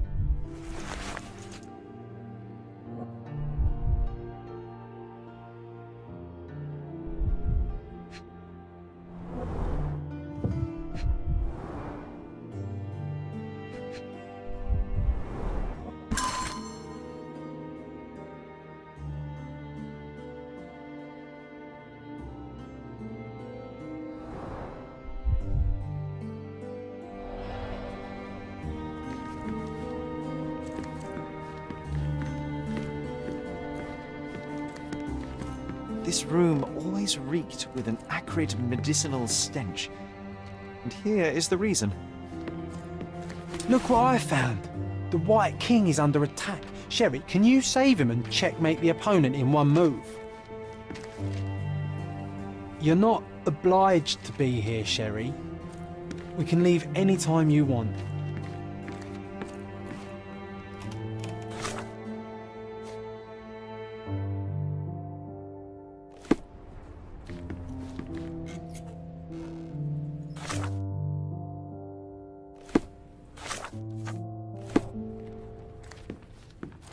You're not obliged to be here, Sherry.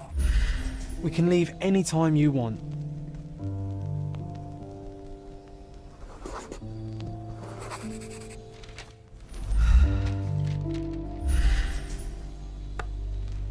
Sure, you saved the king, but that's no checkmate, Sherry.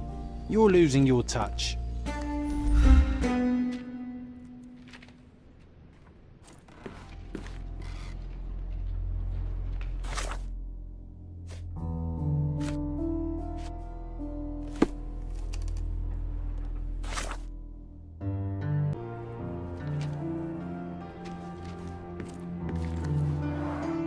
Looks like it was damaged by a blunt object.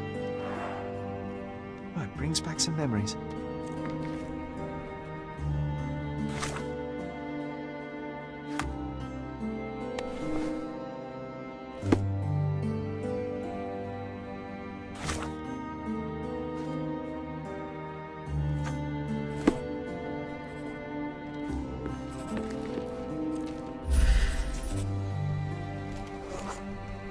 The broken plate shards were all over the floor.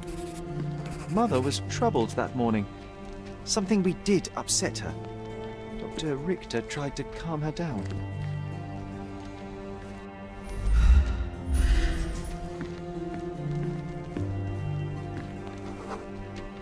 We had to put the tray with Mother's morning tea down, but why?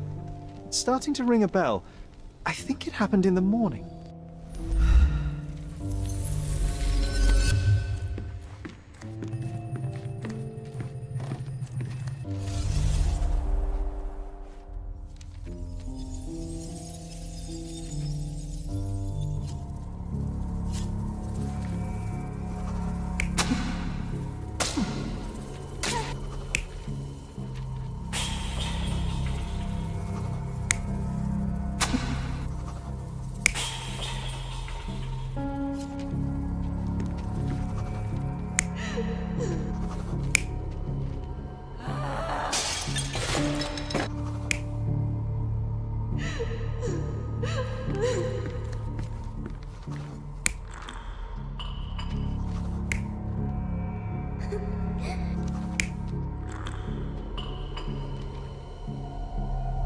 You're not even trying, Sherry.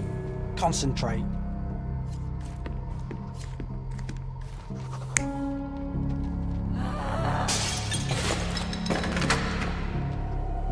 You're not even trying, Sherry. Concentrate.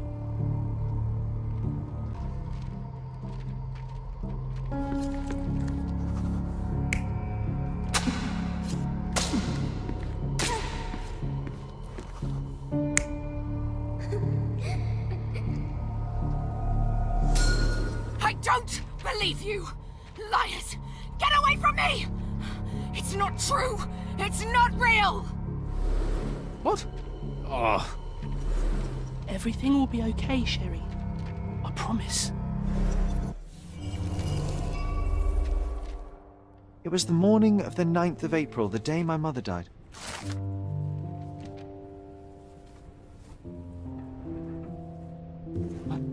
My mother, she was not just ill, but mad. God have mercy. I'm sorry. That explains why you locked the memory away. There must be more, John. That was the morning of her death. I need to know what happened. John! Every time you... I just don't... Please, Sherry, leave it be. Just breathe, John. You know that I cannot leave the last stone unturned. We are so close.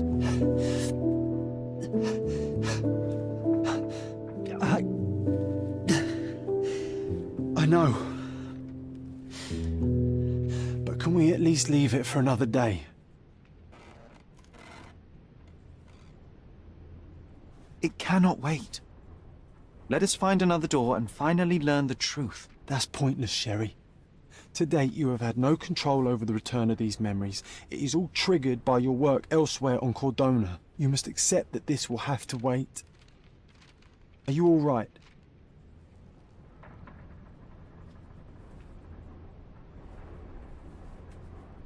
In the end, little has changed. My mother was still unwell, just not with tuberculosis. What I do not yet understand is why Mycroft lied about it. There are precious few pieces of this puzzle remaining, John. Let us dawdle here no longer. Indeed. Wait. Did you hear that? Yes. Metallic soles.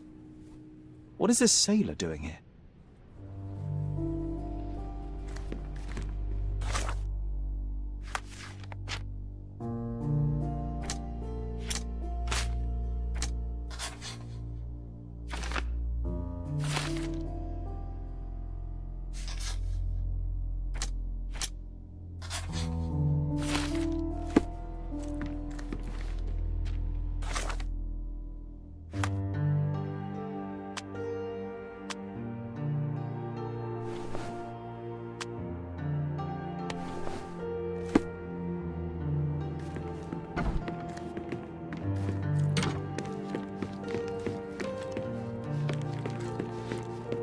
Sherlock Holmes, isn't it?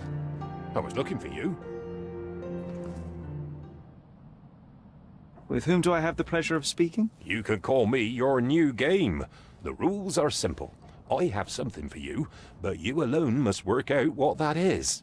And that something is my prize, I suppose? You're a fast learner, sir.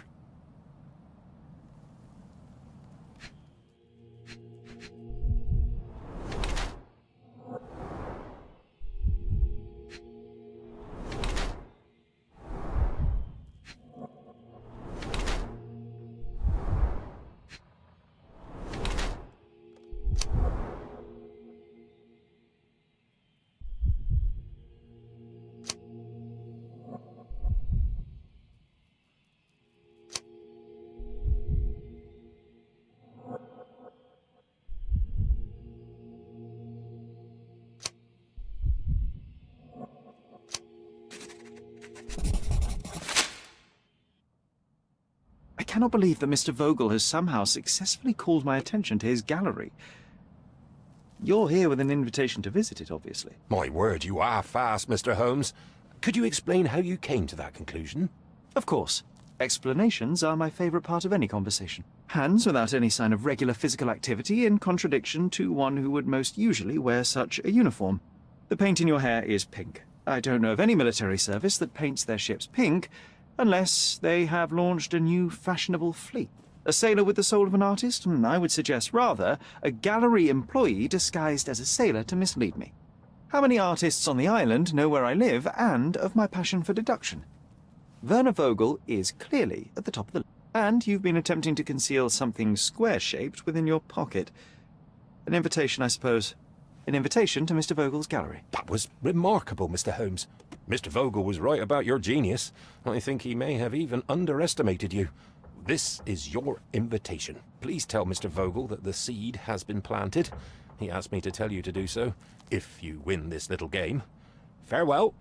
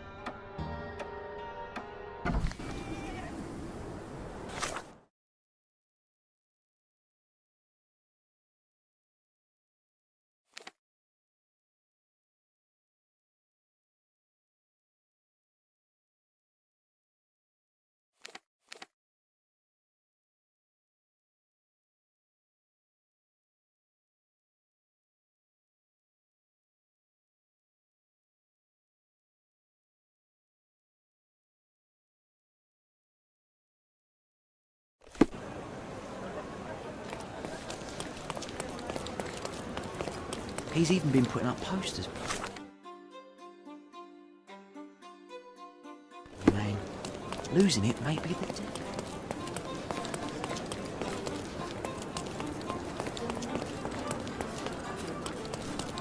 I thought you would kill me.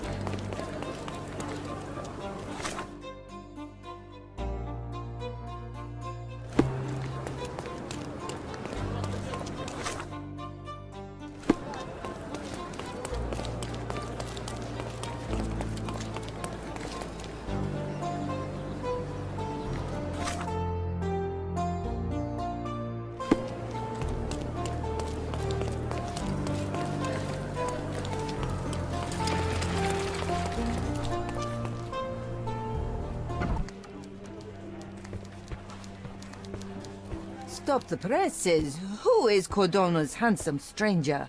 Or nosebagger spurns local life? Wait, no. Foppish foreigner hides dark past. Oh, you've made quite the impression already, Mr. Holmes. You care to tell your side of the story? I'm quite certain I have no idea as to what you refer, and I am further certain I have no interest in indulging your gossip. Gossip? The truth will come out, but will only be heard if told well. Scandal, daring-do, romance. These are the tools of every good journalist. Nothing travels faster or lasts longer than a great story. Young man, your tale will be told with or without you. My readers demand it. You already knew my name and seem aware of my doings here in Cordona. I presume this newspaper is your little endeavor? Yasmin Sertel, editor-in-chief of the Cordona Chronicle. Advocate of the free press, voice of the people, scourge of the silk stocking. Charmed, I'm sure. As an advocate of the free press, I trust you'll permit me to consult your archives? There are gaps in my knowledge of Cordona. Oh, so my work does have merit. Well, I think we can strike a bargain. I shall provide you access, and you let me keep writing about your exploits. So be it. Brooding bachelor builds bridges. Now that's character development. I guess I owe you my gratitude. What can I say? I've always enjoyed working with the Holmes. They whisper such interesting things.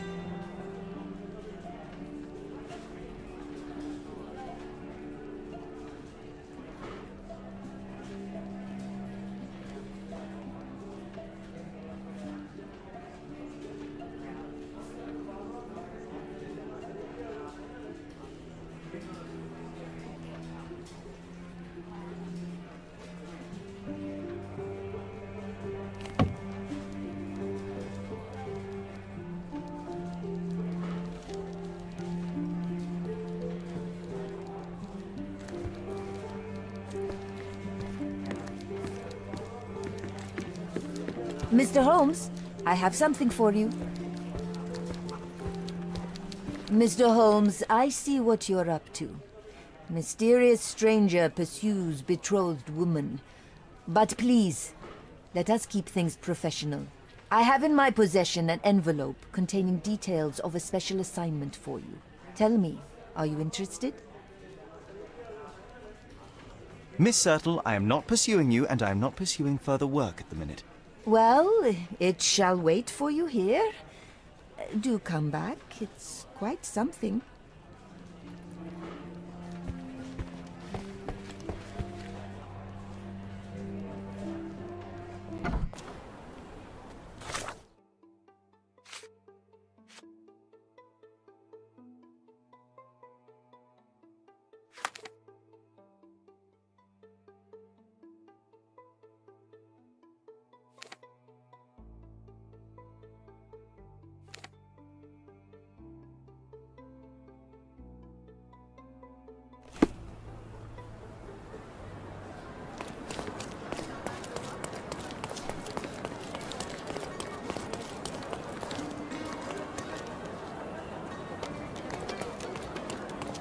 Don't pass by. Welcome. Don't welcome. miss out on the best carpets on the island. Let's pick something that suits you.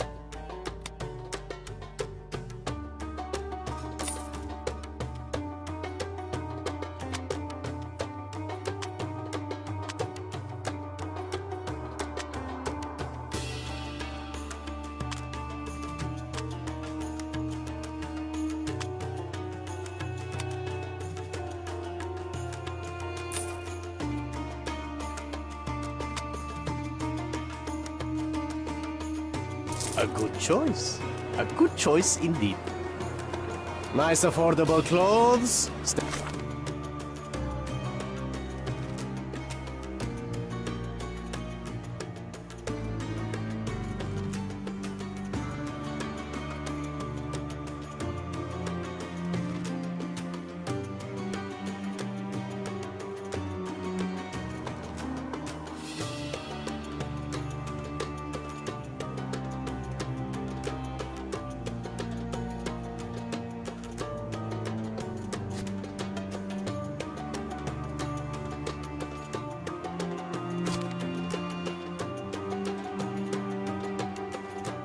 Right up. Don't miss out on the best carpets on the island.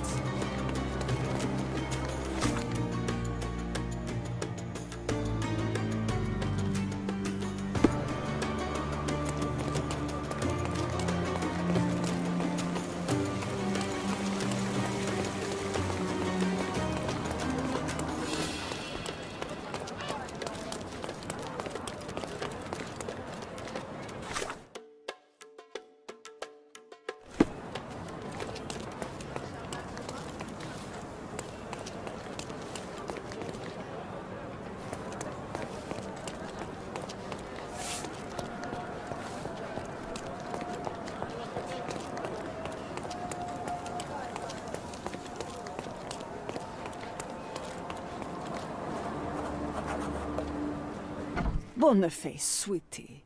Is that you? Ah, old age does terrible things to one's sight. I didn't recognize you at first. How are you, Mum? I'm ashamed to admit that I've lost my key. Do you have a spare? For heaven's sake! How many times will you lose that key of yours? Of course I have a spare. You artists all live in your own little world. Please, accept my thanks. I would rather accept your rent. You promised to pay me several weeks ago, and I'm still waiting. I will pay you, I promise, very soon. You'd better do, my dear. Or else I'll just change the lock. And I won't fall for those cow eyes.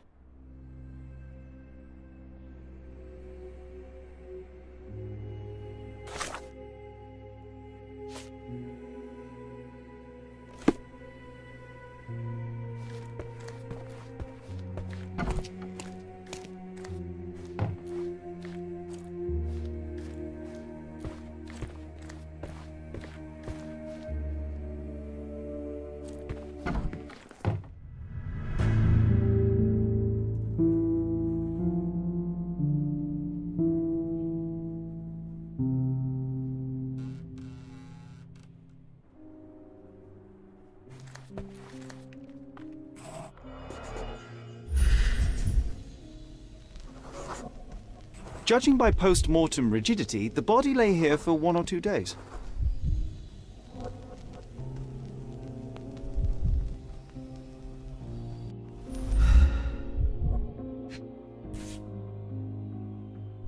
A normal kitchen knife. Could be the murder weapon.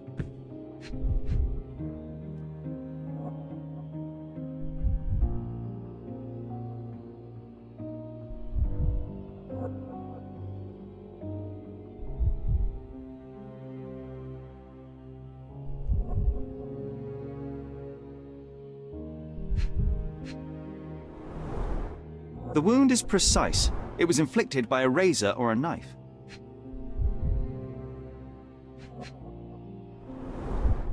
Soaked in blood.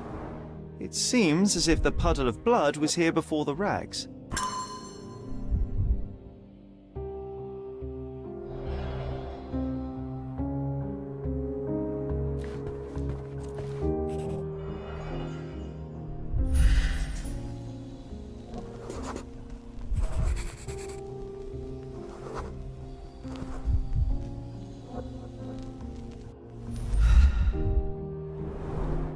I wonder where he got that fancy camera.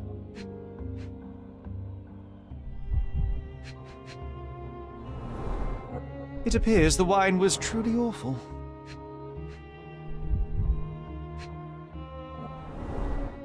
Despite the overall tendency towards mess, you cannot sit with the drawer pulled out like this. Someone left it after searching.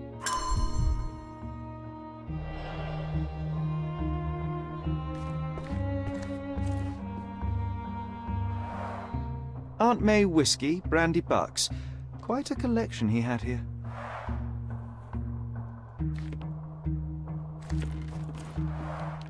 The chest has been searched.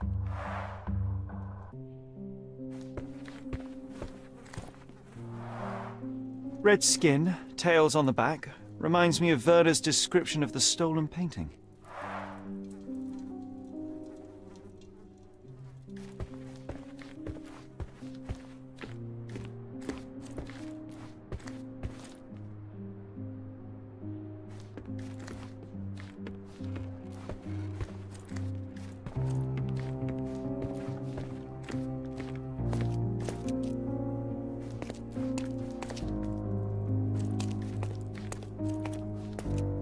The photograph was not pulled out in time. Such a waste of material.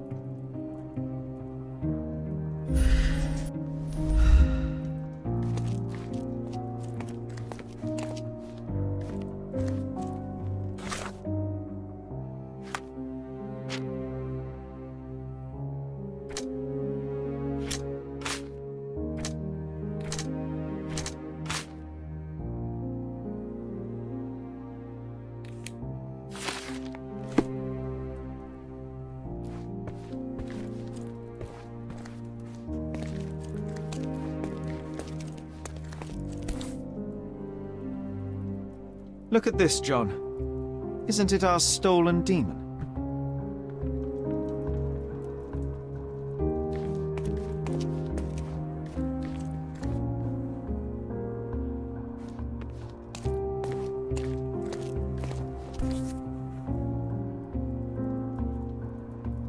Look at this, John. Isn't it our stolen demon?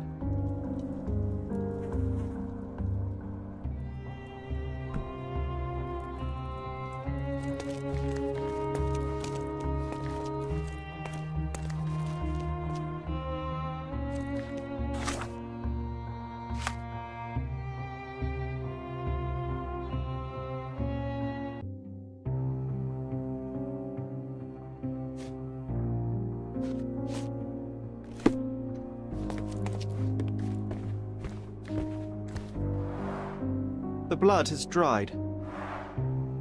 I've heard of this style of painting. It is called Expressionism.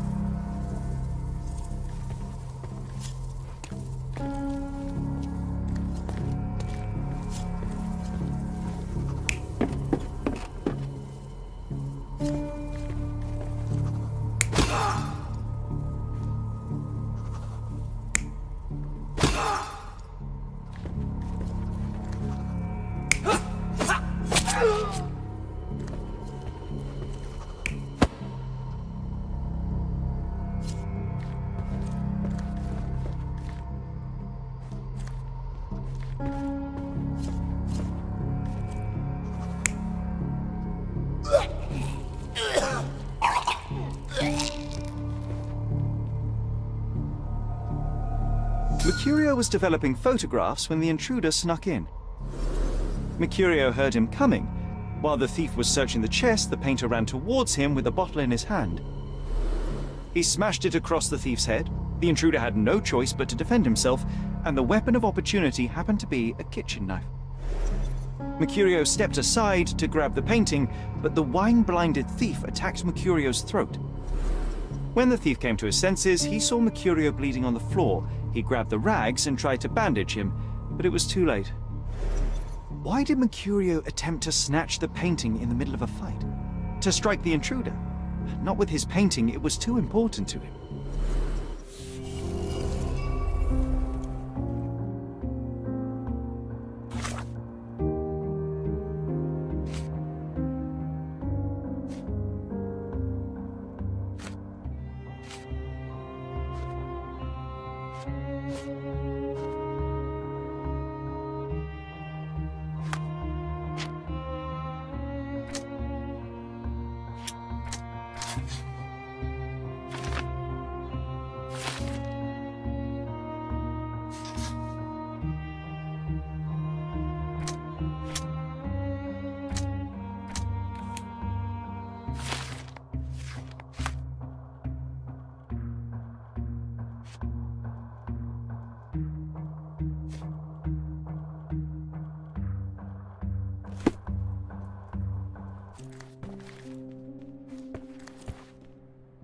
It's time for some chemical magic, John.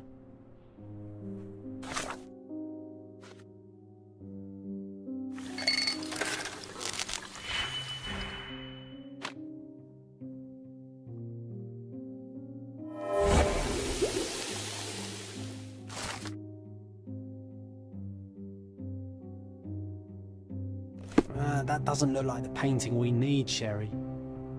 As expected, but that doesn't mean it won't tell us anything. Let's put it on the easel where it belongs.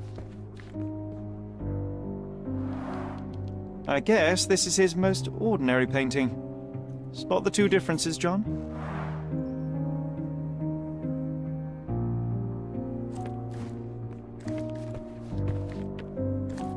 If the intruder didn't take it, the skull should be somewhere here.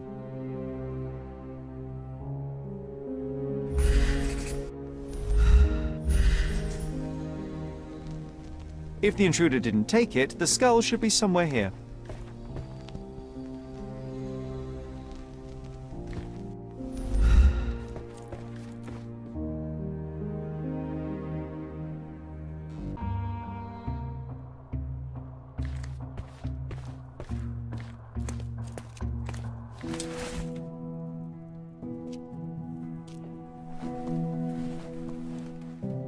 Monster was actually a man. Poor girl. John, you ought to be thrilled. We are now hunting the devil himself. What were you saying, Sherry? I was too busy sketching the scene, you know, crimes and such like, daily routine. Did you find something? A photograph. It depicts a man in a red suit with tails sprouting from his back and multiple people in masks watching the scene. It all adds up. But the act of love, it wasn't given willingly, John. It was a violation. And the girl, she was with child. Give that to me now. Did you recognize someone? No. Although the victim is not from Cordona, she is African. Look at the ritual scars on her face. Get that image out of your brain. You have to continue the investigation. I must speak to the landlady. Perhaps she saw or heard something. Sherry, you cannot tell her the truth about Mercurio. It will hurt her.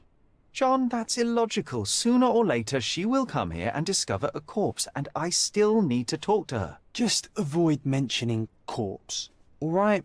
Stick to the character, tell her to call the police. I'll take that into account. And wait here.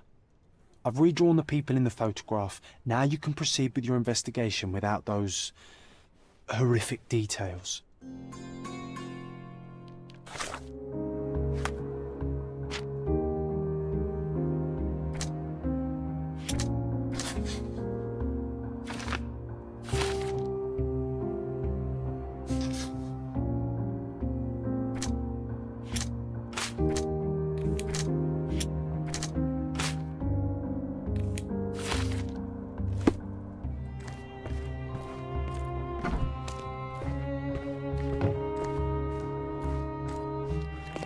What's wrong, dear? You look like you've seen a ghost. Can you tell me if anyone else has recently entered the flat? Oh, you're talking about that limping man. I'm sorry I let him in. I was scared. And I thought maybe he would motivate you to find money so that you would pay your rent. No offense, dear. Can you describe him? Oh, so you weren't at home. I was so certain you didn't leave your flat that day. He was of average height, had a limp and a tattoo on his neck, and he was smoking Malpal cigarettes. My husband used to smoke those. They have a horrible smell I can recognize from a mile away. Can I ask a favor? Of course, dearie. Please call the police and ask them to enter the flat, and don't look inside until they come up. What? What trouble have you stepped in this time? It really doesn't matter. Thank you, Mum.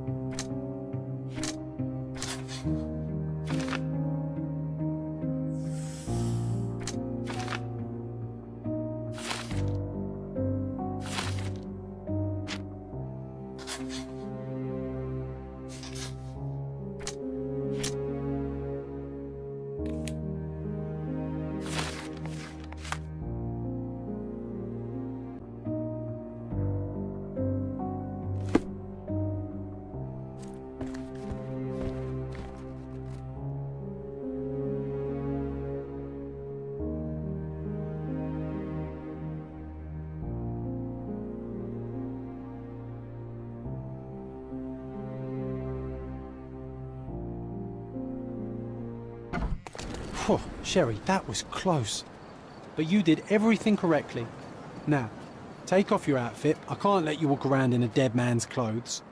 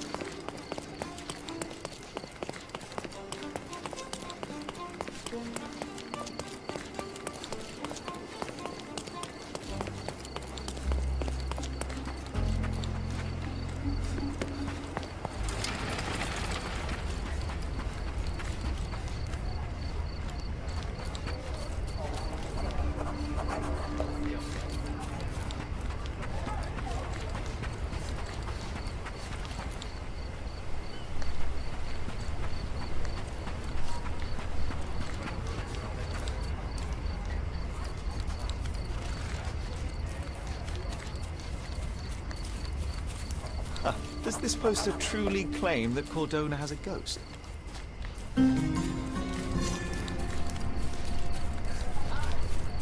Did you hear another sailor drowned on the beach?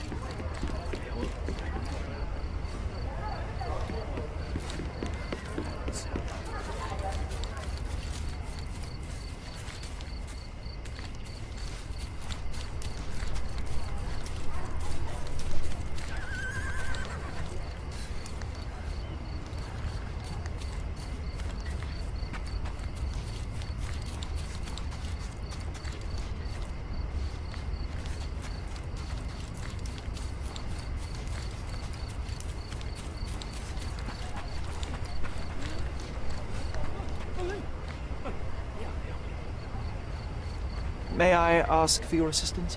Nothing I can tell you, sir, but others might know more.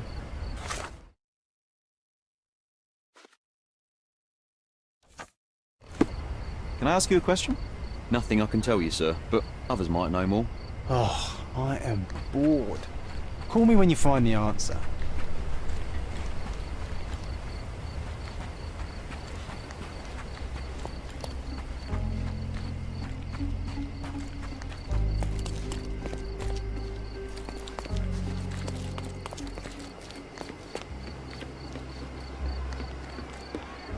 Beasts!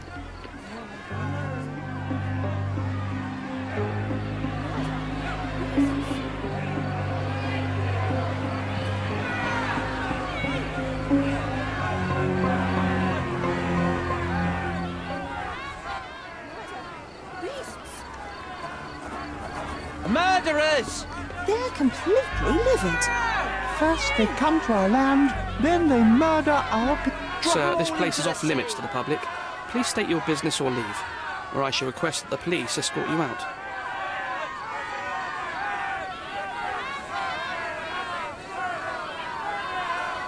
My name is Sherlock Holmes. I'm from City Hall. They sent me to oversee the situation. No, you're not. I'm the supervisor of the camp, and I'm the one who's handling the current situation on behalf of City Hall. Ronald Harlow at your service. Now, sir, tell me who you really are, or you'll have to explain yourself to the police. I have full authority to request they detain you. Very well, Mr. Harlow. I am a private investigator. I'm looking for a witness on my case. Sherlock Holmes is my real name. A private investigator? Really?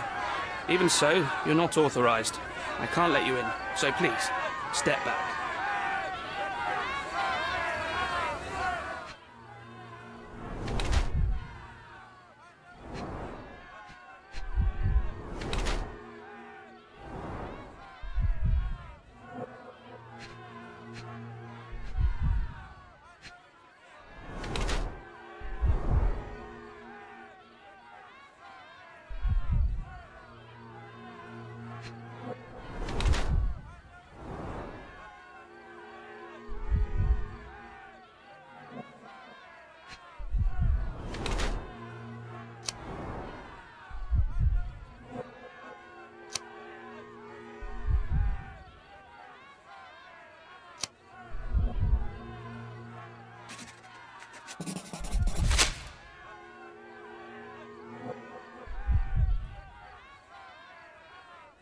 What about the murder that this crowd keeps shouting about?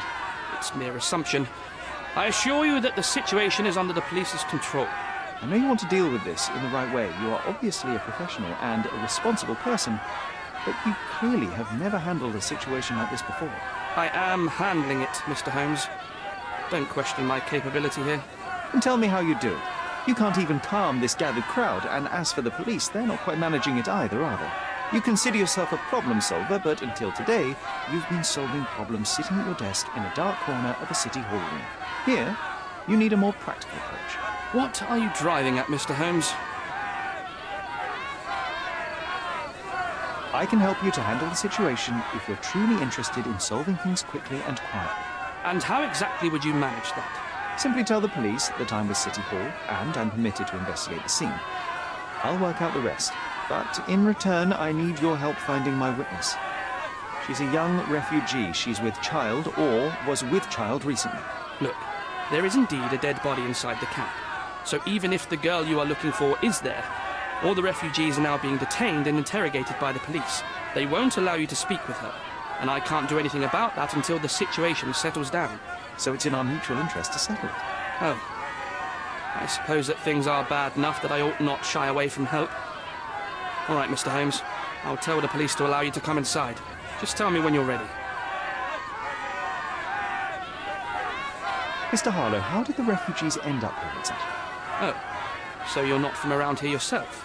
I've been away for some time, but I read the papers. Yes, this whole story has been in the papers for almost a year now. They were smuggled to Cordona on a ship from Africa. Smuggled? Then why didn't you deport them? The smugglers managed to sneak them to shore and hide them inside an abandoned warehouse. When the police raided the warehouse and found the refugees there, the ship was already gone. We aren't even certain as to which ship it was. We have busy shipping routes with other colonies these days, you see. So you decided to lock them up under a bridge? There was no other option. We're still trying to work out what to do with them. I only hope we'll find a humane solution, and not put them on a raft and float them out to sea. Mr. Harlow, what exactly do you do here? What are your responsibilities? What I do, and what I am responsible for, are two different realities, Mr. Holmes.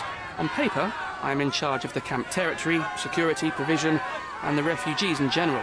What I actually do most of the time is knock on every City Hall door trying to obtain some funding, or at least rations for the camp. Are the police here on City Hall's behalf too? They are, minus those who came here after the body was found.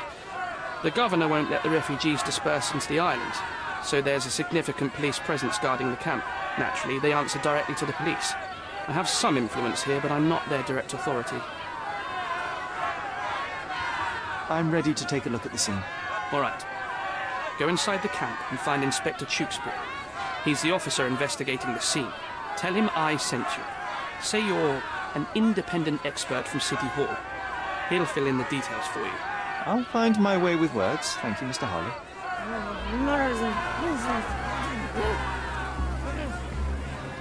So they keep these refugees under a bridge like proverbial trolls. No wonder the people outside are so disturbed. Who the hell are you? How did you get in here?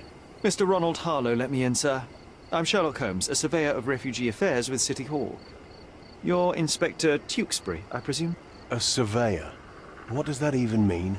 In short, I've been sent to conduct an extensive report on the incident for the Colonial Office, and to assess all the damage inflicted on state property. Got it. Another paperworm sent to count money and get food for archive mold. Go on, look around, but don't make yourself too at home. As if I didn't have enough problems before you appeared. Could you first tell me what happened here? What happened? People from the bridge above the camp heard a woman screaming and saw a mass of refugees attacking a man. Clearly not a refugee. When the camp guards came by, the man was floating in the sewage canal with a knife in his chest. Bam. A murder. Big news for Cordona. I'm sure. Thank you, Inspector.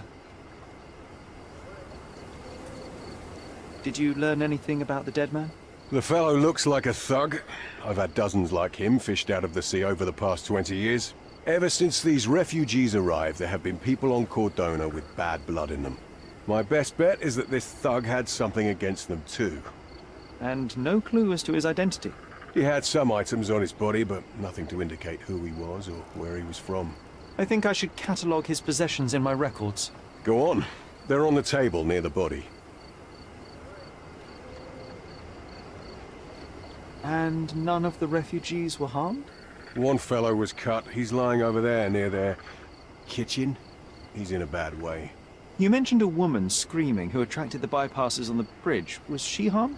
No, she's all right, but perhaps the whole debacle started because of her. She started wailing and the refugees stood up for the girl. And where is this young woman now? Back there in the shacks, same as the rest of the refugees. She's been questioned by my men, but she's just some refugee girl. Can't understand much English. Do you have any suspects yet? You're joking, right? I've got a whole camp full of suspects. And if you ask me, this bloke had it coming. Better bury him and forget about the whole thing. And now there's a crowd gathered at the camp, and my superiors say we must thoroughly interrogate the refugees. At least those who can understand any English. Do you believe that your superiors wish to get rid of the refugees? I think that both our superiors would rather keep the story quiet.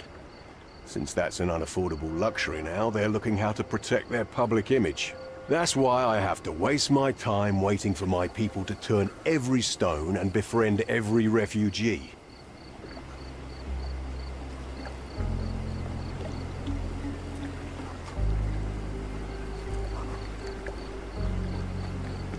Here we go again. Number of hours on Cordona before stumbling upon another dead body. 0.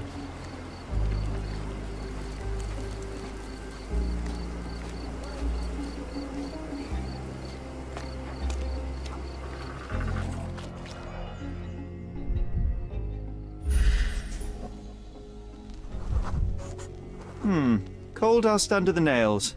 I don't see much coal around here.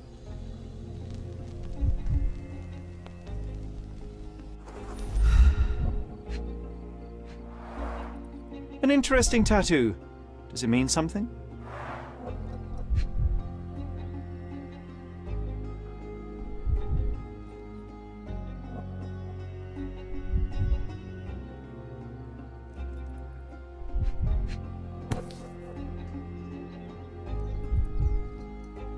A steel dirk, sharp.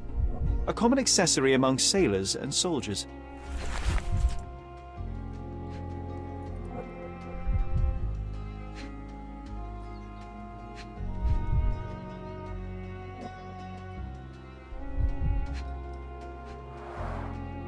Heavy boots, with one sole far more worn than the other. This man was Limping John.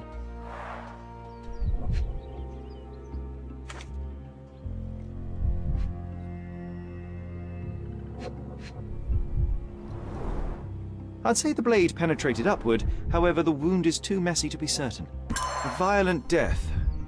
This man, limping. Coal dust. I think we're onto something here, John.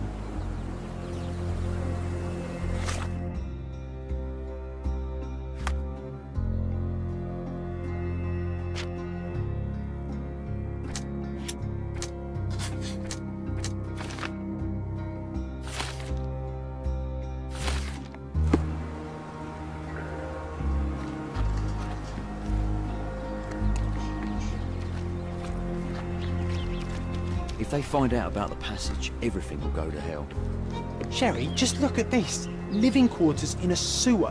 What kind of a genius bureaucrat came up with this idea? If they find out about the passage, everything will go to hell.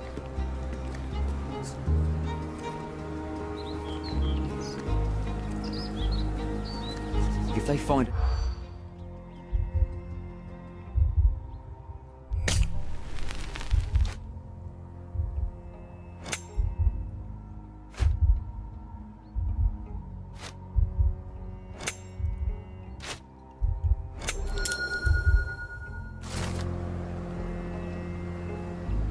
Nobody will know anything if you keep your bloody mouth shut. The coppers smell fishy here, Sherry. Perhaps we should sniff around in the camp a little more thoroughly.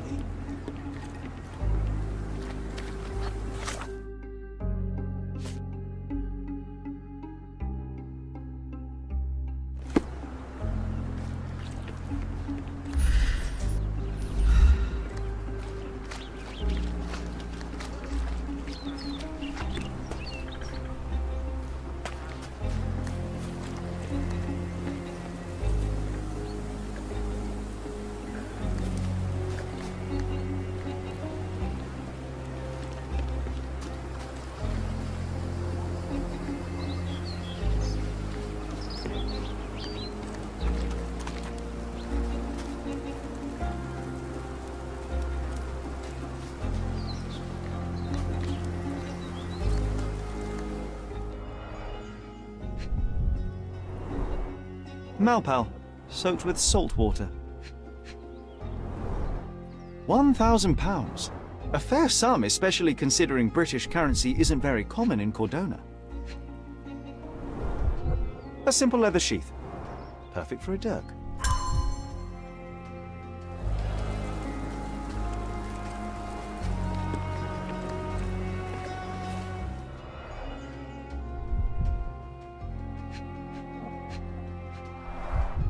A fresh crack, as if the crate was hit recently.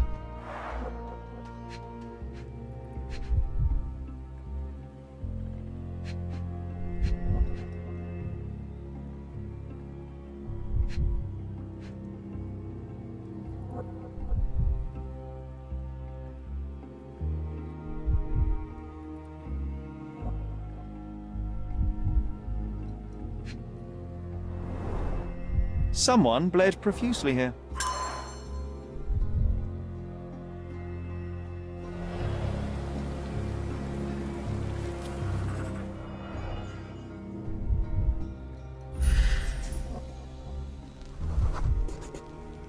A blood trail leading to a furrow in the ground.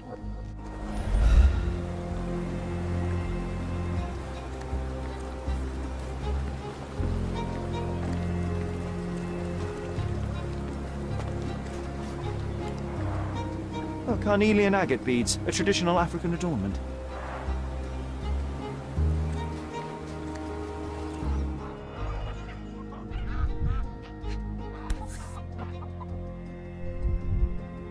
No hint of blood or impact. It might have been used as an improvised weapon.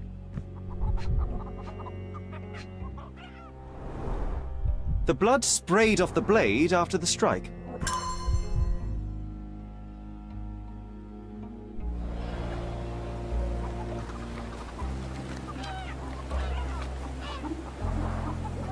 Someone was dragged against their will.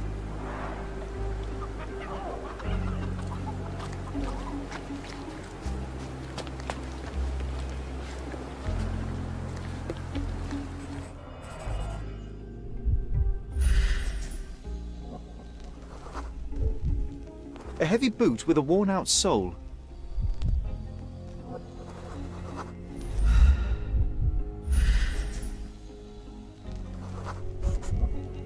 A man's footprint.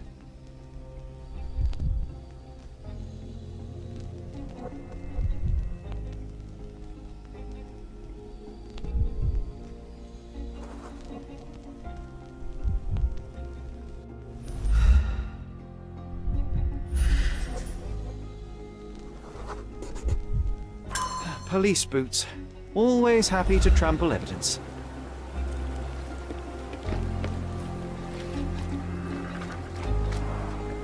Clearly a left handprint here.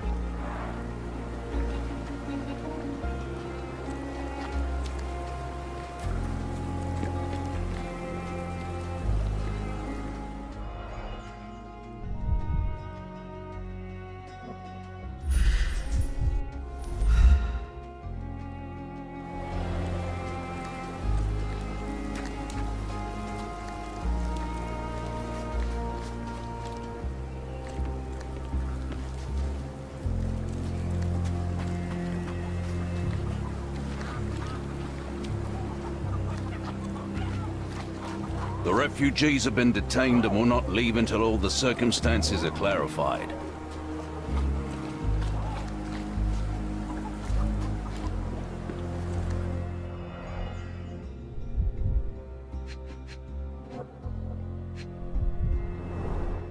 The cut is deep, potentially serious if not treated immediately. He is in shock, feverish and dehydrated. Sherry, you know first aid. Surely you have a duty to help this man. You can't leave him to certain death. You know what? I'd like to understand. What? How did our dead man end up inside the camp in the first place?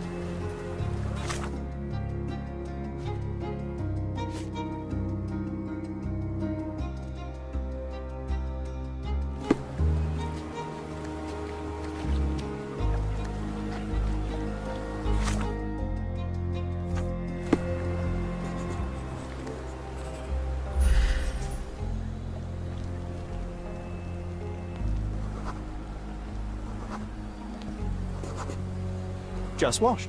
Better than nothing to bandage the wound.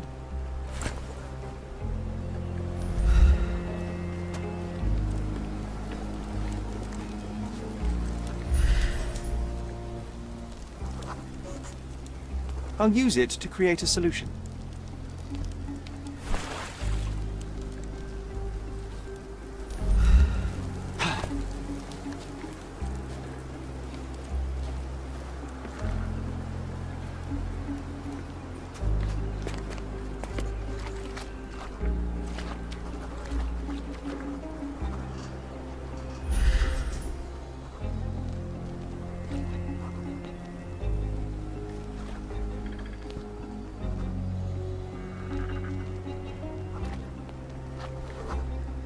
I'm afraid these leaves can only be added to tea.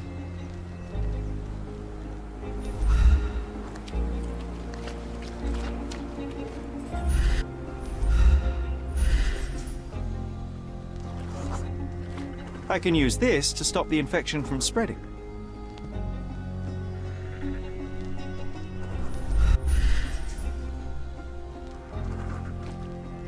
I've collated all the ingredients, now to prepare the first aid solution.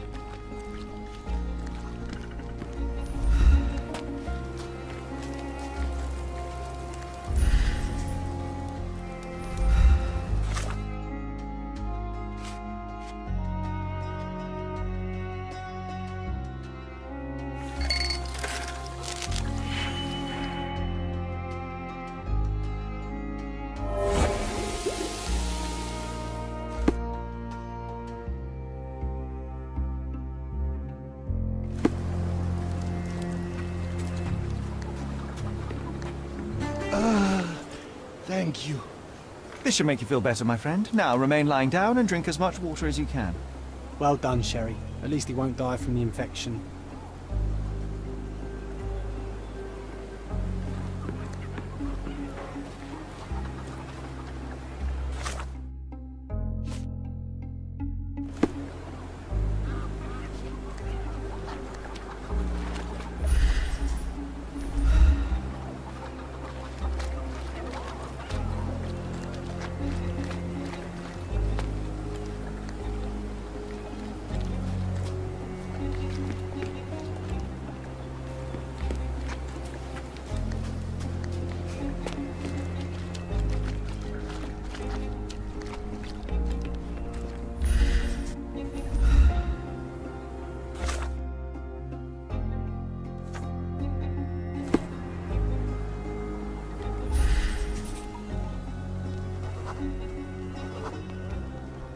Sealed shut. I doubt our man could get through these grates.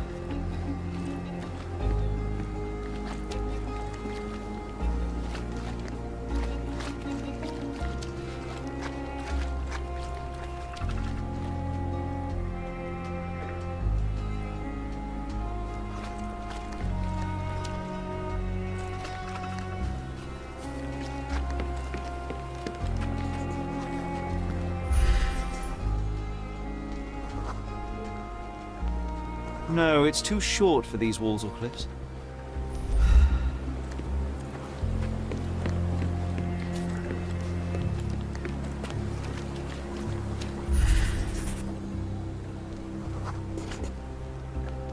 It's unlikely anyone could get in or out of the camp by water without alerting the police guards.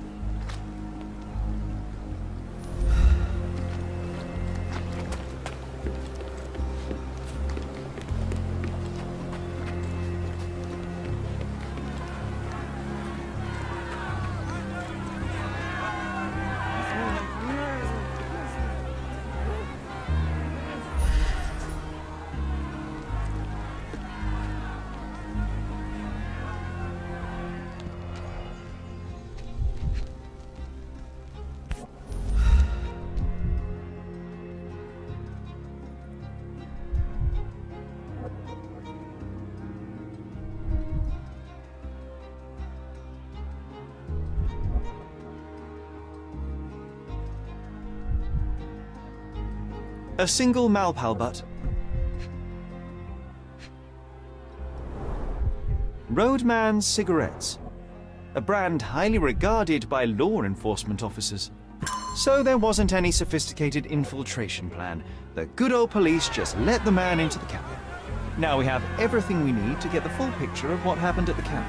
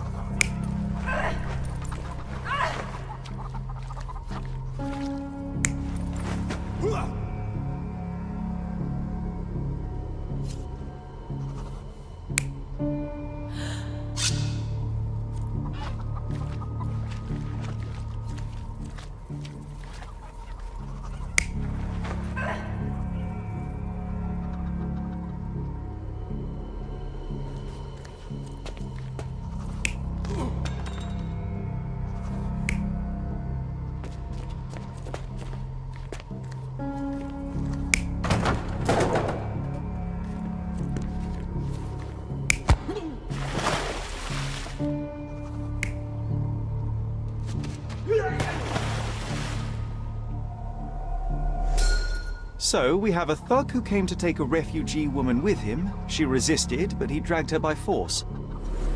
One of the refugees stood in his way, armed with a stick, yet he could do nothing against a cutthroat with a blade. The man didn't anticipate that the other refugees would intervene and stand against him. In the confusion, the woman managed to break free. The thug took fright and fled. He was stopped by the falling crates. He stumbled and fell, piercing his chest with his own blade. However, the wound didn't cause instant death. He managed to stand, but still bleeding, he lost his balance on the bridge and fell. Before all of this, the man had freely entered the camp through the main entrance. The police admitted him after they had a short smoke together. You live by the sword, you die by the sword.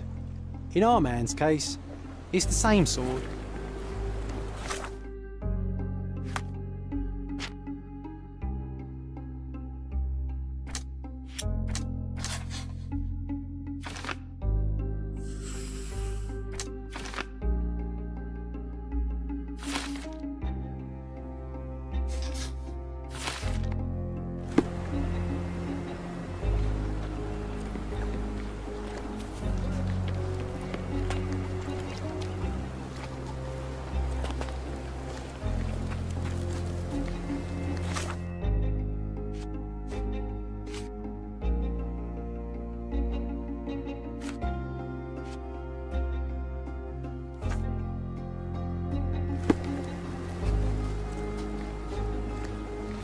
Can I ask you a question?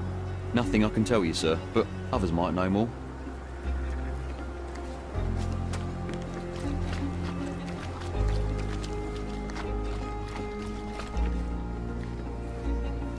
Can you satisfy my curiosity? Nothing I can tell you, sir, but others might know more. This isn't working. You might need a different tack.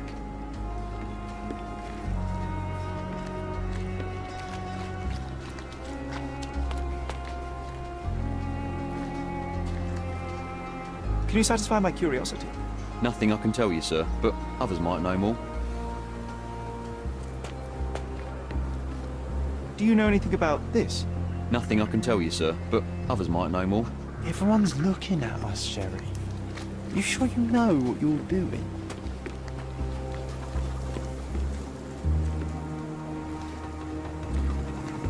Excuse me, just one question. A solid question, sir, but I don't have the answer.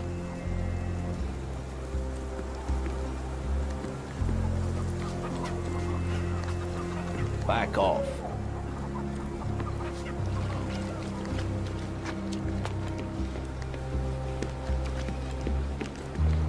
You still here?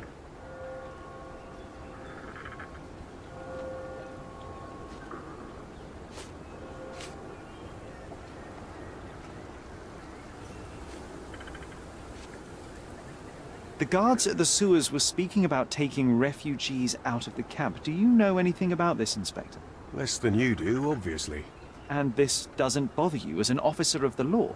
I can neither punish them nor put them on the right track, if that's what you're asking. Maybe your friends at City Hall could do something about it, but I seriously doubt that. To be honest, I'm sick and tired of being frowned on for my uniform.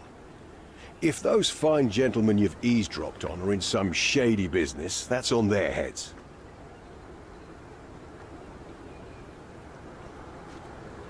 Inspector, I believe I can aid your investigation. I know who the dead man is and what really happened to him. You do? Well, good for you. But I'm afraid I'm not the one you need to share your findings with. Speak to Mr. Harlow here. He's the one responsible for settling things in the camp. You don't even care to listen? Oh, I do care. And maybe even more than I need to. But I'm only here today to lock the place up, question witnesses, and file the facts. It's sad, but coming up with conclusions is not among my tasks here. You fellows at City Hall do that. Anyway, speak to the supervisor. I'll just stand by and listen to what you have to say. Mr. Harlow, your refugees didn't murder anyone. What? Pray tell me what you've learned. All right, listen carefully. This might solve one problem for you, but will create a few more. Oh, well, that's a great start. The man came to the camp intending to kidnap one of your refugees, a woman. What he didn't expect was that the refugees would stand up to protect the woman. A brawl had broken out. In the chaos of it, the man stumbled over those crates and fell on his own blade. How do you know he fell on his own blade? The wound in his chest was inflicted from an unusual angle. It was not an offensive stab, shall we say. The refugees didn't touch him. And judging by the blood at the scene, the intruder managed to raise himself but was unable to walk very far. He ultimately fell into the canal. But how did he sneak into the camp? Why didn't the police see him? And this is where your new problems emerge, Mr. Harlow. What do you mean? You're not a dull-witted man. You know what I mean. There is no feasible way to get into the camp without the police guards knowing of it. The pile of mess I had to sort out has just become bigger, but somehow that doesn't surprise me. Anyway, I thank you for your help, Mr. Holmes. I'll take it from here. Meanwhile, I'll make sure the police aren't detaining the refugees any longer. You can go back in and look for your witness. You think one small clerk can make any difference in this place? I owe you a lot. Who knows, John? Just one ill-fitting cog You're could make the whole disturbing a machine hornet's crumble. nest here, son.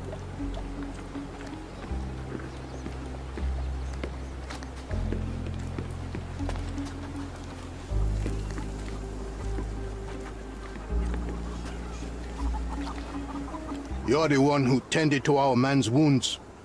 I thank you greatly. The police didn't allow us to help him. The police will leave you alone now.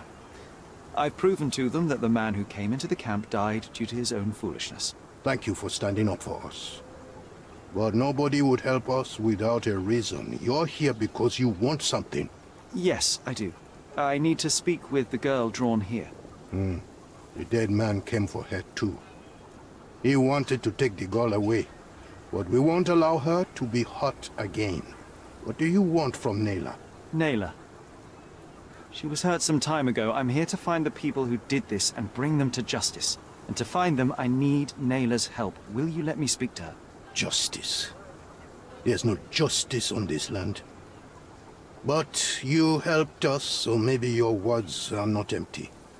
You can speak to Nayla, if she wants it. But I will be watching you. Hello, Nayla?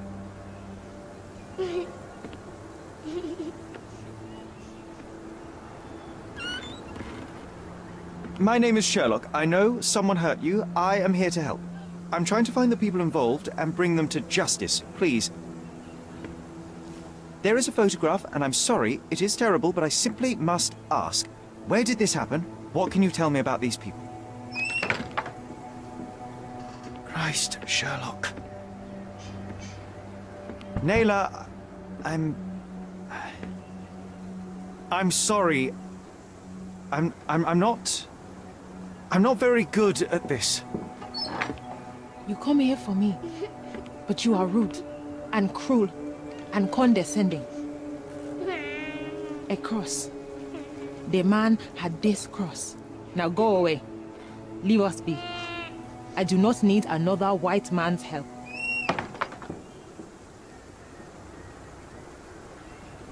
Oh, glad that wasn't me.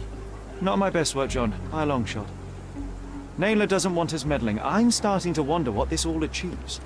But she helped you anyway.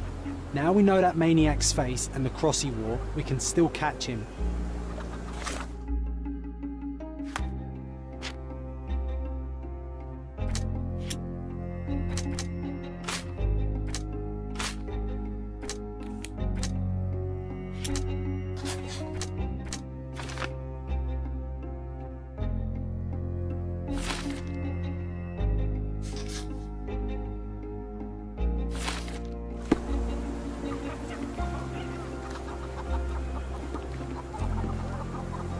At least some of your kind have a heart. Thank you again.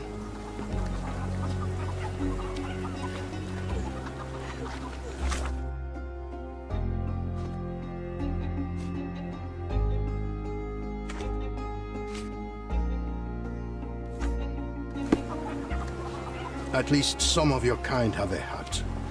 Thank you again. Could you help me? Sorry, we don't see much.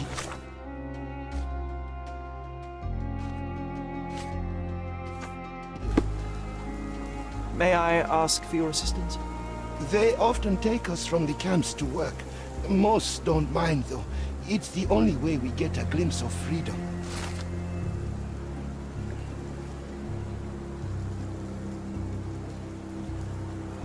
So there's a smuggling ring in the camp. This wasn't the first time that someone freely entered the camp to take a refugee out. At least it was certainly his last time. My gut tells me that we'll learn more about this ring when we find out where the thug came from.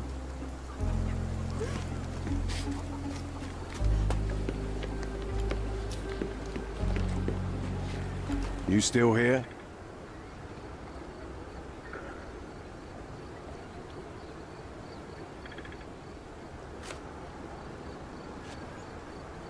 The intruder has a most peculiar tattoo on his neck, 2 lines and a point.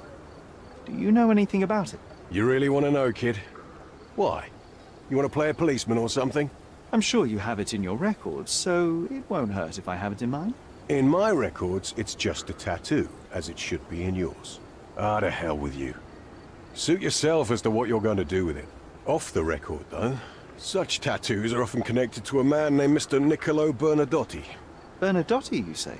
A respectable businessman in Scalario. His company imports goods and wines, and smuggles everything that can be smuggled between the colonies and the mainland.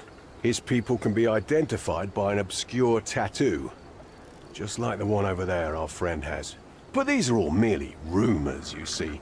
If Mr. Bernadotti was a criminal, he'd be in prison now. Or hanged, right?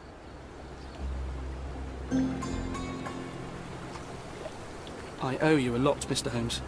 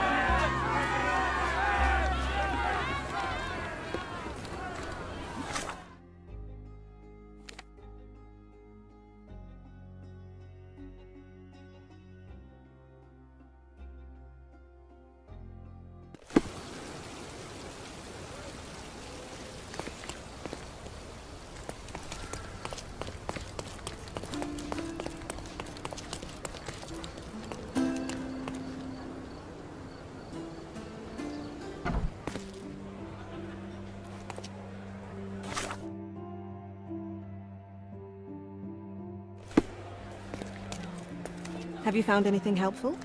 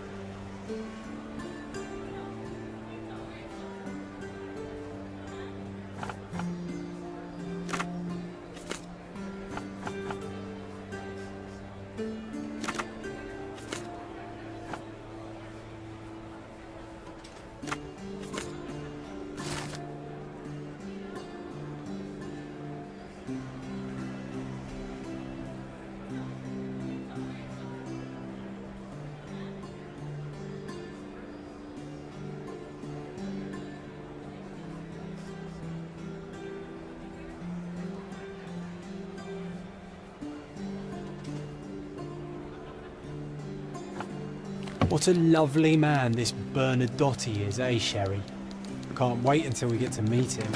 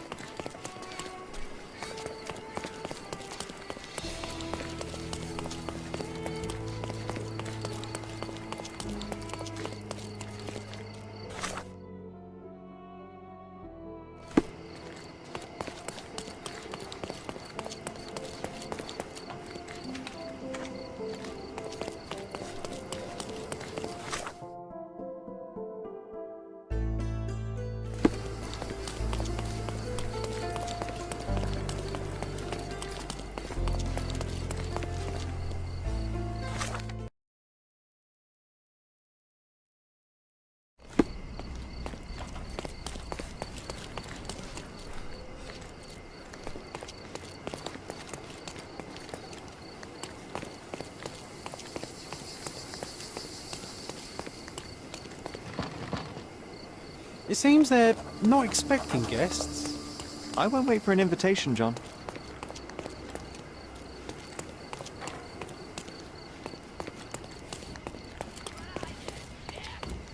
These workers don't look like your average Cordona folk. They're refugees from the camp. That's our way in, Sherry. Hey, yo. This is private property. You lost something. I'm here to discuss business with Mr. Bernadotti. I tried the front door, but... Mr. Bernadotti isn't seeing anyone. You have 3 seconds to walk away or you'll never walk again. Capito? It's in Mr. Bernadotti's best interest to... 1. I did try to resolve this peacefully.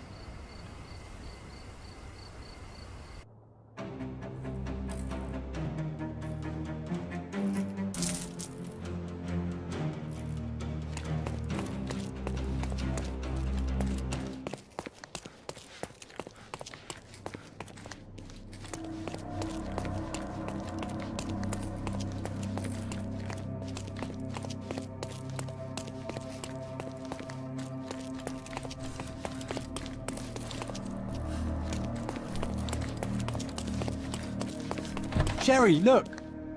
This seems familiar.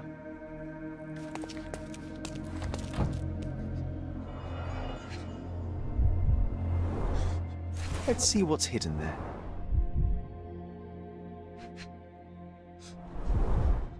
Vogel's stolen painting. Isn't it curious how it developed into a much more interesting case?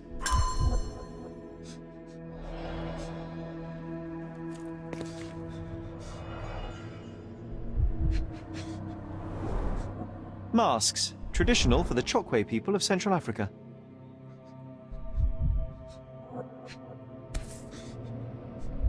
A Dogon statue from West Africa. A century old at least.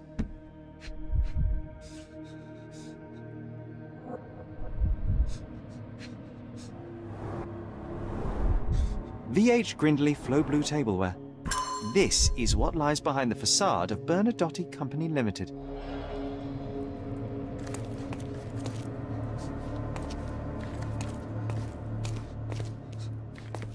No, sir. Don't hurt me. It's all right. I won't. Like you didn't harm the folks on the way here? Many collectors and museums would be interested in having it.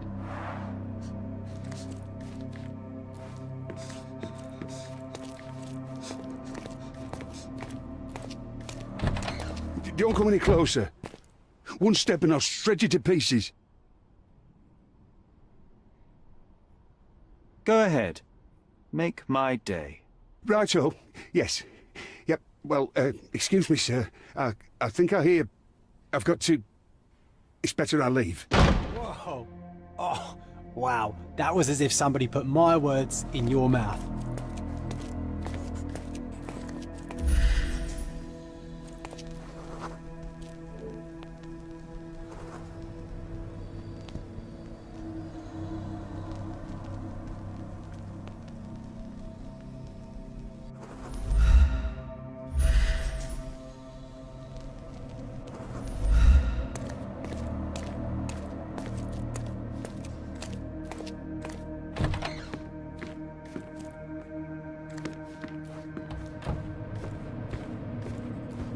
Please don't shoot me. I have a family.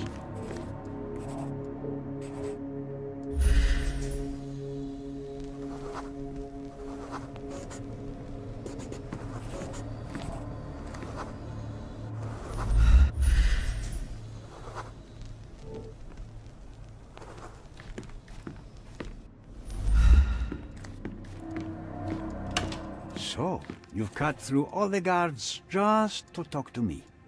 And come here, and we shall talk.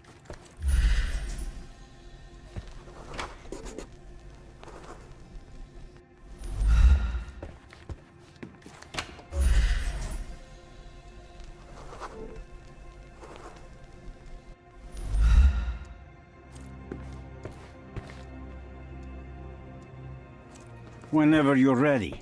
I'd hate to intrude.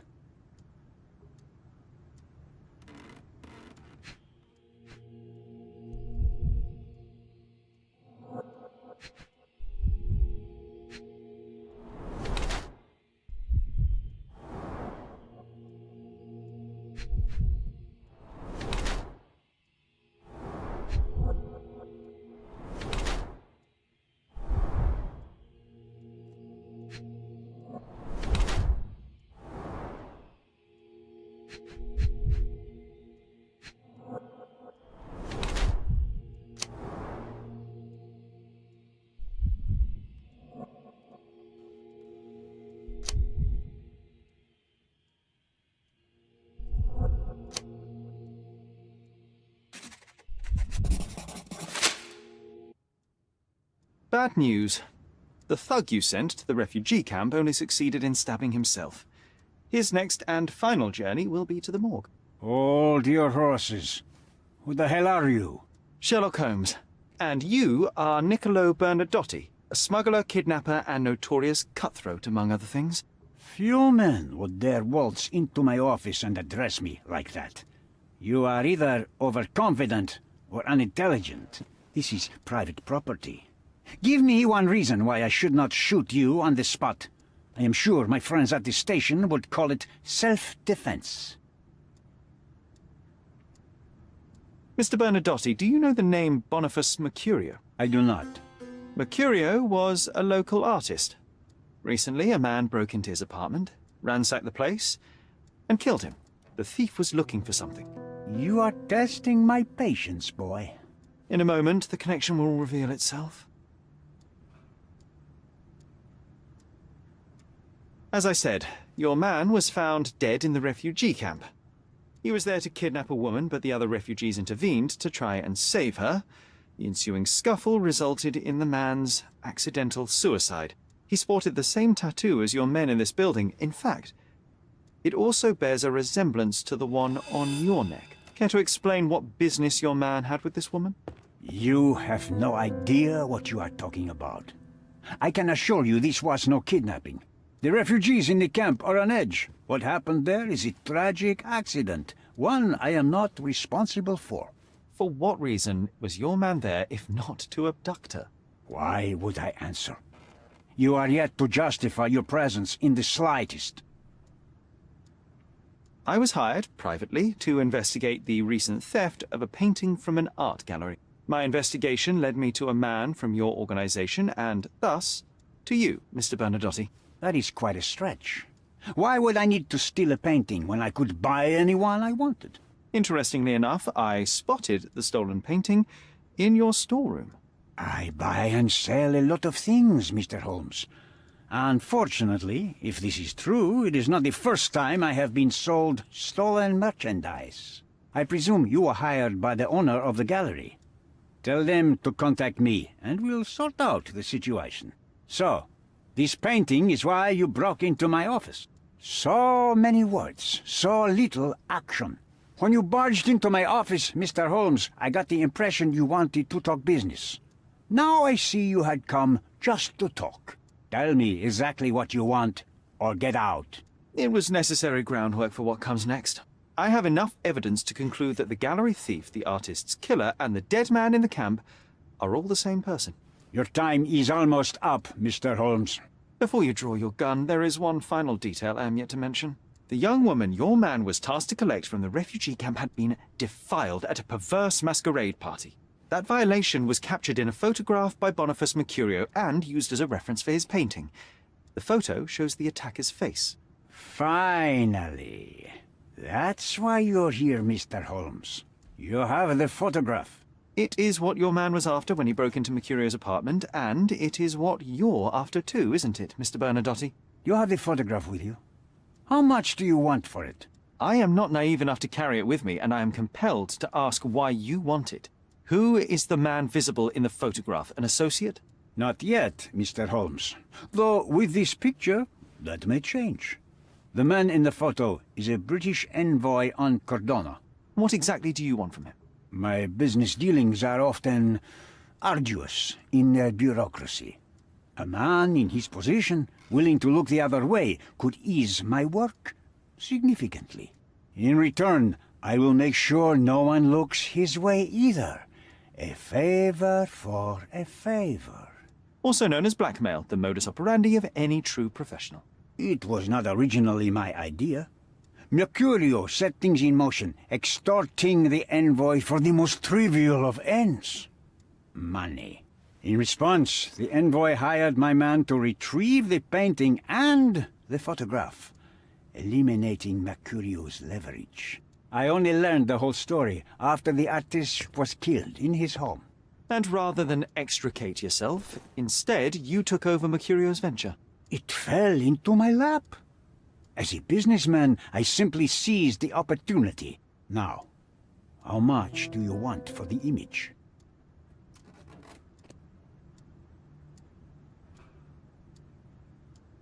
Why should I give you the photograph? Just name your price. What if my price were not money? You claim to have connections, Mr. Bernadotte. Perhaps you could improve conditions for the refugees. Give them a chance for a better life. Ha! I do have connections, Mr. Holmes, but help the whole camp? You are asking too much. I could, however, make arrangements for one person. The woman who was violated will have her own home outside the camp, solely for her and her child. She will no longer be a refugee, but a princess. That I can guarantee. Is that really possible? It will be neither fast nor easy, but I can do it. She deserves it, don't you agree? And as for her abuser, he will serve me, as much as he deserves. So in your plan, everybody will be given their due. Especially you, Mr. Bernadotte. Seems like a fair deal, no? I doubt anyone could offer you better. Simply give me the photograph, and the world becomes a better place. I give you my word. What makes you think you can decide what's best for these people? Such is the arrogance of British imperialism.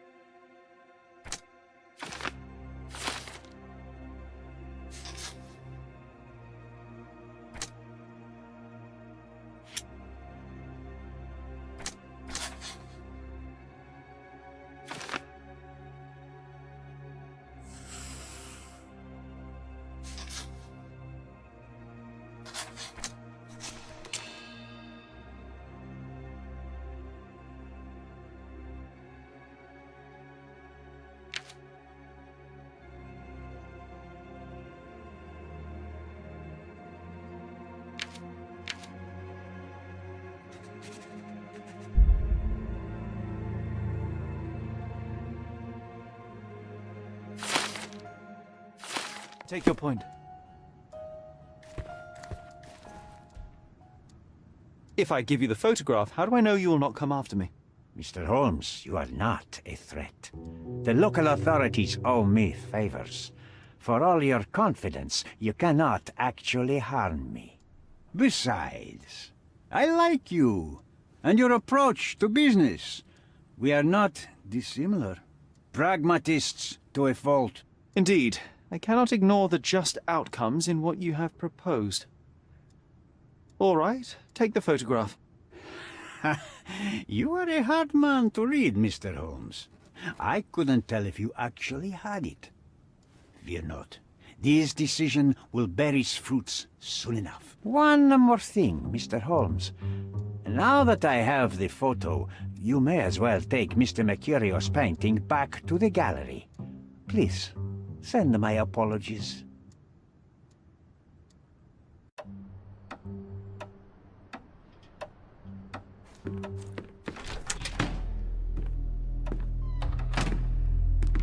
Mr. Holmes, you've returned. Have you uncovered anything new about the theft?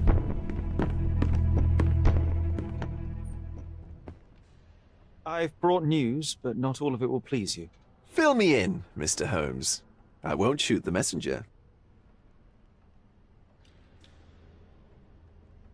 I tracked down Boniface Mercurio. I presume he wasn't delighted about the situation. He was not having a good day on account of his murder. Killed in his own flat by the same person that stole his painting. Oh, sweet Mercurio. Perishing in the pursuit of his art. How apt. I will miss his exceptional sense of humor. I located the thief, but found him rather cold. He was tight-lipped about the painting, too. He's dead. How very droll, Mr. Holmes. One presumes you were not responsible. It was an accident at the refugee camp. He impaled himself on his own knife. Life is nothing if not cruel and capricious. What about the stolen painting? Have you located it?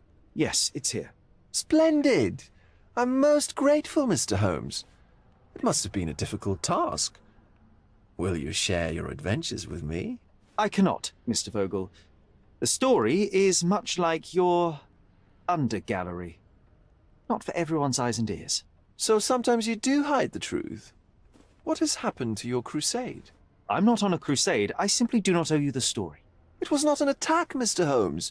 If you've chosen to keep secrets, I'll respect it. Besides, the truth is often more boring than the mystery. No? It is what it is, Mr. Vogel. Well, now that we've resolved all of our outstanding matters, I have a gift for you. I took the liberty of having it delivered to Stonewood Manor. I am told it belonged to your mother. Previously you mentioned there may have been more to my mother's passing than consumption. It appears you were right. Oh dear, I'd hoped to be wrong. She was unstable, mentally unwell. She required sustained, specialized treatment, but her madness persisted. I knew that Violet had disappeared from the public eye, but had no idea of her suffering. I cannot imagine what you're feeling. I'm fine. And what exactly have you sent me? Frankly, I'm not sure how to answer that. I trust you'll know. Thank you, Mr. Vogel. I am curious to see what you have procured.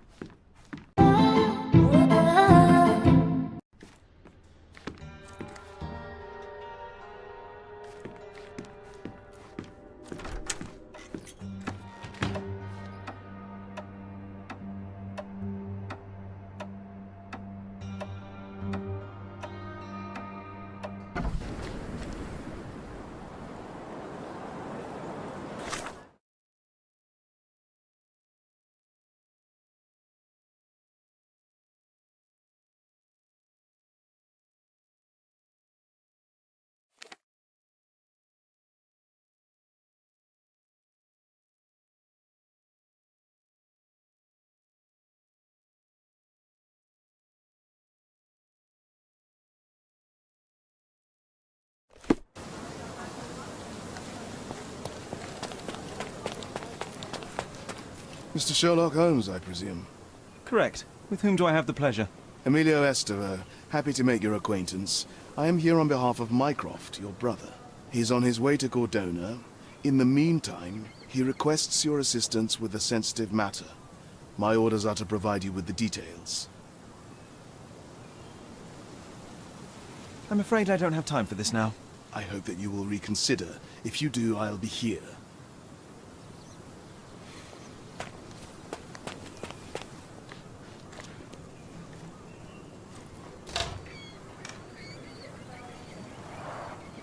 It's a bizarre object, and yet oddly familiar.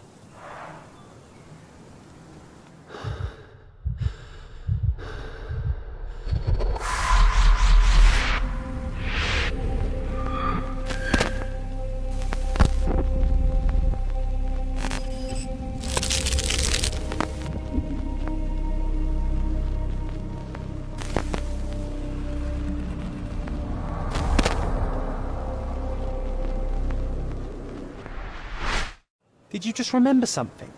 Yes. A room full of curiosities and artifacts. I think I can find it in the manor. Sherlock. So, you continue to pursue the imaginary. I had hoped you might have got all this out of your system by now. Mycroft, what are you doing here? Get out of my house! It's my house, actually. I've come to bring you back. I have no interest in returning, let alone with you. I know you lied about Mother all these years, claiming she was merely ill, but she was unstable. She never had tuberculosis. She was not recuperating, but mentally deteriorating, and you never once thought to tell me. How dare you? I shall not indulge this petulant tantrum. You can just tire yourself out and then slink back to London with your tail between your legs. Just tell me everything! I'm an adult now. Show me the basic courtesy of an explanation. You know I will find out eventually. The goal was stability, and that's what you got. The right thing for everyone was to try and move on from her passing. The consequences of one's actions determines what is right or wrong. Yes, exactly. The ends justify the means. After leaving Cordona, Sherlock, you had a normal childhood. In London, I was able to support you, guide you, shape you into a fine and productive young man. You have so much potential, so much to offer society. But that's not the end. Now I found the truth, and it has shattered everything I knew about her, about you, and about myself. I feel unstable because of you. Your actions were not justified. Lying never is. Oh, grow up, Sherlock. It was a white lie which has as much use in the realm of the interpersonal as the international. It is time you come to accept that some things are bigger than yourself.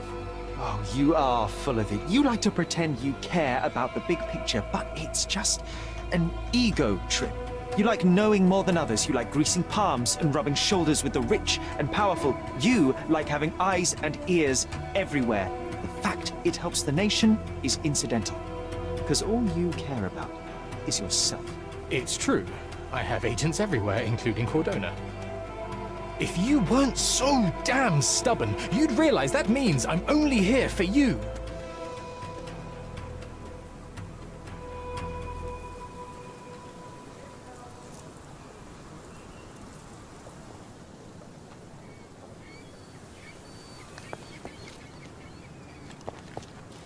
Just look at this thing. It's huge.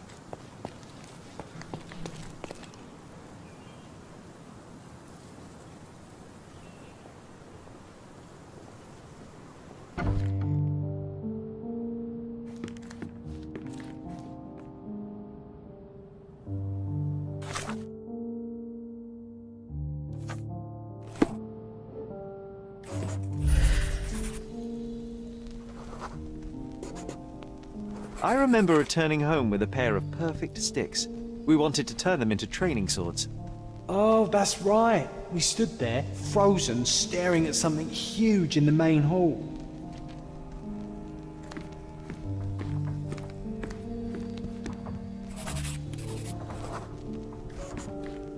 It was a giant aquarium with a living mermaid in it. Impossible. It must have been something else.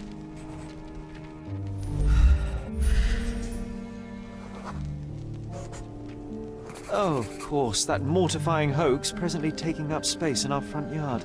Well, fine. Your memory's better than mine. But I'm sure we started examining it immediately. And someone else was around, too.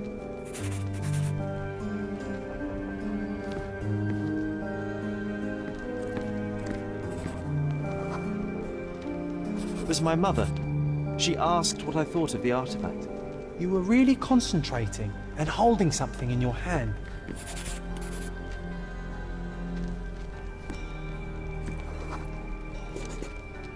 I inspected it with a magnifying glass and was able to confirm it was made of two different skeletons. The mermaid was a fake. And so it was time to smash the thing. Your mother took a hammer and... Slow down, John. That's not how it happened. I remember other people joined us.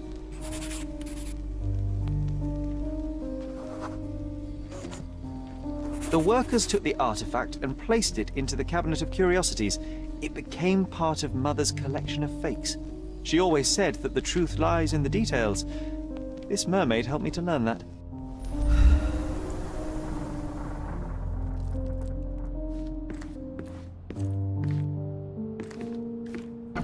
Ah yes, my mother's studio. She was an authenticator, and this was her Cabinet of Curiosities. I never saw the point. What does it saw. matter if Its some owner artifact is insisted real it or was a not? polar bear. It still He exists. thought the white paint on the brown fur wasn't noticeable.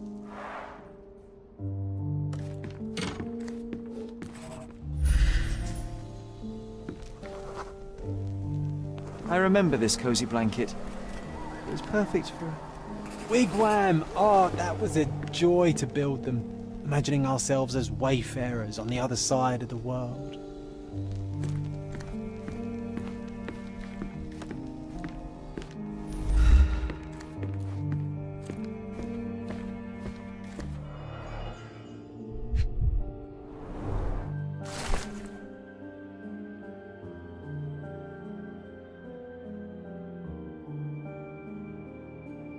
Clearly, it was deliberately torn. I wonder why someone would do that. The Tulpa, Studies in Tibetan Mentalism.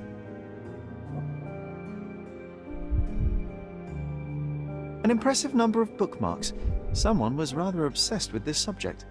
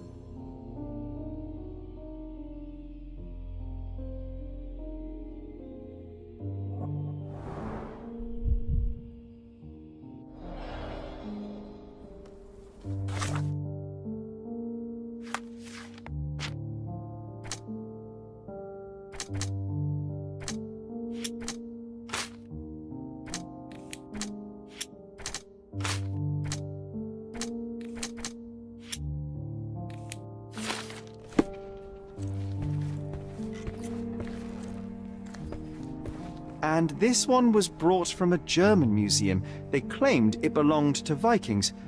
Nonsense, of course. Vikings never had horns on their helmets. The so-called mummy of a Persian princess. The defrauders did good work, but missed one small detail. It's the mummy of a man.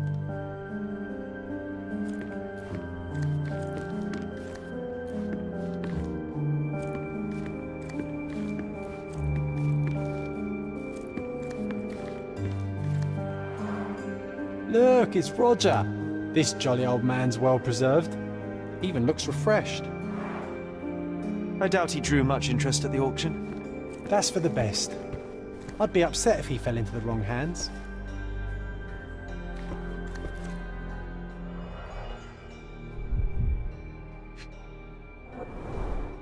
So many calling cards.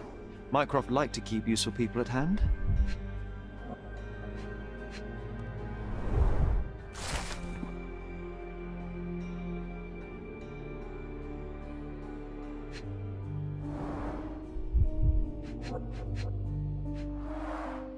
This drawer was always closed. Only Mycroft knew how to open it. I remember we tried to break it open and spy on him, but alas, had no success. Maybe today's the day. Oh, Sherry.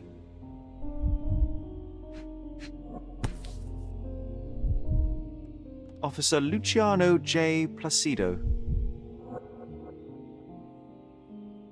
Reliable and driven. I recognize Mycroft's handwriting.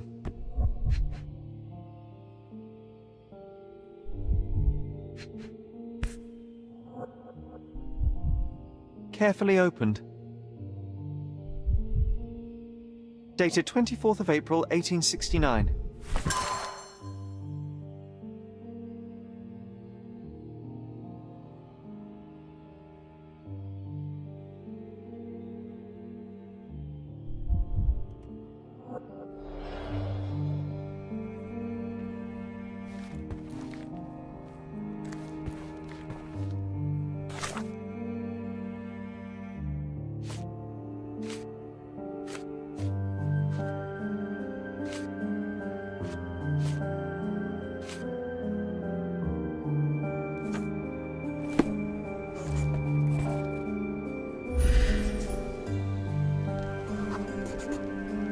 Ah, the memory comes back.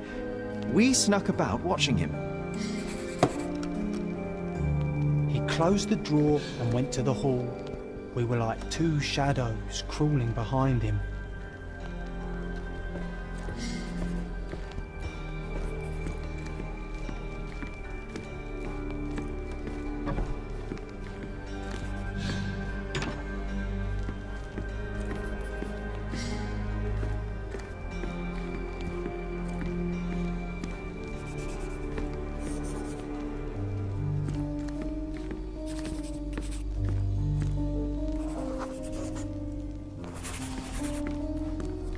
painting on the wall was slightly at tilt. He stopped and straightened it.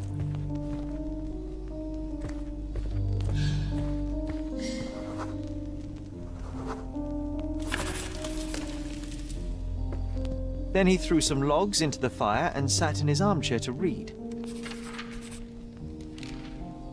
It's as boring now as it was then. I'm sorry, Sherry, but I think that's it. Wait, John, we never use the fireplace in the mornings. What if...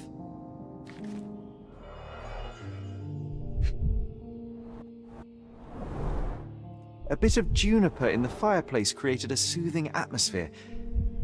It's the little things, isn't it? I think this is what we're looking for.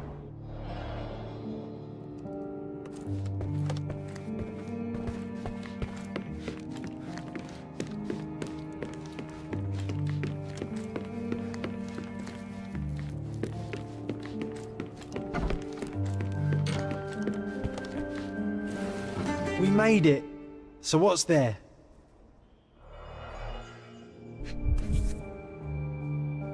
Single malt whiskey, Mycroft's favourite. Gifted by Queen Victoria herself.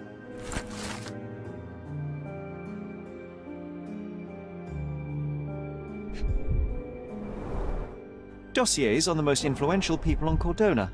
Mycroft always had a habit of building files on everyone he met.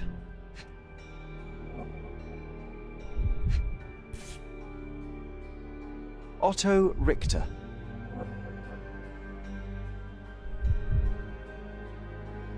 This one is rather thick. Mycroft can be truly dogged in his research.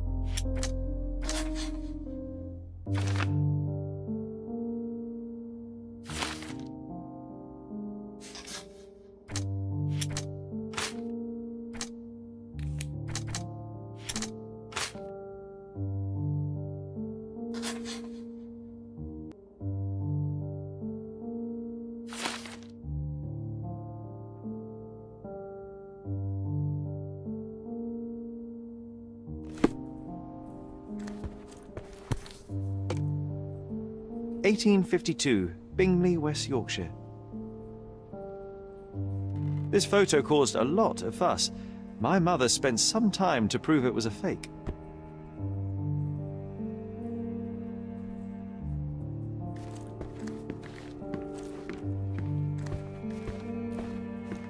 Oh, I remember these. We used them to spar together until Mycroft found out and forbade us from using real weapons. It's a pity how many amazing things are missing from this room.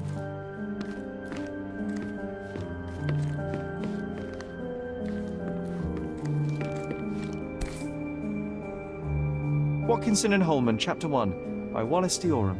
Oh, Mycroft. He always acts so serious, but then reads tripe like this. John, if I remember correctly, you couldn't put this book down.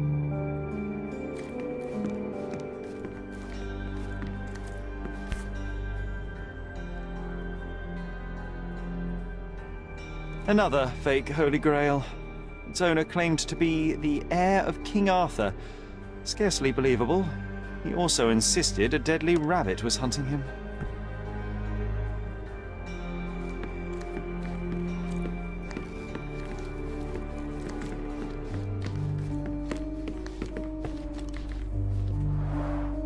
The full plate armour of Sir Robert Swanford. I was told my father won it in a wager. Armour is armour, but look at his sword. Oh, how badly I wanted to wield the blade. Maybe you take it instead of your pistol. I'm starting to remember something.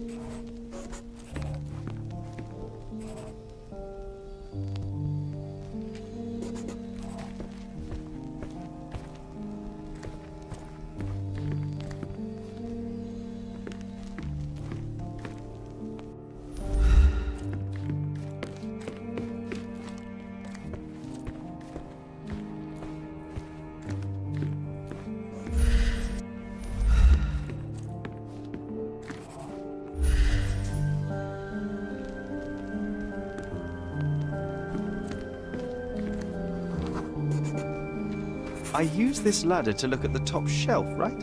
On the day of Mother's breakdown upstairs. Right you are, Sherry.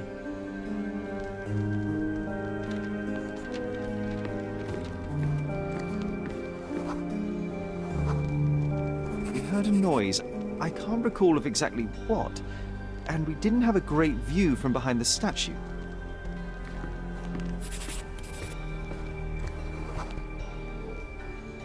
Books and papers from the table somehow ended up on the floor. Now it's coming to the surface. I feel it.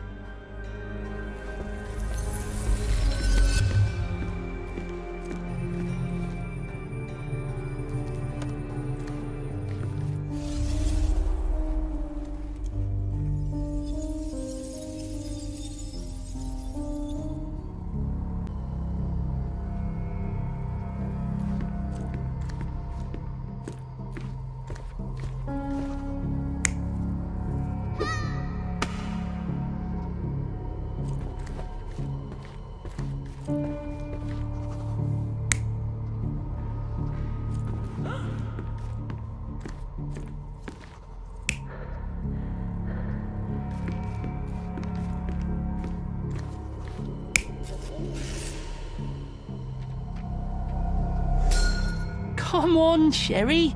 Let's go outside. Wait. Did you hear that? Come here, Sherry. You call this progress? Charlatan, amateur. I'm not letting you anywhere near my mother again. So there was a quarrel between them.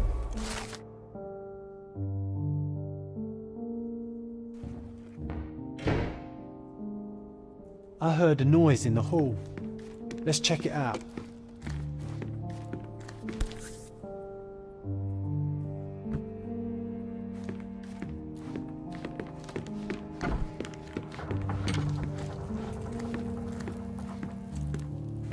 Sherry, look!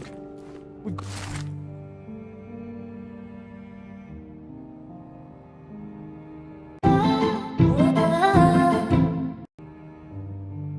invitation that comes with a mask.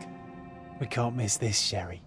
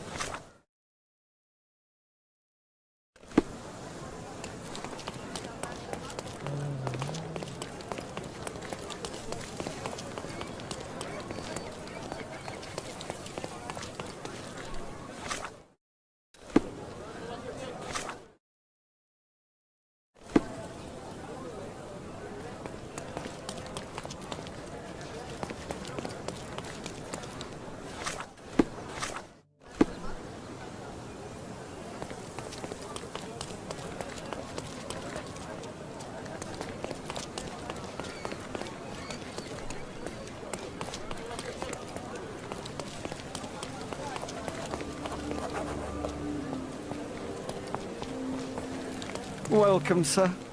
I do hope you enjoy yourself.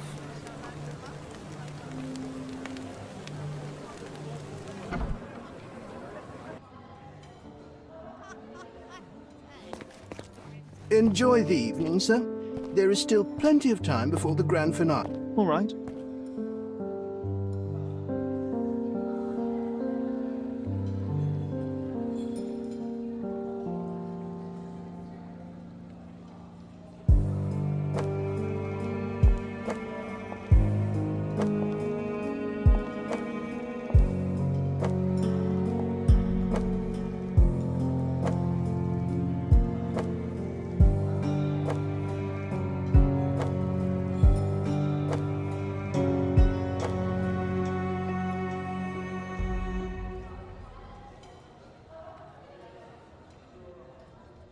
What if I write an article about these people here?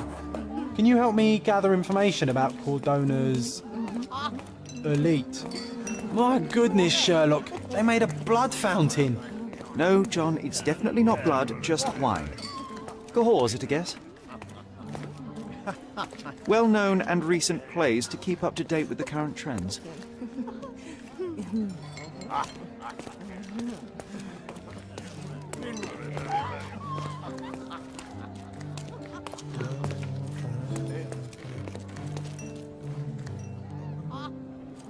Codex Orchis. Why does this occult book sound like a flower?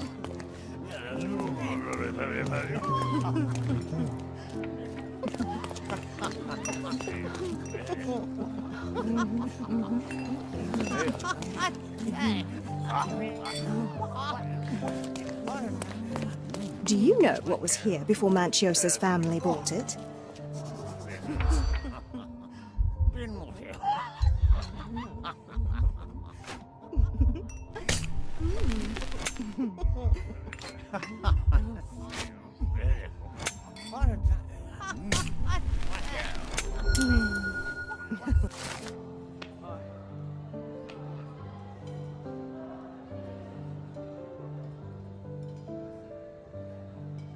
That's what I like about this party.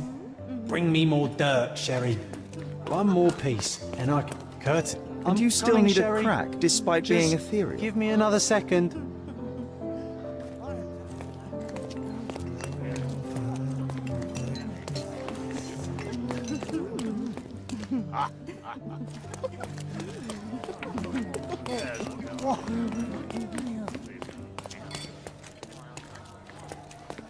Excuse me, just one question.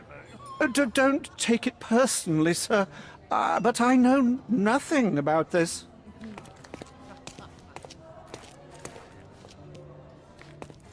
Manchio's had to enforce the masks after the scandal.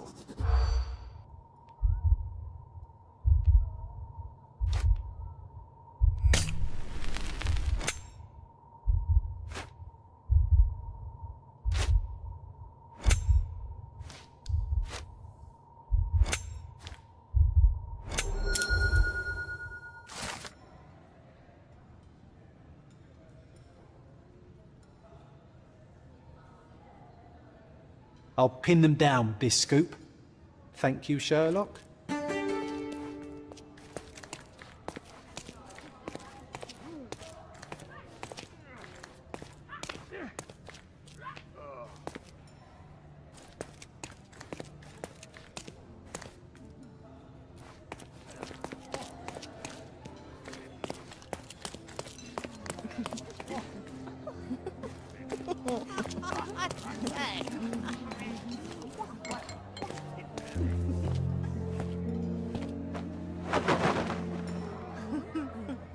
Sherlock! Friend! I wasn't sure you'd come.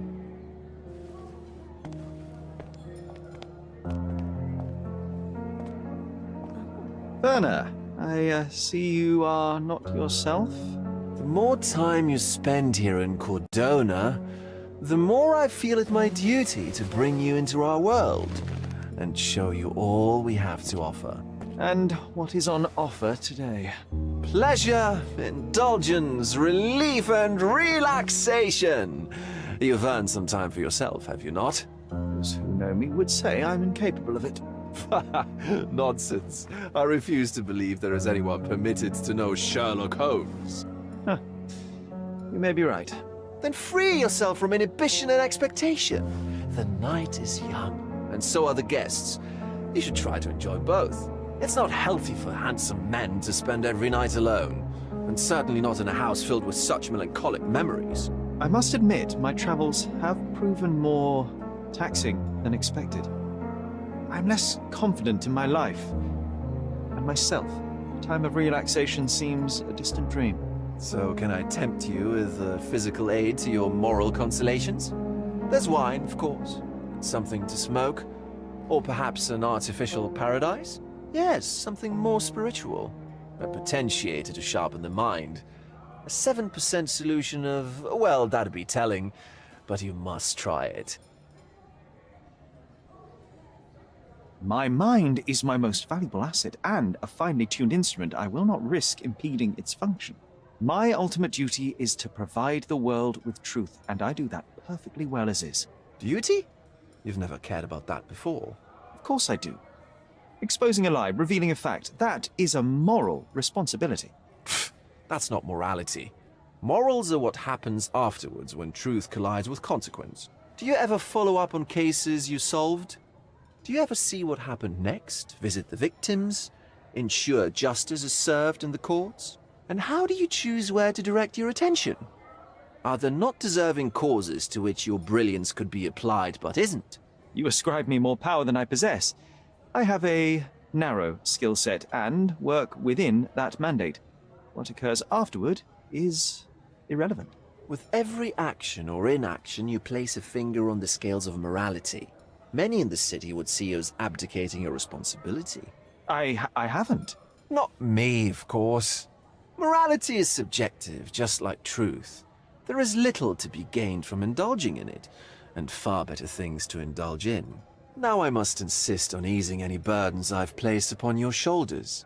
Show yourself a kindness, and try this rather delectable concoction. If this solution truly does assist with thinking, then well, perhaps it would be puerile to overlook an opportunity to study it. I'll take it with me. Yes, Sherlock. Very good. And now, our evening begins in earnest.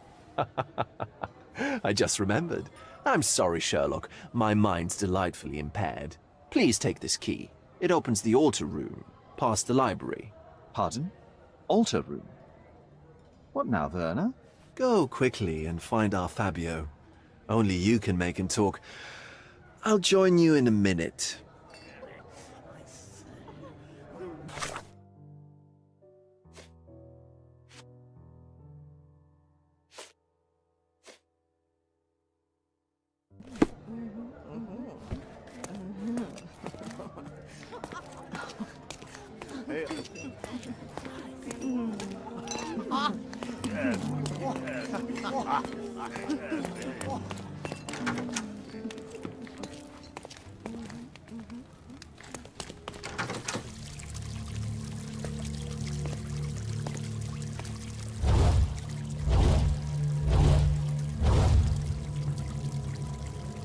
My God.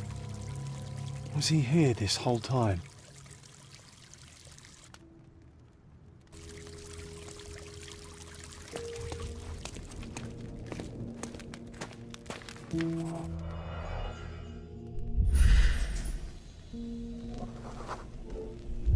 This crude tattoo partially covers a slave branding.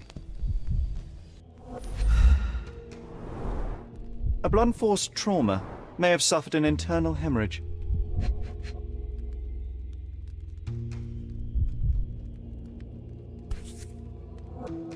This golden handle has a bloodstain on it. The dagger is heavy and sharp, but lacks balance. The wound is deep. A precise strike reached the heart. This worm-like sigil has been drawn with his own blood.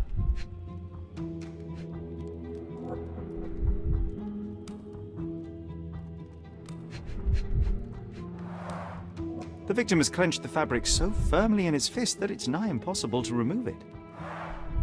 He died right here.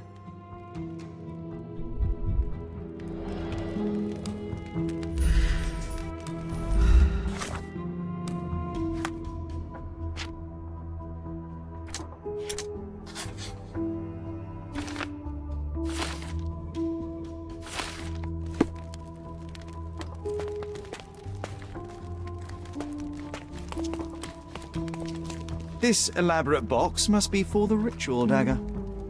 This oil has a slight aroma of flowers and olive. This one looks like a twisted symbol of Venus, drawn in a hurry. This one looks like a twisted symbol of Venus, drawn in a hurry.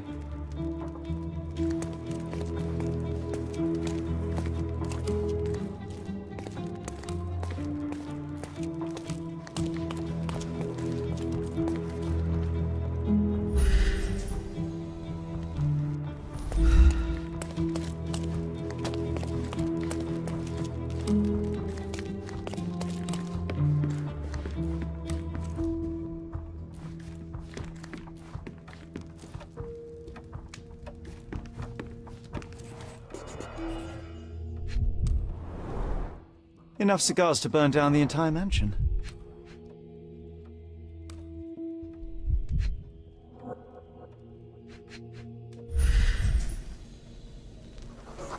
An open wound spoiled the carpet.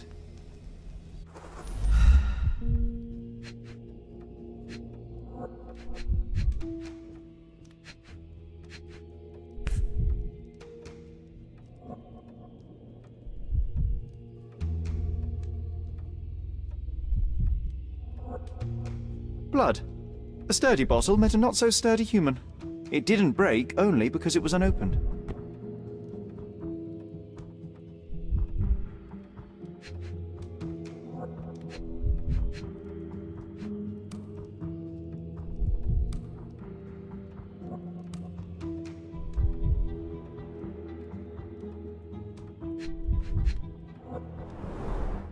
Why don't people tidy up after themselves?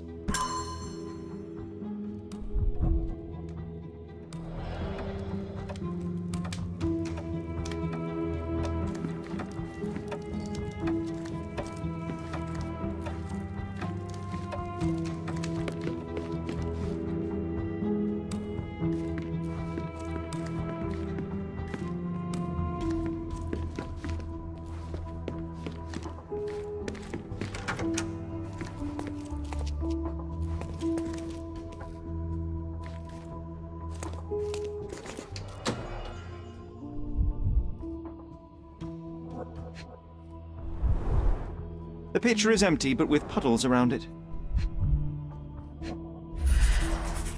Blood clots are adhered to the sides of the drain.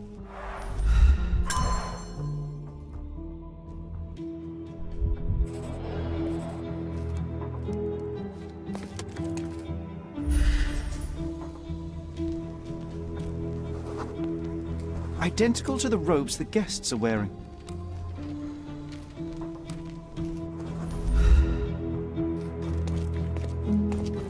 Props, decorations, and tools for a more detailed set.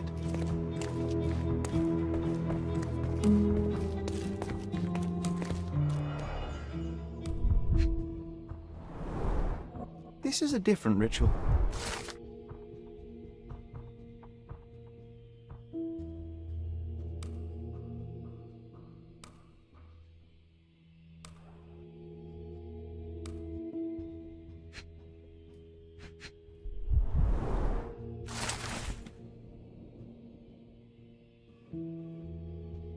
How can anyone accept such behavior?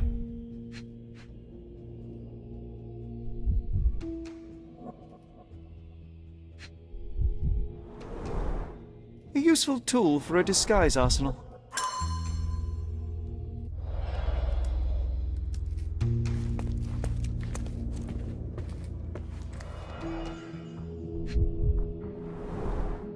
Handcrafted and luxurious cufflinks. There's also a note. For my Fabio, Manchos.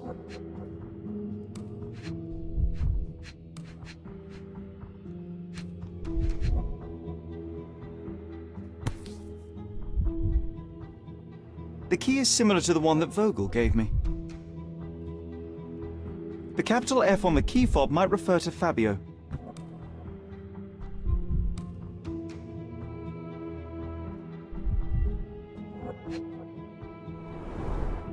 Would you recognize me in one of these? I suppose not.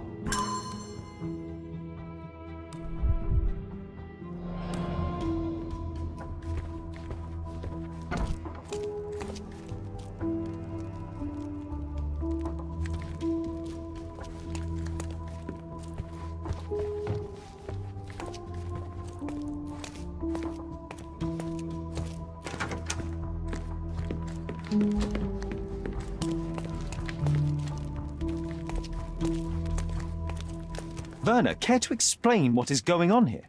On nights like these, it's not unusual for some attendees to get a little exuberant. It's part of the appeal. Unfortunately, it appears things have gotten out of hand. Yes, some are more prone to bend the rules of morality. That's murder. I doubt there's anything left to bend. Why did you not tell me immediately? We were chatting about trivial matters for some time. If I'm completely honest, Sherlock, I've consumed a rather potent cocktail of substances. My attention slips and drifts. But I'm glad I thought to call for you. You sent me a disguise. Oh dear. Did I? Well, since I found the body, Mr. Manchios has agreed that you can investigate the matter. I promise my mind will behave itself going forward. All right. Then pull yourself together, Werner. What is it about these nights that you were so eager to share with me? Well, they're not always in the evenings, but they are in the shadows. People gather to test their boundaries in a safe and consensual atmosphere.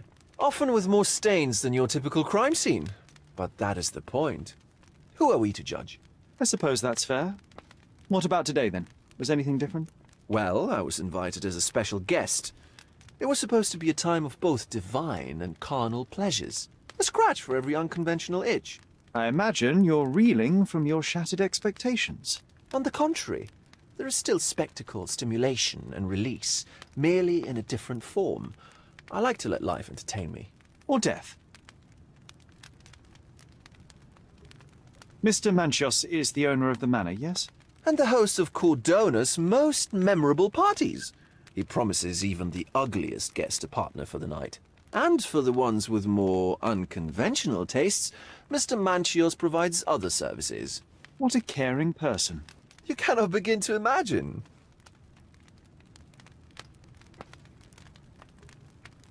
The police remain unaware of this tragic event? Some of them may be hiding behind their masks. They conceal many things. But we didn't want the authorities to create more problems. Besides, after a few cocktails, their incompetence will have soared to new heights. How do you know I even want the case? I promised you relaxation. If there's one thing I know about you, Sherlock, it's that nothing soothes you more than a good mystery. How did you discover the body? In between guzzles of alcohol?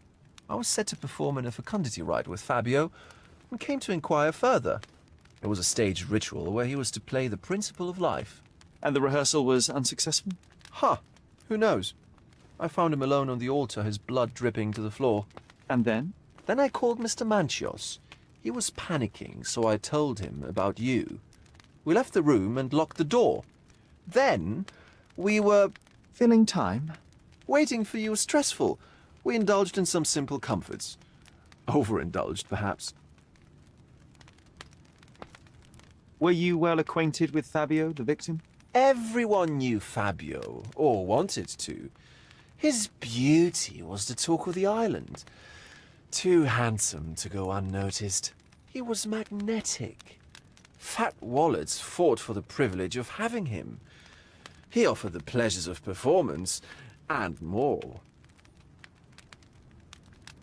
What about the fertility ritual? There was something about Fabio being a principle of life. Fabio was supposed to portray the beauty of life's origin. Flowers, oil... Not this travesty that seems straight out of the Inquisition. So this ritual is not the fertility rite. What was it meant to look like? It begins with a woman lying naked in a flower bed on the altar. She represents Gaia, the earth. As I cover her in oils, we chant for the principal. As our calls reach a climax, Fabio enters and copulates with her. After he finishes, I stab her with a dagger. That part's just pretend, of course. But the intercourse is not? I did not expect you to be such a prude. Are you a virgin? It is nothing to be ashamed of, but it would explain the color of your cheeks. The fertility rite marks the start of our festivities. The principle of life is beautiful, intimate, essential. It must not be stopped. Yet it appears that someone did stop it. What about the naked woman? Can you tell me anything about her? Oh yes, Matista. She's one of Fabio's compatriots and a performer too. I haven't seen her today, actually. When you discovered the body, was the door open? No, it was locked. Oh, that reminds me. It's a minor detail, but the first time I came to speak to Fabio, I left without entering, having been unable to open the door. You didn't have the key? No, I had it. Don't look at me like that. I was mostly sober. I suspect there was a key in the other side of the door, blocking the lock. That detail may very well be major, Werner. Well done. So you returned later only to find the lock was not blocked? Correct. After an hour had passed, I tried again and was able to unlock the door. That's when I discovered poor, handsome Fabio.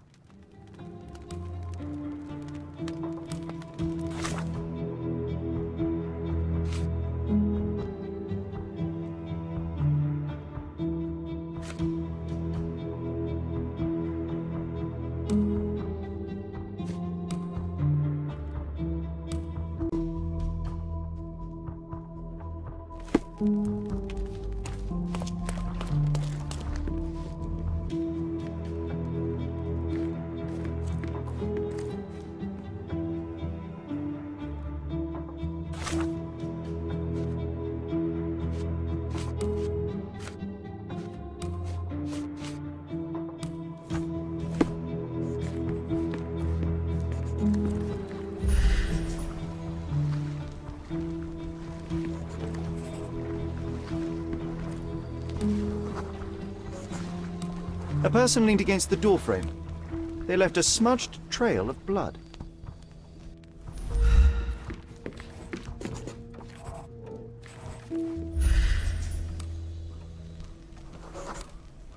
A bloody handprint on an armchair.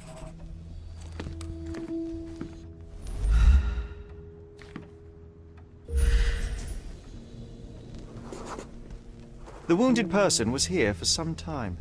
There appear to be no further traces leading to the altar.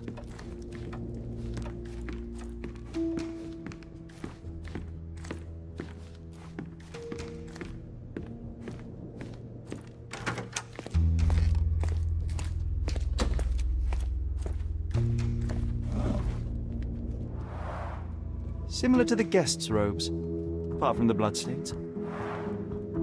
So, Sherry, do you have any ideas about the case? Perhaps, perhaps. I think I can deduce what happened here.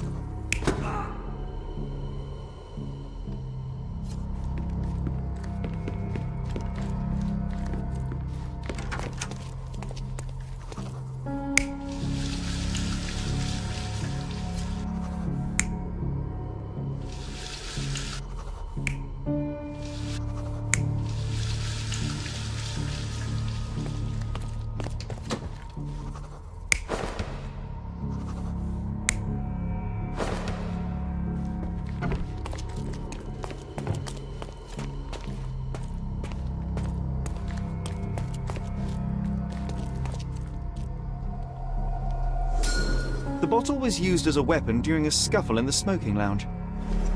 Then, to ensure no one would interrupt, the murderer locked the door. The unconscious body of the victim was moved to the altar room. Once the body was on the altar, the murderer thrust the dagger into the victim's heart. Symbols were drawn with the blood. The wardrobe was used to hide the bloodied robe from anyone's eyes. The killer washed himself and took a clean robe from the hanger before leaving. Are you all right? You're on the floor, not moving.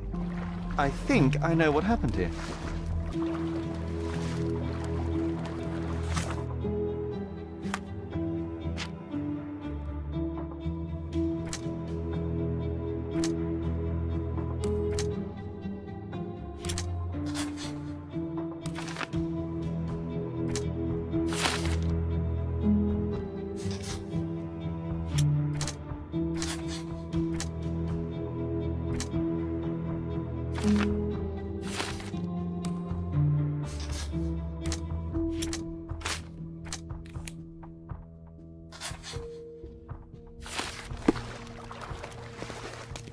I'm starting to put the pieces together. Fabio was stabbed. I see nothing gets past you, Werner. Yes, he was stabbed, but only after being knocked out in the next room and placed here. I do not yet know why. So, who's responsible? Well, it was one person working alone, and the murderer has now donned a robe. He or she could be hiding in plain sight. We have lost time, Werner, but your discretion may prove to be a benediction after all. The murderer had to have access to this room. After the crime, he used his own key to lock the door. So, who had the key to the altar room? I'm not sure. As a special guest, I was provided one by Mr. Manchios. He should be able to tell you of any others. Where can I find him? Most likely in the main hall, entertaining his guests. He has a mask with golden stars. You can't miss him. But please be discreet. We don't want to risk disturbing the revelry.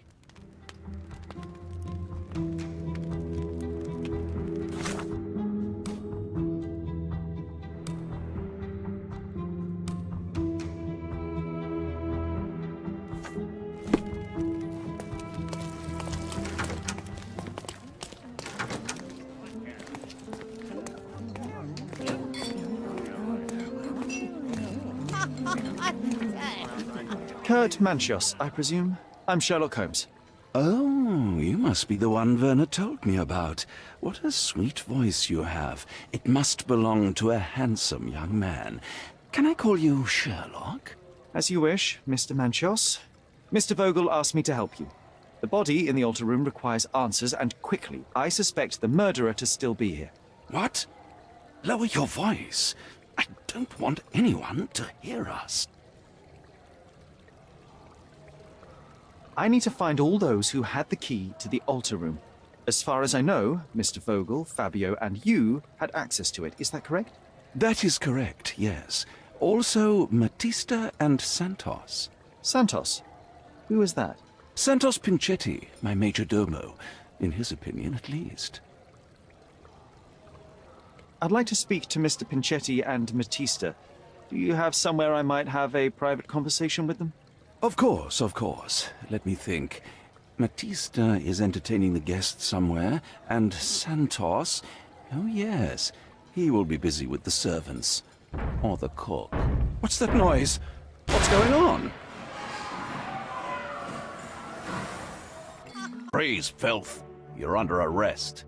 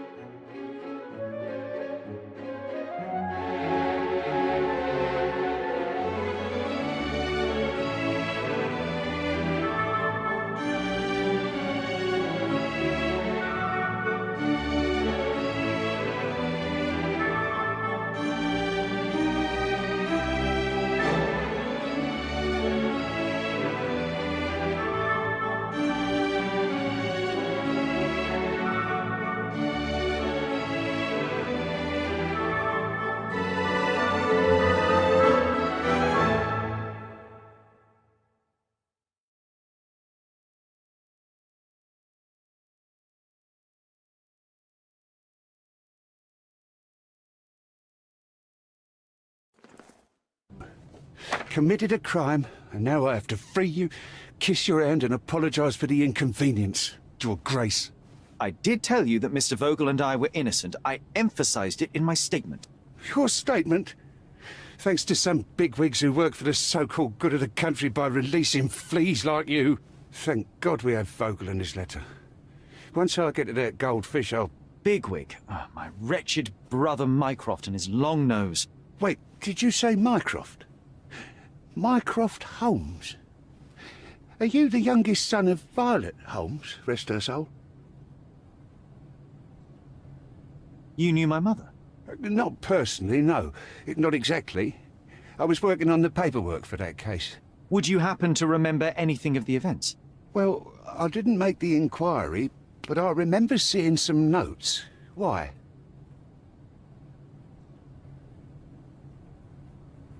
Perhaps we can negotiate. I could be quite useful. Huh. Got you hooked, right? You know what? Stark and the others think they're the smartest here, thanks to you. Let me get this straight. Are you listening to me, lad? I'm all ears. Take this case. Report to me only, to Constable Harvey Oswald. I'll leave everything I have on this table. Find the murderer. Be a real copper. Question the suspects, make them sing, give me something substantial. And if Mr. Vogel is not a suspect? If he's innocent, then you can take your favourite degenerate away from here. If you slip or mess with the evidence, then trust me, your brother won't save you from my bludgeon. Meanwhile, I'll be checking the archive for you. If anybody asks, then you're a consulting detective. Let's make a start then, partner. I'm glad we managed to get the scoop before the raid.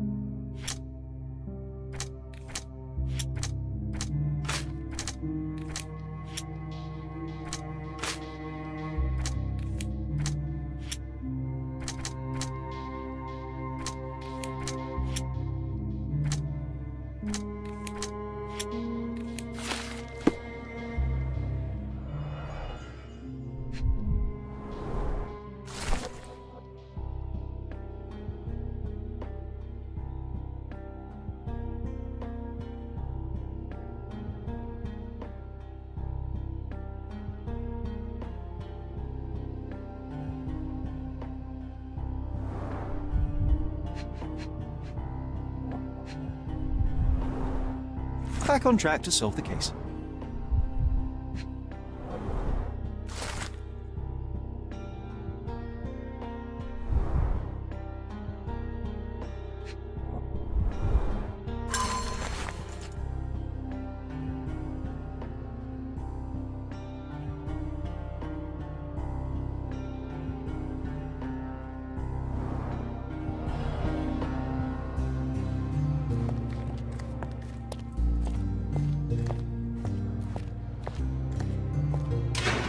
Look, I found Werner.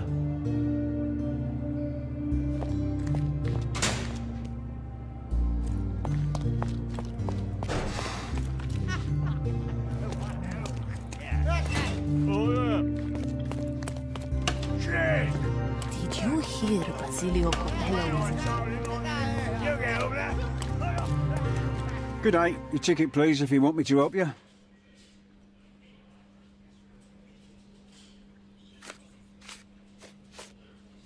I'd like to check the evidence from this case. And who are you? Oswald sent me. I'm a consulting detective. His partner, then? Let me see. Ah, a ritual murder. What a bunch of degenerates. Wait a second. I'll bring it to the table.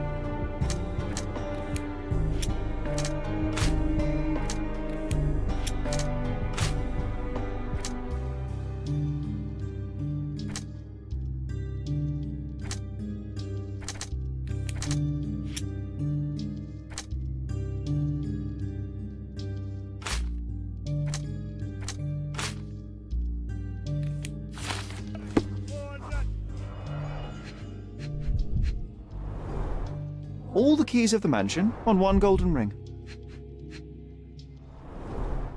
A heavily perfumed handkerchief with the initials KM in the corner. It's a miracle this ruby hasn't tempted anyone.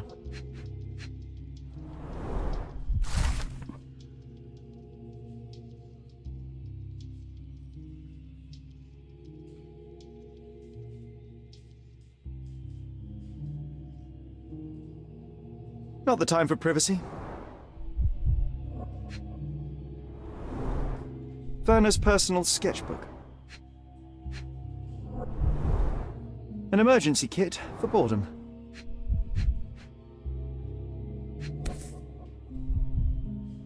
That's not for bedtime reading.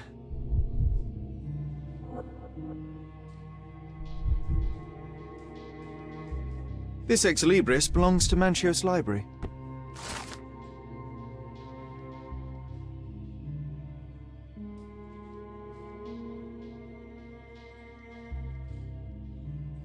The book describes a ritual similar to the one performed in the altar room.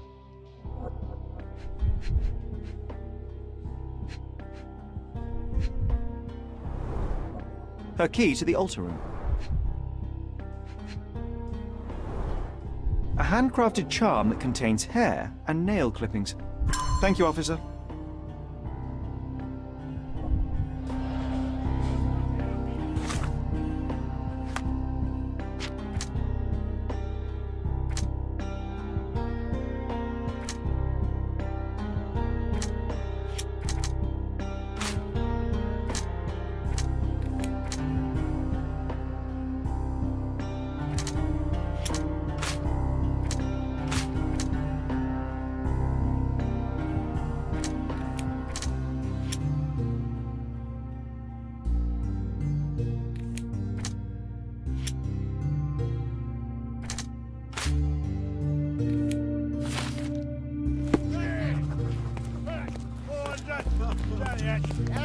Did you hear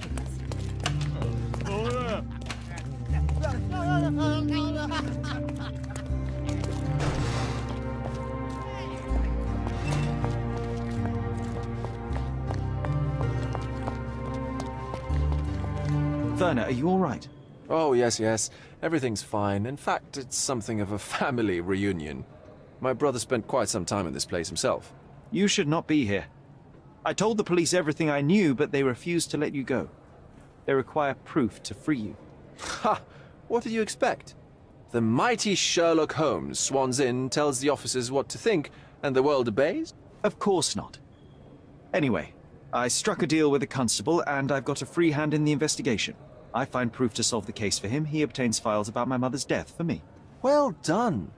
If one has the power or will and can act, then one must. I wonder, suppose you couldn't get the proof to your truth.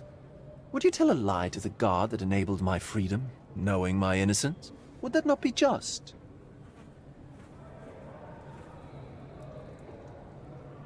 I suppose that in the pursuit of justice, if truth was ineffectual, then one must resort to other means to achieve the outcome. I would do it. Oh, Sherlock, that is sweet of you. Alas, if the police are after hard evidence, then I suppose neither truth nor lie would do. That is absurd. I can resolve this without compromises. Do not give up hope. I'm not supposed to know anything about this. So, the police found a letter from Fabio in your pocket? I cannot tell if it was truly in my pocket at all. Perhaps it was placed there later. Well, that is one hypothesis. If it were true, then how did it get there? No clue. But this night has been rather eccentric. Such a detail could have easily eluded me. Indeed. Do you recall reading it? I can't remember that either. But I tend to respect privacy. Reading others' personal notes is not one of my perversities.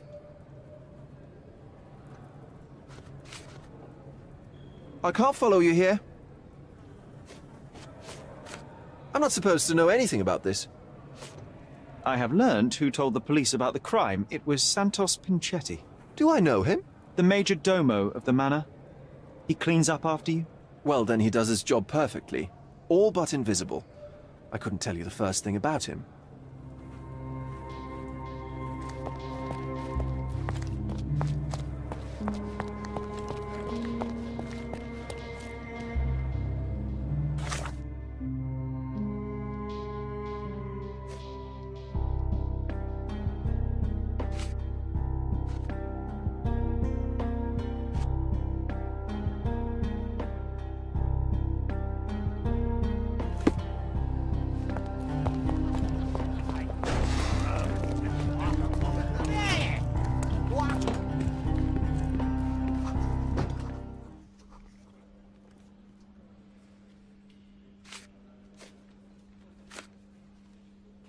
Have you considered Mr. Santos Pinchetti as a suspect? The snitch? Have you seen him? I mean, my breath could knock him down. What's so special about him? As a major domo, he has keys that open all the rooms, including the one to the crime scene.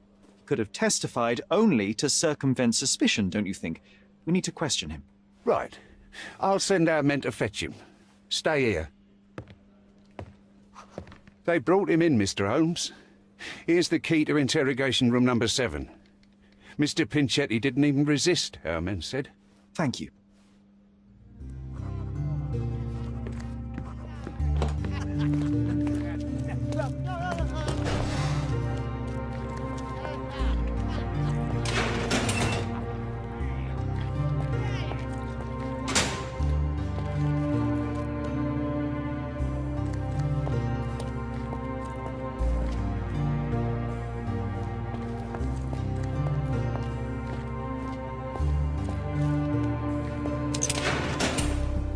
Good day, Mr. Manchios. I am Constable Oswald's partner in this investigation. Be quick and gentle. Some of your colleagues are untrained boors. Although I don't mind meeting young officers. The new blood here. If you cooperate in finding Fabio's murderer, there will be no need to meet with the boars again. That voice. Werner's friend? You're the policeman. What a disappointment. Only an undercover agent can scour a ditch full of deviants. I am a consulting detective, although I'm capable of replacing the entire department through my consultations. Sharp-tongued, I like it. May I presume this tongue will get us out of this trouble? I would be so indebted and glad to repay you. Nothing's changed. I'm looking for the murderer. That's the only way to get us out of trouble. But it shouldn't take much time, correct? We're all busy, after all. I need to examine you first.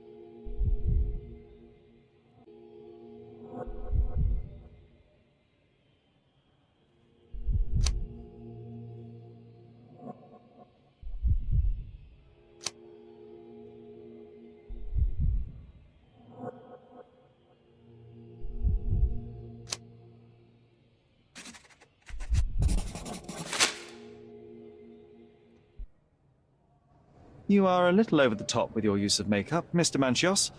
Is it so difficult for you to acknowledge your age? Well, Sherlock, that's easy for you to say to an old man when you look as though you are barely 15. But still, it shouldn't be an issue for someone of your status. For people of my age, it isn't an issue, no. But the younger ones can be so afraid of wrinkles and grey flecks. I have to adapt. Such a methodical man who cares for his body but misses the soap under his fingernails. Are you so impatient, or perhaps even impulsive? I wouldn't call myself that. Silly little details. If I missed it, it wasn't important. Or rather, it was less important than who or what I was focused on.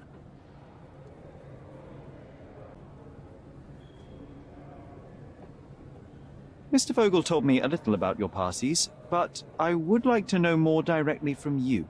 I'm all yours, Sherlock. You have me arrested and locked here, with you alone. Why did you invite Mr. Vogel as your special guest? He's a pretty fellow. He's capable of surprising the public.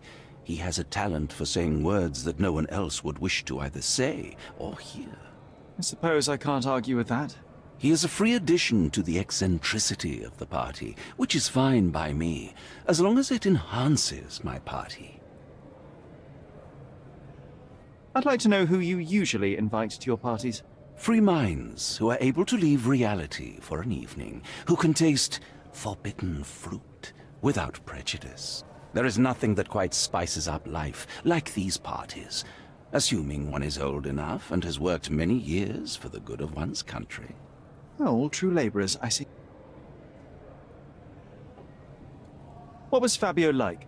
His personality, his habits. Anything you can tell me? He was the brightest star of my parties. Young, magnetic, and full of energy. I don't even want to mention his beauty. Otherwise, I'll be sobbing. An expensive champion, I imagine. His performances were flawless. He deserved his payment. Do you think he was murdered because of money? Possibly. What about the other guests? Were they used to opening their wallets as well? I wouldn't restrict my guests from anything. I'm sure Fabio received a few coins from others for his services. You'd better ask someone else. I've no idea about that. You'd better ask someone else. Do you recognize this book? Could Matista have borrowed it from your library? She didn't ask me. How ungrateful. The things described in the book were inspiration for the rituals you performed? Do you really believe that blood, symbols, and incantations can resurrect the dead? They are just eerie tales with a mix of occultism and voodoo. My rituals are a stage to show some of the forbidden pleasures. I've read this letter from Fabio. It had no addressee, but it was found in Mr. Vogel's pocket. Werner? Strange. I didn't think the two of them corresponded. I'm sure there is some explanation. Would you care to read it? Call me superstitious, but I don't care to read a letter from a dead man. You'd better ask someone else. I've no idea about that. Do you have any idea who tipped off the police to raid your mansion, Mr. Manchios? Of course. It was you. I could even say you Sherlocked me in here. A good guess, but the wrong one. The fellow who did that was Mr. Pinchetti, your major domo. What? Santos? But how could he even know? If he's not the murderer himself. The ungrateful swine. He has dared to besmirch my reputation. Not a very eloquent choice of words. What should I call him then, since he's a snitch? Make him talk, Sherlock. I'm quite certain he knows more about the murder than he has told the police.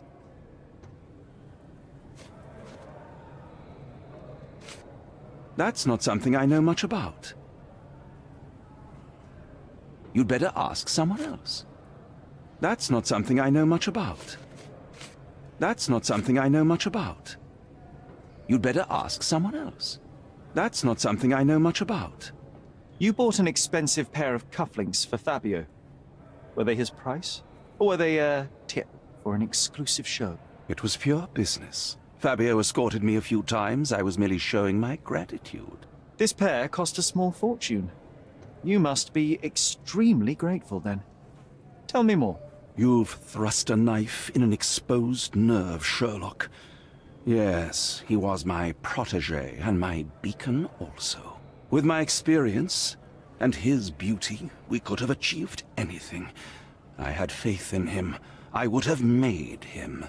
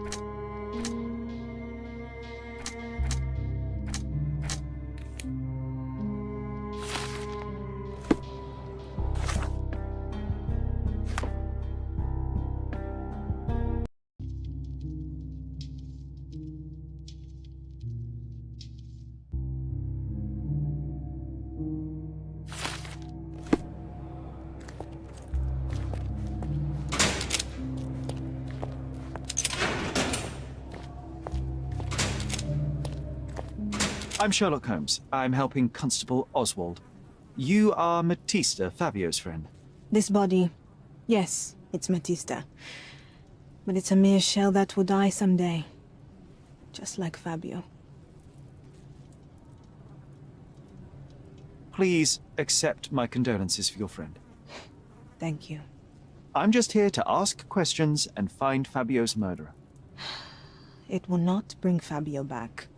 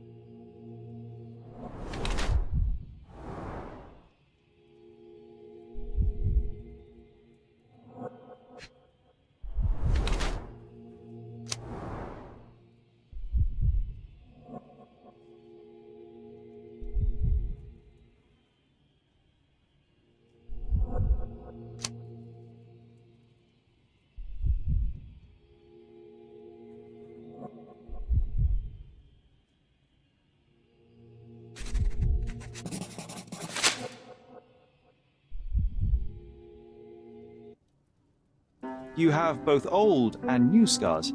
Some from the time when you were a slave with Fabio. Other scars have a different origin.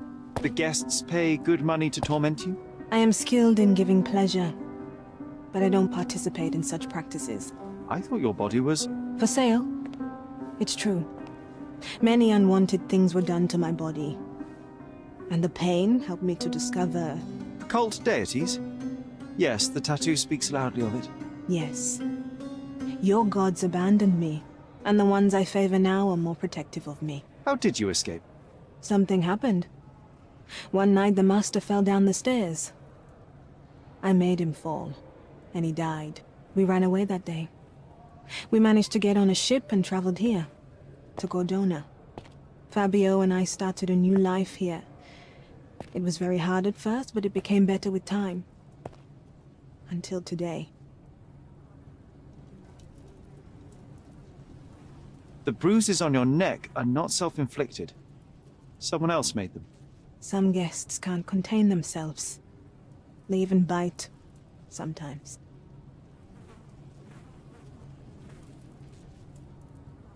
I don't know what to say. I've nothing to add. I don't know what to say.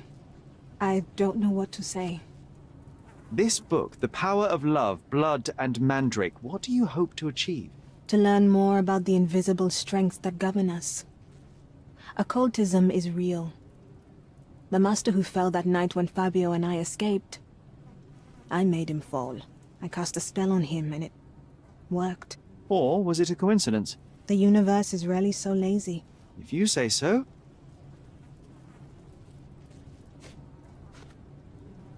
I've nothing to say. I've nothing to say. I've nothing to say.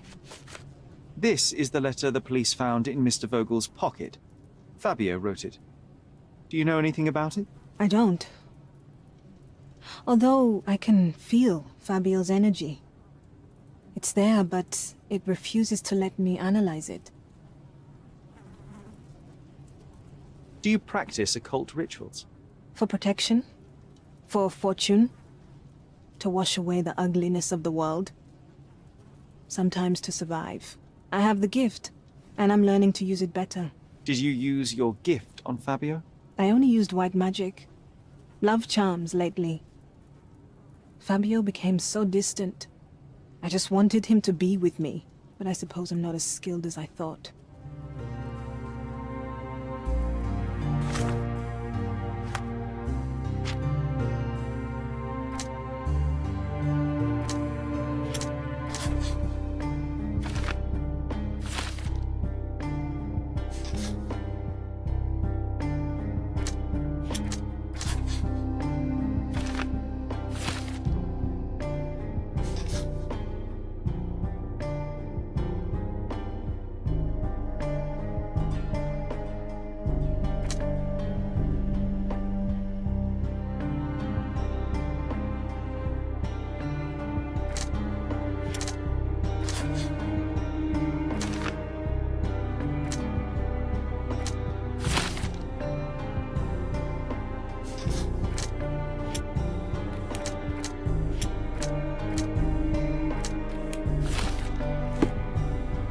I know I can handle the news.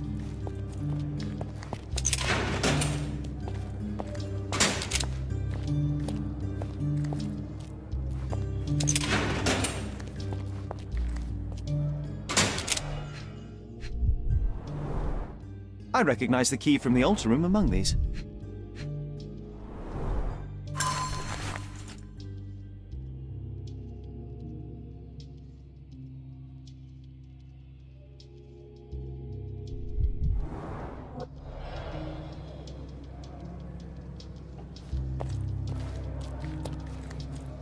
Mr. Pinchetti, a pleasure to meet you. I'm Sherlock Holmes. I'm helping Constable Oswald. I've already told him everything I know. I'm only a witness, sir. Everything's in my report. And I've read it. You forgot to mention that you hold the keys to the room where Fabio was found. I need only to find if the crime was intentional. But I need to return to my duties. I doubt the house will fall without you, Mr. Pinchetti. Just be still for a few seconds.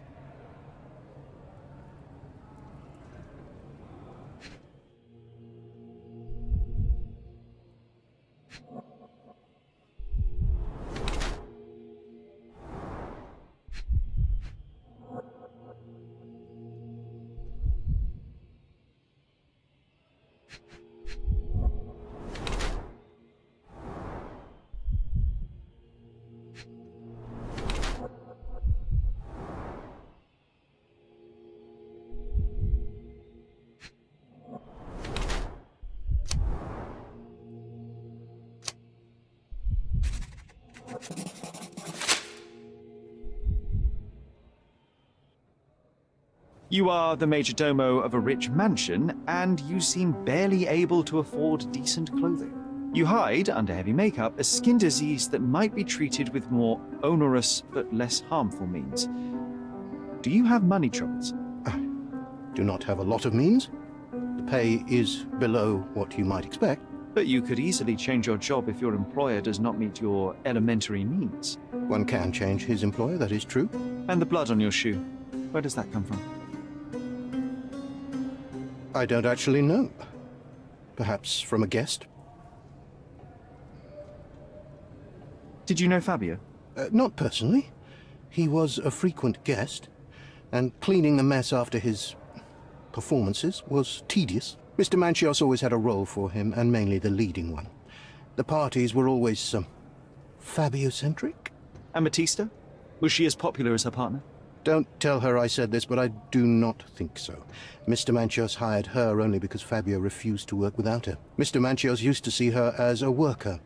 She was tasked with entertaining the guests, unlike Fabio, who could pick and choose.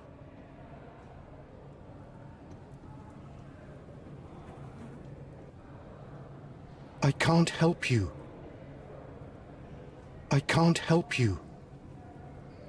Mr. Manchios says that you begged him to be included in the heritage. Isn't that a little extreme, even for a major domo? He's not only my employer, he's my uncle. And I'm his next of kin. The only one. Mr. Manchios flatly refuses to pay a family member. All I have to do is repay his so-called love. Cleaning up the filth after perverts and decadents. He's imprisoned me. The best I can hope for is a new broom. That's why I wanted to have my part of the inheritance. Is it that bad? You have a roof above your head, a salary, and the status of a major domo. For God's sake. I'm forced to dye and stitch my threadbare clothes, and the holes in my shoes are painful. I'm ashamed every time a guest looks at me closely. Why do you think your uncle treats you this way? My mother, my uncle's sister, had me illegitimately. She died, and I was given the surname of one of the maids. But you are entitled to some of the money that belongs to your family. He thinks not. I was not responsible for my mother's death. I work hard, and he pays me nothing. I feed on the leftovers. While he wastes our estate's property on decadent parties, he paid Fabio handsomely and showered him with expensive gifts for their disgusting relationship.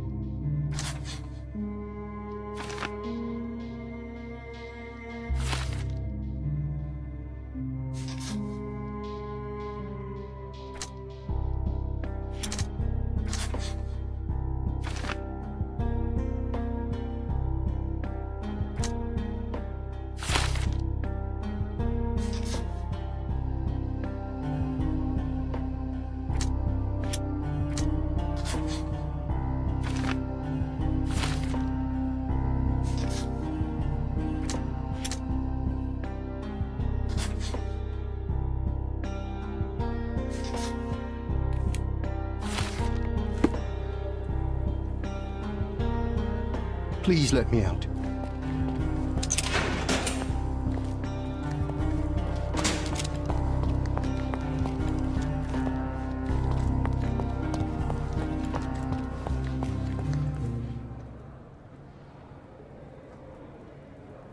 I have reason to believe that the intended recipient of the incriminating letter may have been Kurt Manchos. Well, that makes sense. Too bad I can't remember how I came to possess it. Though I did spend quite some time with Mr. Manchos during the party. Unfortunately, even with an answer, that may still not be enough to clear you with the police. But fear not, I will persevere. I hope your attempt to put things straight will make up for... you being on a bender? Touché.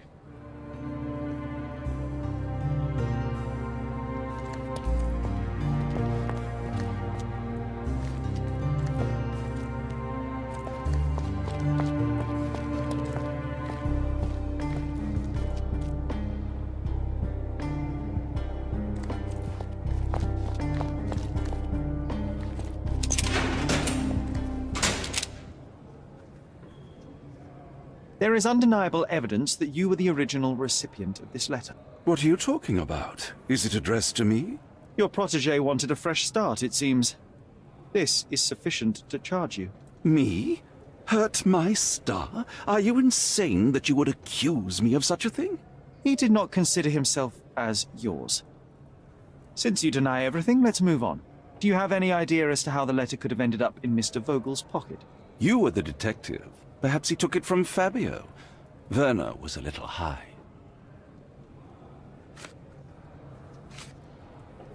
That's not something I know much about. That's not something I know much about. I've read the letter about your will. A harsh method of ridiculing Santos. I doubt he will use mustache wax when he wears no mustache to begin with. Where did you get it? Is the slug here? Tell him I shouldn't have to provide for him.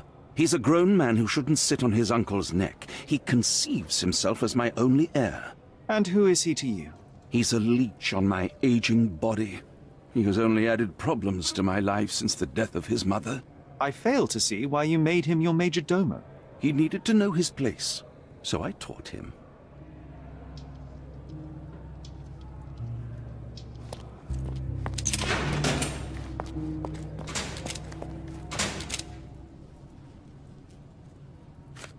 Could Fabio have written this letter to Kurt Manchos? Oh. That could be.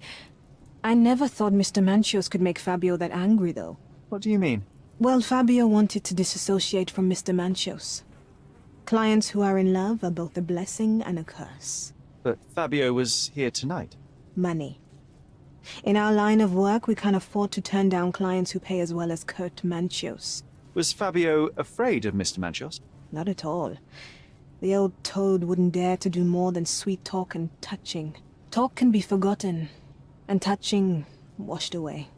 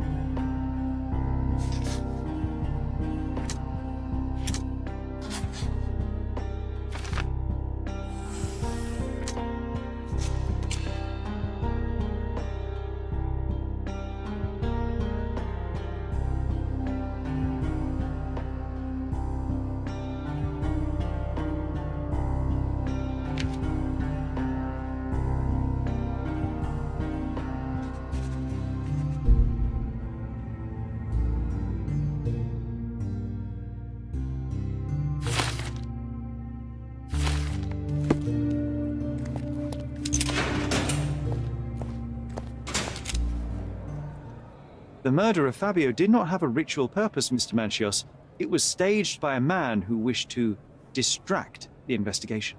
That might be true. That poor girl Matista wouldn't dare to kill the only man who cared for her. So, Santos. Mr. Pinchetti snatched at the chance to solve his problems. Ungrateful little scum. Will he be executed? But what for? He informed the police as to the crime, that was all. He couldn't stage the ritual, but he found the body, I believe. I can't believe it. Why did Werner do it?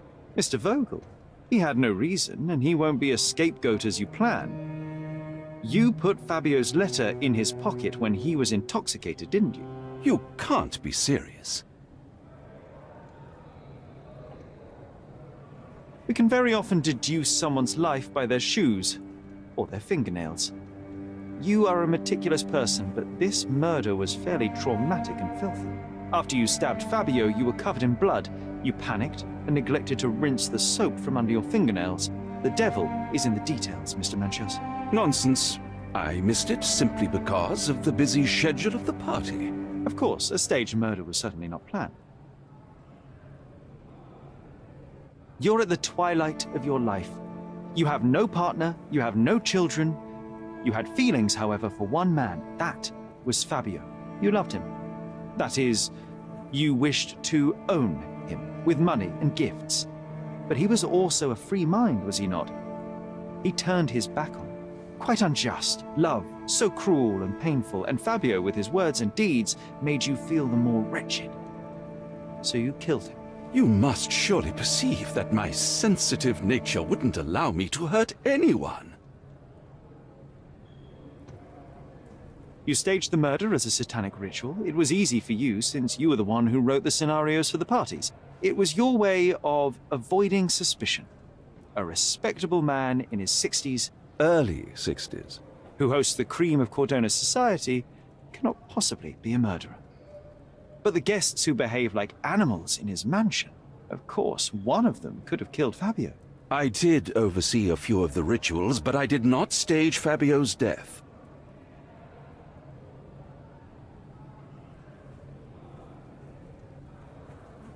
Fabio played with your feelings. That was painful to realize. You spent so much time and effort to be with Fabio, but he didn't respond in the way that you would have liked. You wanted to be loved, but Fabio shattered your dreams. In the smoking lounge, he teased and mocked you. He wanted you to suffer by offering himself to others. The deception was unbearable. You were passionate, and so you struck him.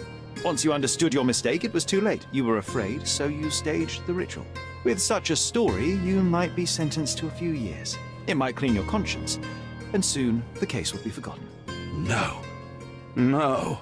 This is my decision. I'll talk to Constable Oswald to see what I can do.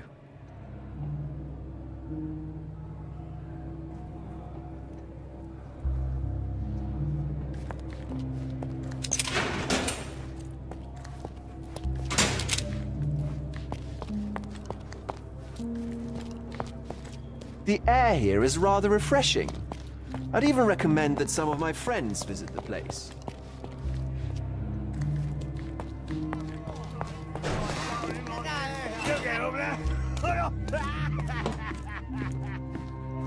There's no fool like an old fool. Kurt Manchios did it. A young boy played with the heart of an old man. The latter couldn't handle it. The evidence I obtained clearly shows that the quarrel was not intended to end badly. It was an accident. Showing pity towards your own kind, Holmes. Whatever. All I'm saying is that prison won't take much away from an old and crushed man. Fine. A big name like that will still give me a promotion. As for my part, not everything was in place. Perhaps some documents were transferred somewhere else, but I couldn't find a trace of them. Then I remembered. The discarded document drawers where we put the lost papers or the badly labelled ones. Including the crime scene report of Violet Holmes's case. Everything I've found is on the desk here. Take it. Your persistence has saved me. Yeah, well, we had a deal after all. Your friend is free then. You can leave. Good luck, Constable.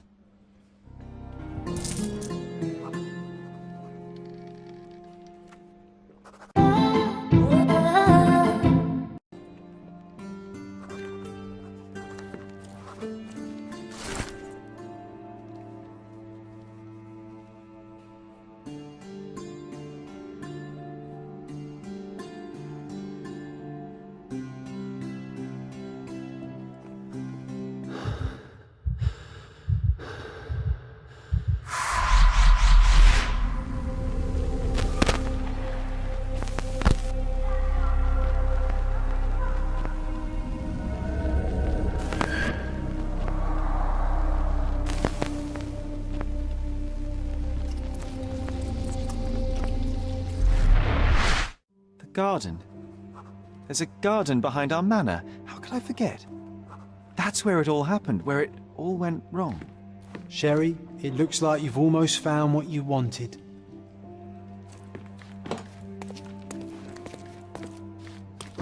Oh, you did it, Sherlock! The case is closed and all rewards belong to the winner. Bravo! It is merely the triumph of the truth. Is it? No compromises? No lies? You're happy with your decisions? Whatever the truth, it had to be revealed. The victim deserved it. Well, you seem confident in the value of your actions. I guess since I'm free, you were heard after all. By the way, did you get that precious information about your mother? Oh, not that you must. Yes, I did. Forgive my intrusion in such a personal matter. I simply worry I'm failing to be of much help to you. Actually, you were. For some reason, all the archives on the case had disappeared. This was a rare opportunity to obtain the impossible. Outrageous. Perhaps someone found the truth unpleasant. Society usually rejects those who speak with too much honesty, doesn't it? A comfortable lie is often preferred to an uncomfortable truth. Still, I believe that the latter should prevail, and I cannot remain silent. That's quixotism at its best. Your mere truth cannot defeat institutions, systems, and power. Etiquette, religion, marriage, they're all lies told to preserve connections, love, and sanity, and it's all corruptible. Lies destroy human dignity. How could you make a free decision without any knowledge of the truth? Are we really free to decide anything in this world, Sherlock?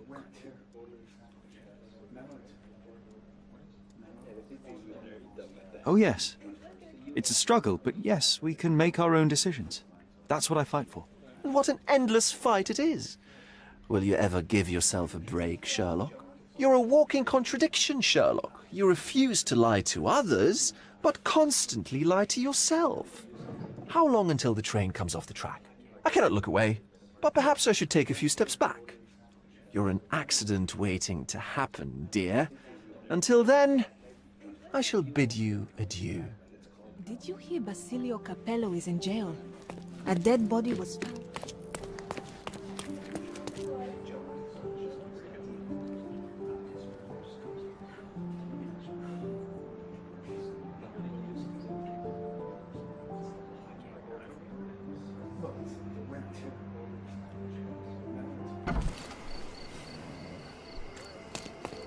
He's even been putting up posters. Poor man.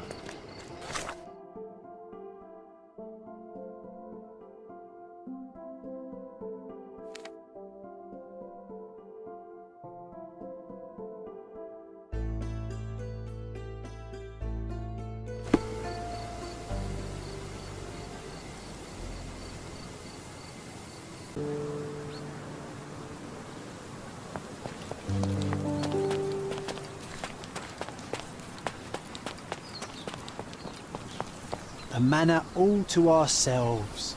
Can you believe it, Sherry? I have so many ideas.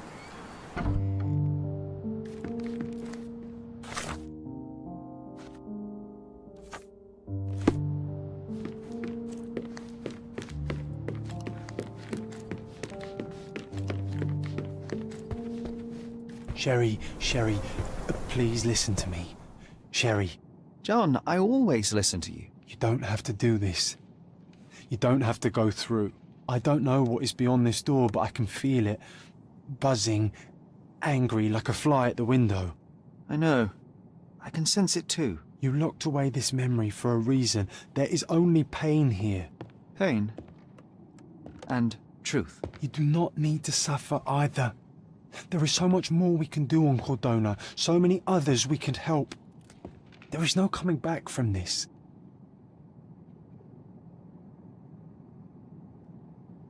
John, my anima, my brother, there is nothing more important in this moment than this truth. I know you fear for me, but my path was set long ago. I can no more step off it than I can ask the avalanche to roll back uphill. Just please be careful, Sherry. I love you. Quite. Come on. We'll go together.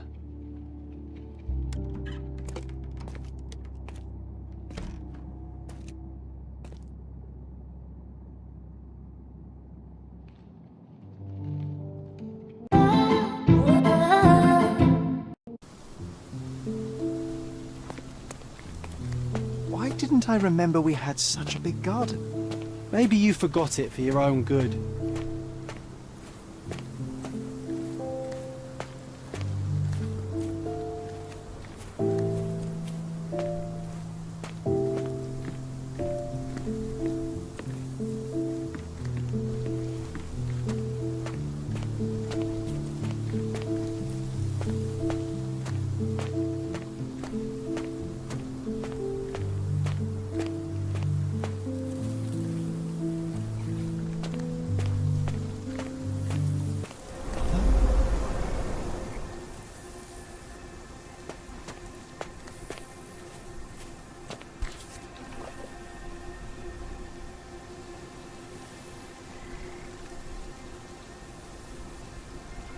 That's from Mother's favorite tea set. What is it doing in here?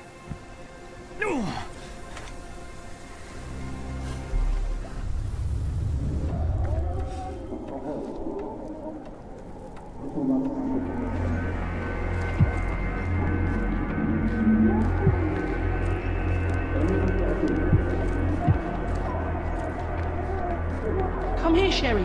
Hurry!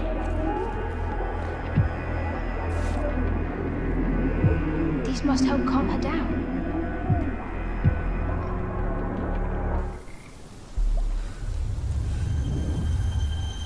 What are you thinking about? Is everything all right?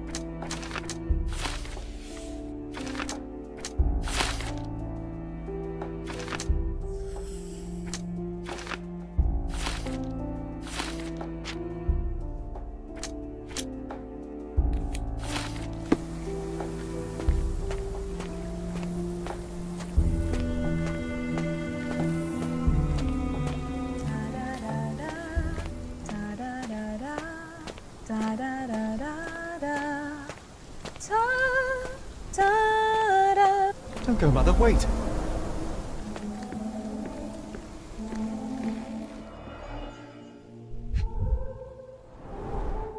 I remember this artifact from Mother's collection. Mother's work journal. I liked poring over the detailed pages and reading about my parents' collection.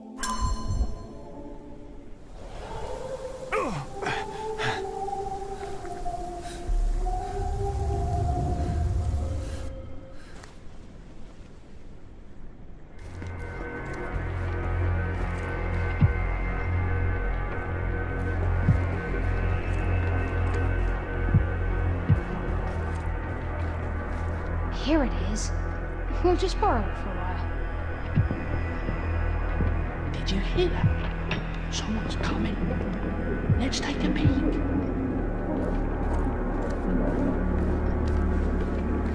You call this progress? Charlotte, amateur. I'm not letting you anywhere near my mother again. Any result is progress, even if it is a worsening of her condition. It informs my... No. I have made my decision. She must be sent to a legitimate medical facility. I will not let her hurt Sherlock. What? Master Holmes, you do not understand. That will be all. I expect you to have left the house by week's end.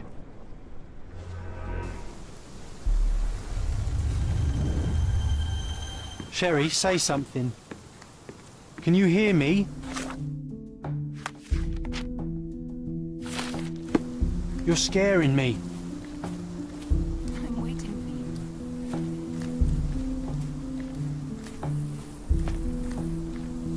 you. Sherlock, I'm here. Come closer. I'm waiting for you.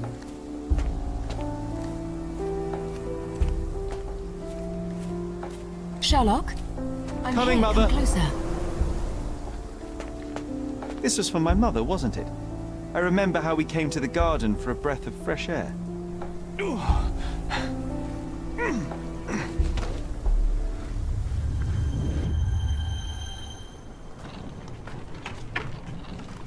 Take me to my flowers, Sherry. They must already be in bloom. As you wish, Mum.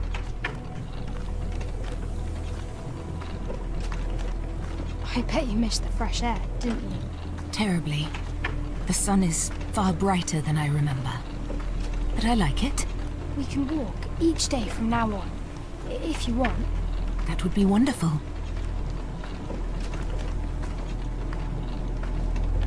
Just look at them. The stars of the earth. Even the sky must be jealous of their beauty. Indeed.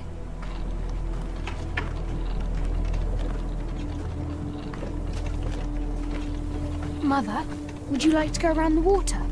That would be perfect. I always wanted such a nice pond in London. It looks so peaceful. Mycroft knew you would like it.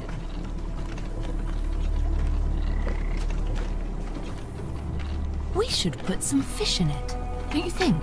How about some carp? That's a nice idea.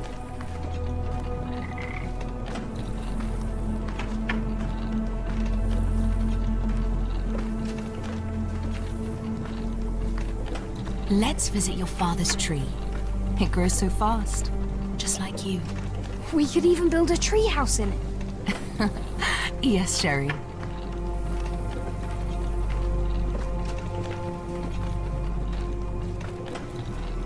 Speaking of your father, could you call him out, please?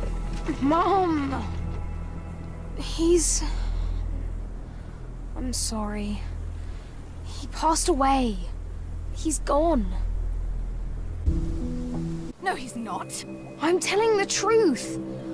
Did you forget again? No! Don't you dare say such things! You are a liar like all the others! Mother! Don't call me that! You aren't fooling me! No! Mum, it hurts! My son would never lie! Mum, stop! Who are you? Reveal yourself! Please, stop! It's me, Sherlock! You are not my Sherry! Get me my stuff, I can't stop you!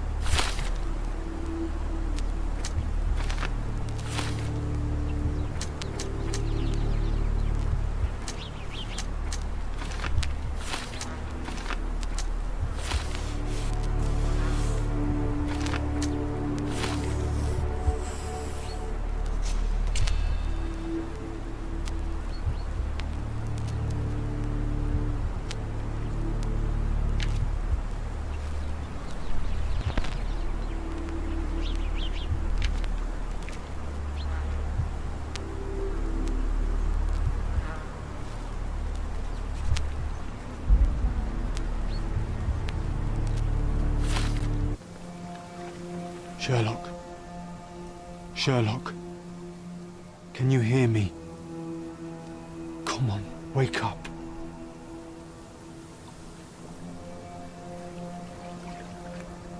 Get off me. Sherry, You knew, and more than that, you hid it from me. you couldn't bear the truth, Sherlock, so I shouldered it for you. I took your pain, your horror. Otto Richter murdered my mother, and Mycroft covered it up. Whisked me away from this place, buried me in schoolwork, and left the past to rot. And you needed a way to cope, so I helped. You were a lie, John, a fiction, a crutch. No, I was a friend. Sherlock, please. Sherlock? What? Are you okay? I don't know. I told you not to come, Sherlock. Where is he? Who? Your friend, John. He's beside you. Was all this worth it? Is he worth it? Why is he here? I think, in his own way, he was trying to protect me. A truth I couldn't bear. But now I must face it. You kept me in the dark, and kept your actions quiet. You enabled Richter and his untested quackery for far too long. Worse, you wanted to lock up our mother. I wanted to give you a chance at normalcy, at childhood. There was no changing what happened, no good to come of dwelling in the past. It was lies upon lies. Otto Richter killed our mother, and you kept it from me. You had no right. I deserved to know. You deserved to live, Sherlock. In his twisted mind, he killed her for you. But you didn't need to bear the burden of his choice. You were so fragile. I could not... I just couldn't. I chose us over him. You know, for once, I actually believe you. And perhaps, now that the truth is out, I can finally do what you had hoped. Leave it all in the past. Good. You have your whole life ahead of you, Sherlock. It is time you got on with it.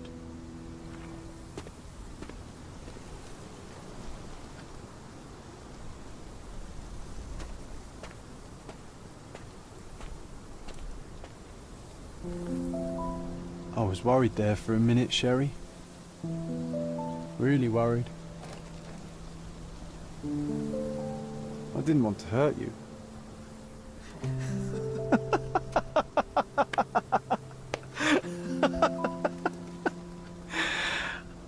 What's so funny?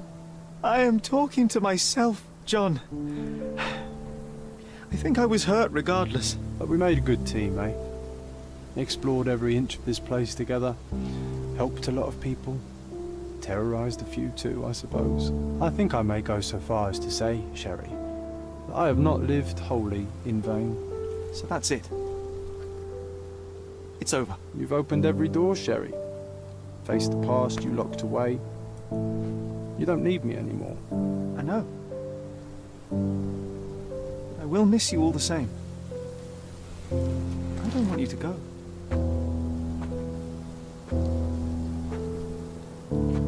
Yes, you do. Goodbye, John.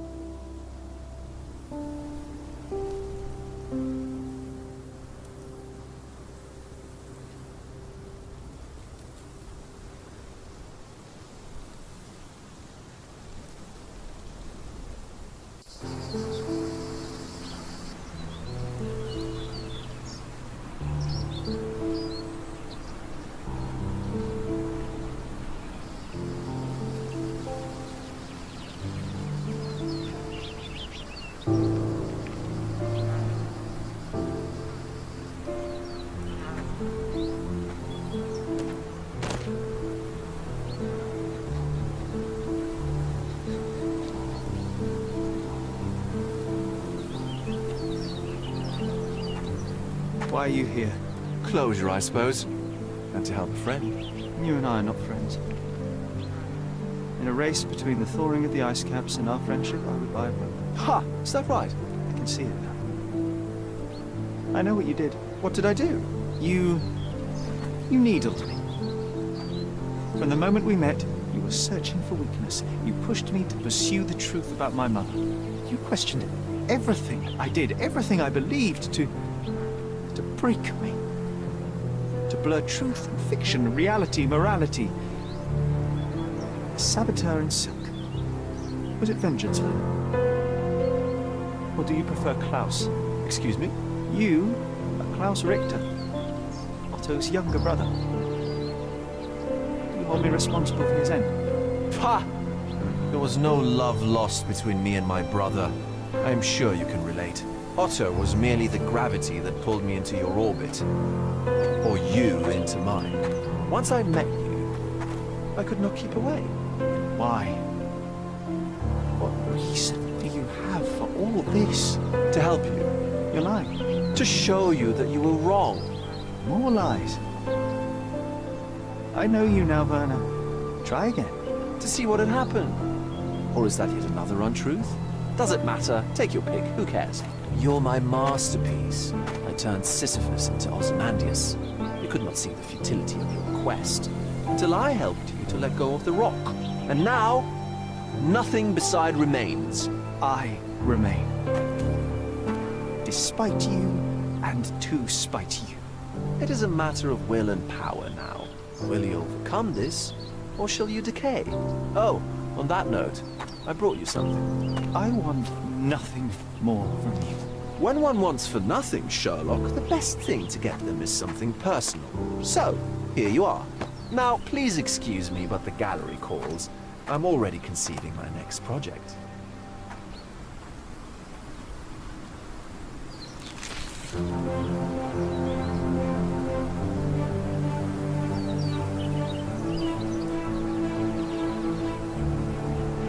You really are beautiful.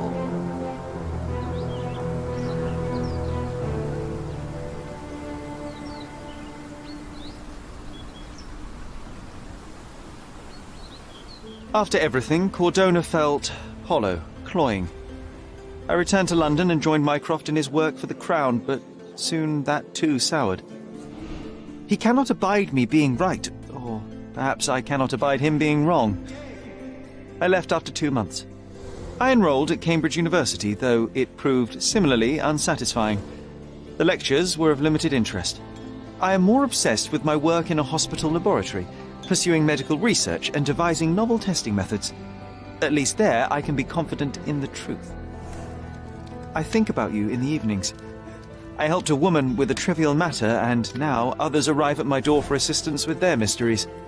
We could have spent years on the case together, just like Cordona. But I didn't listen to you, John. And now you're gone.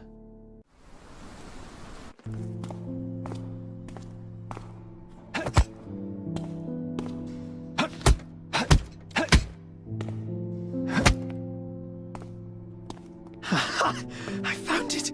I found it! I found it! And what is that?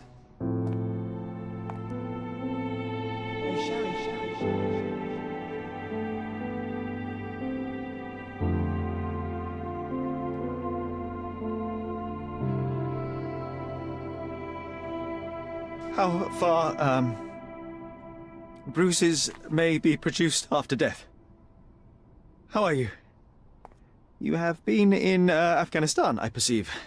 How on earth did you know that? Never mind. The question now is about bruising. No doubt you see the significance of this discovery of mine. It is interesting, no doubt, but practically... Why, it is the most practical medico-legal discovery for years. Had we these data sooner, hundreds of men would have paid the penalty for their crimes. Cases oft hinge upon how a man died.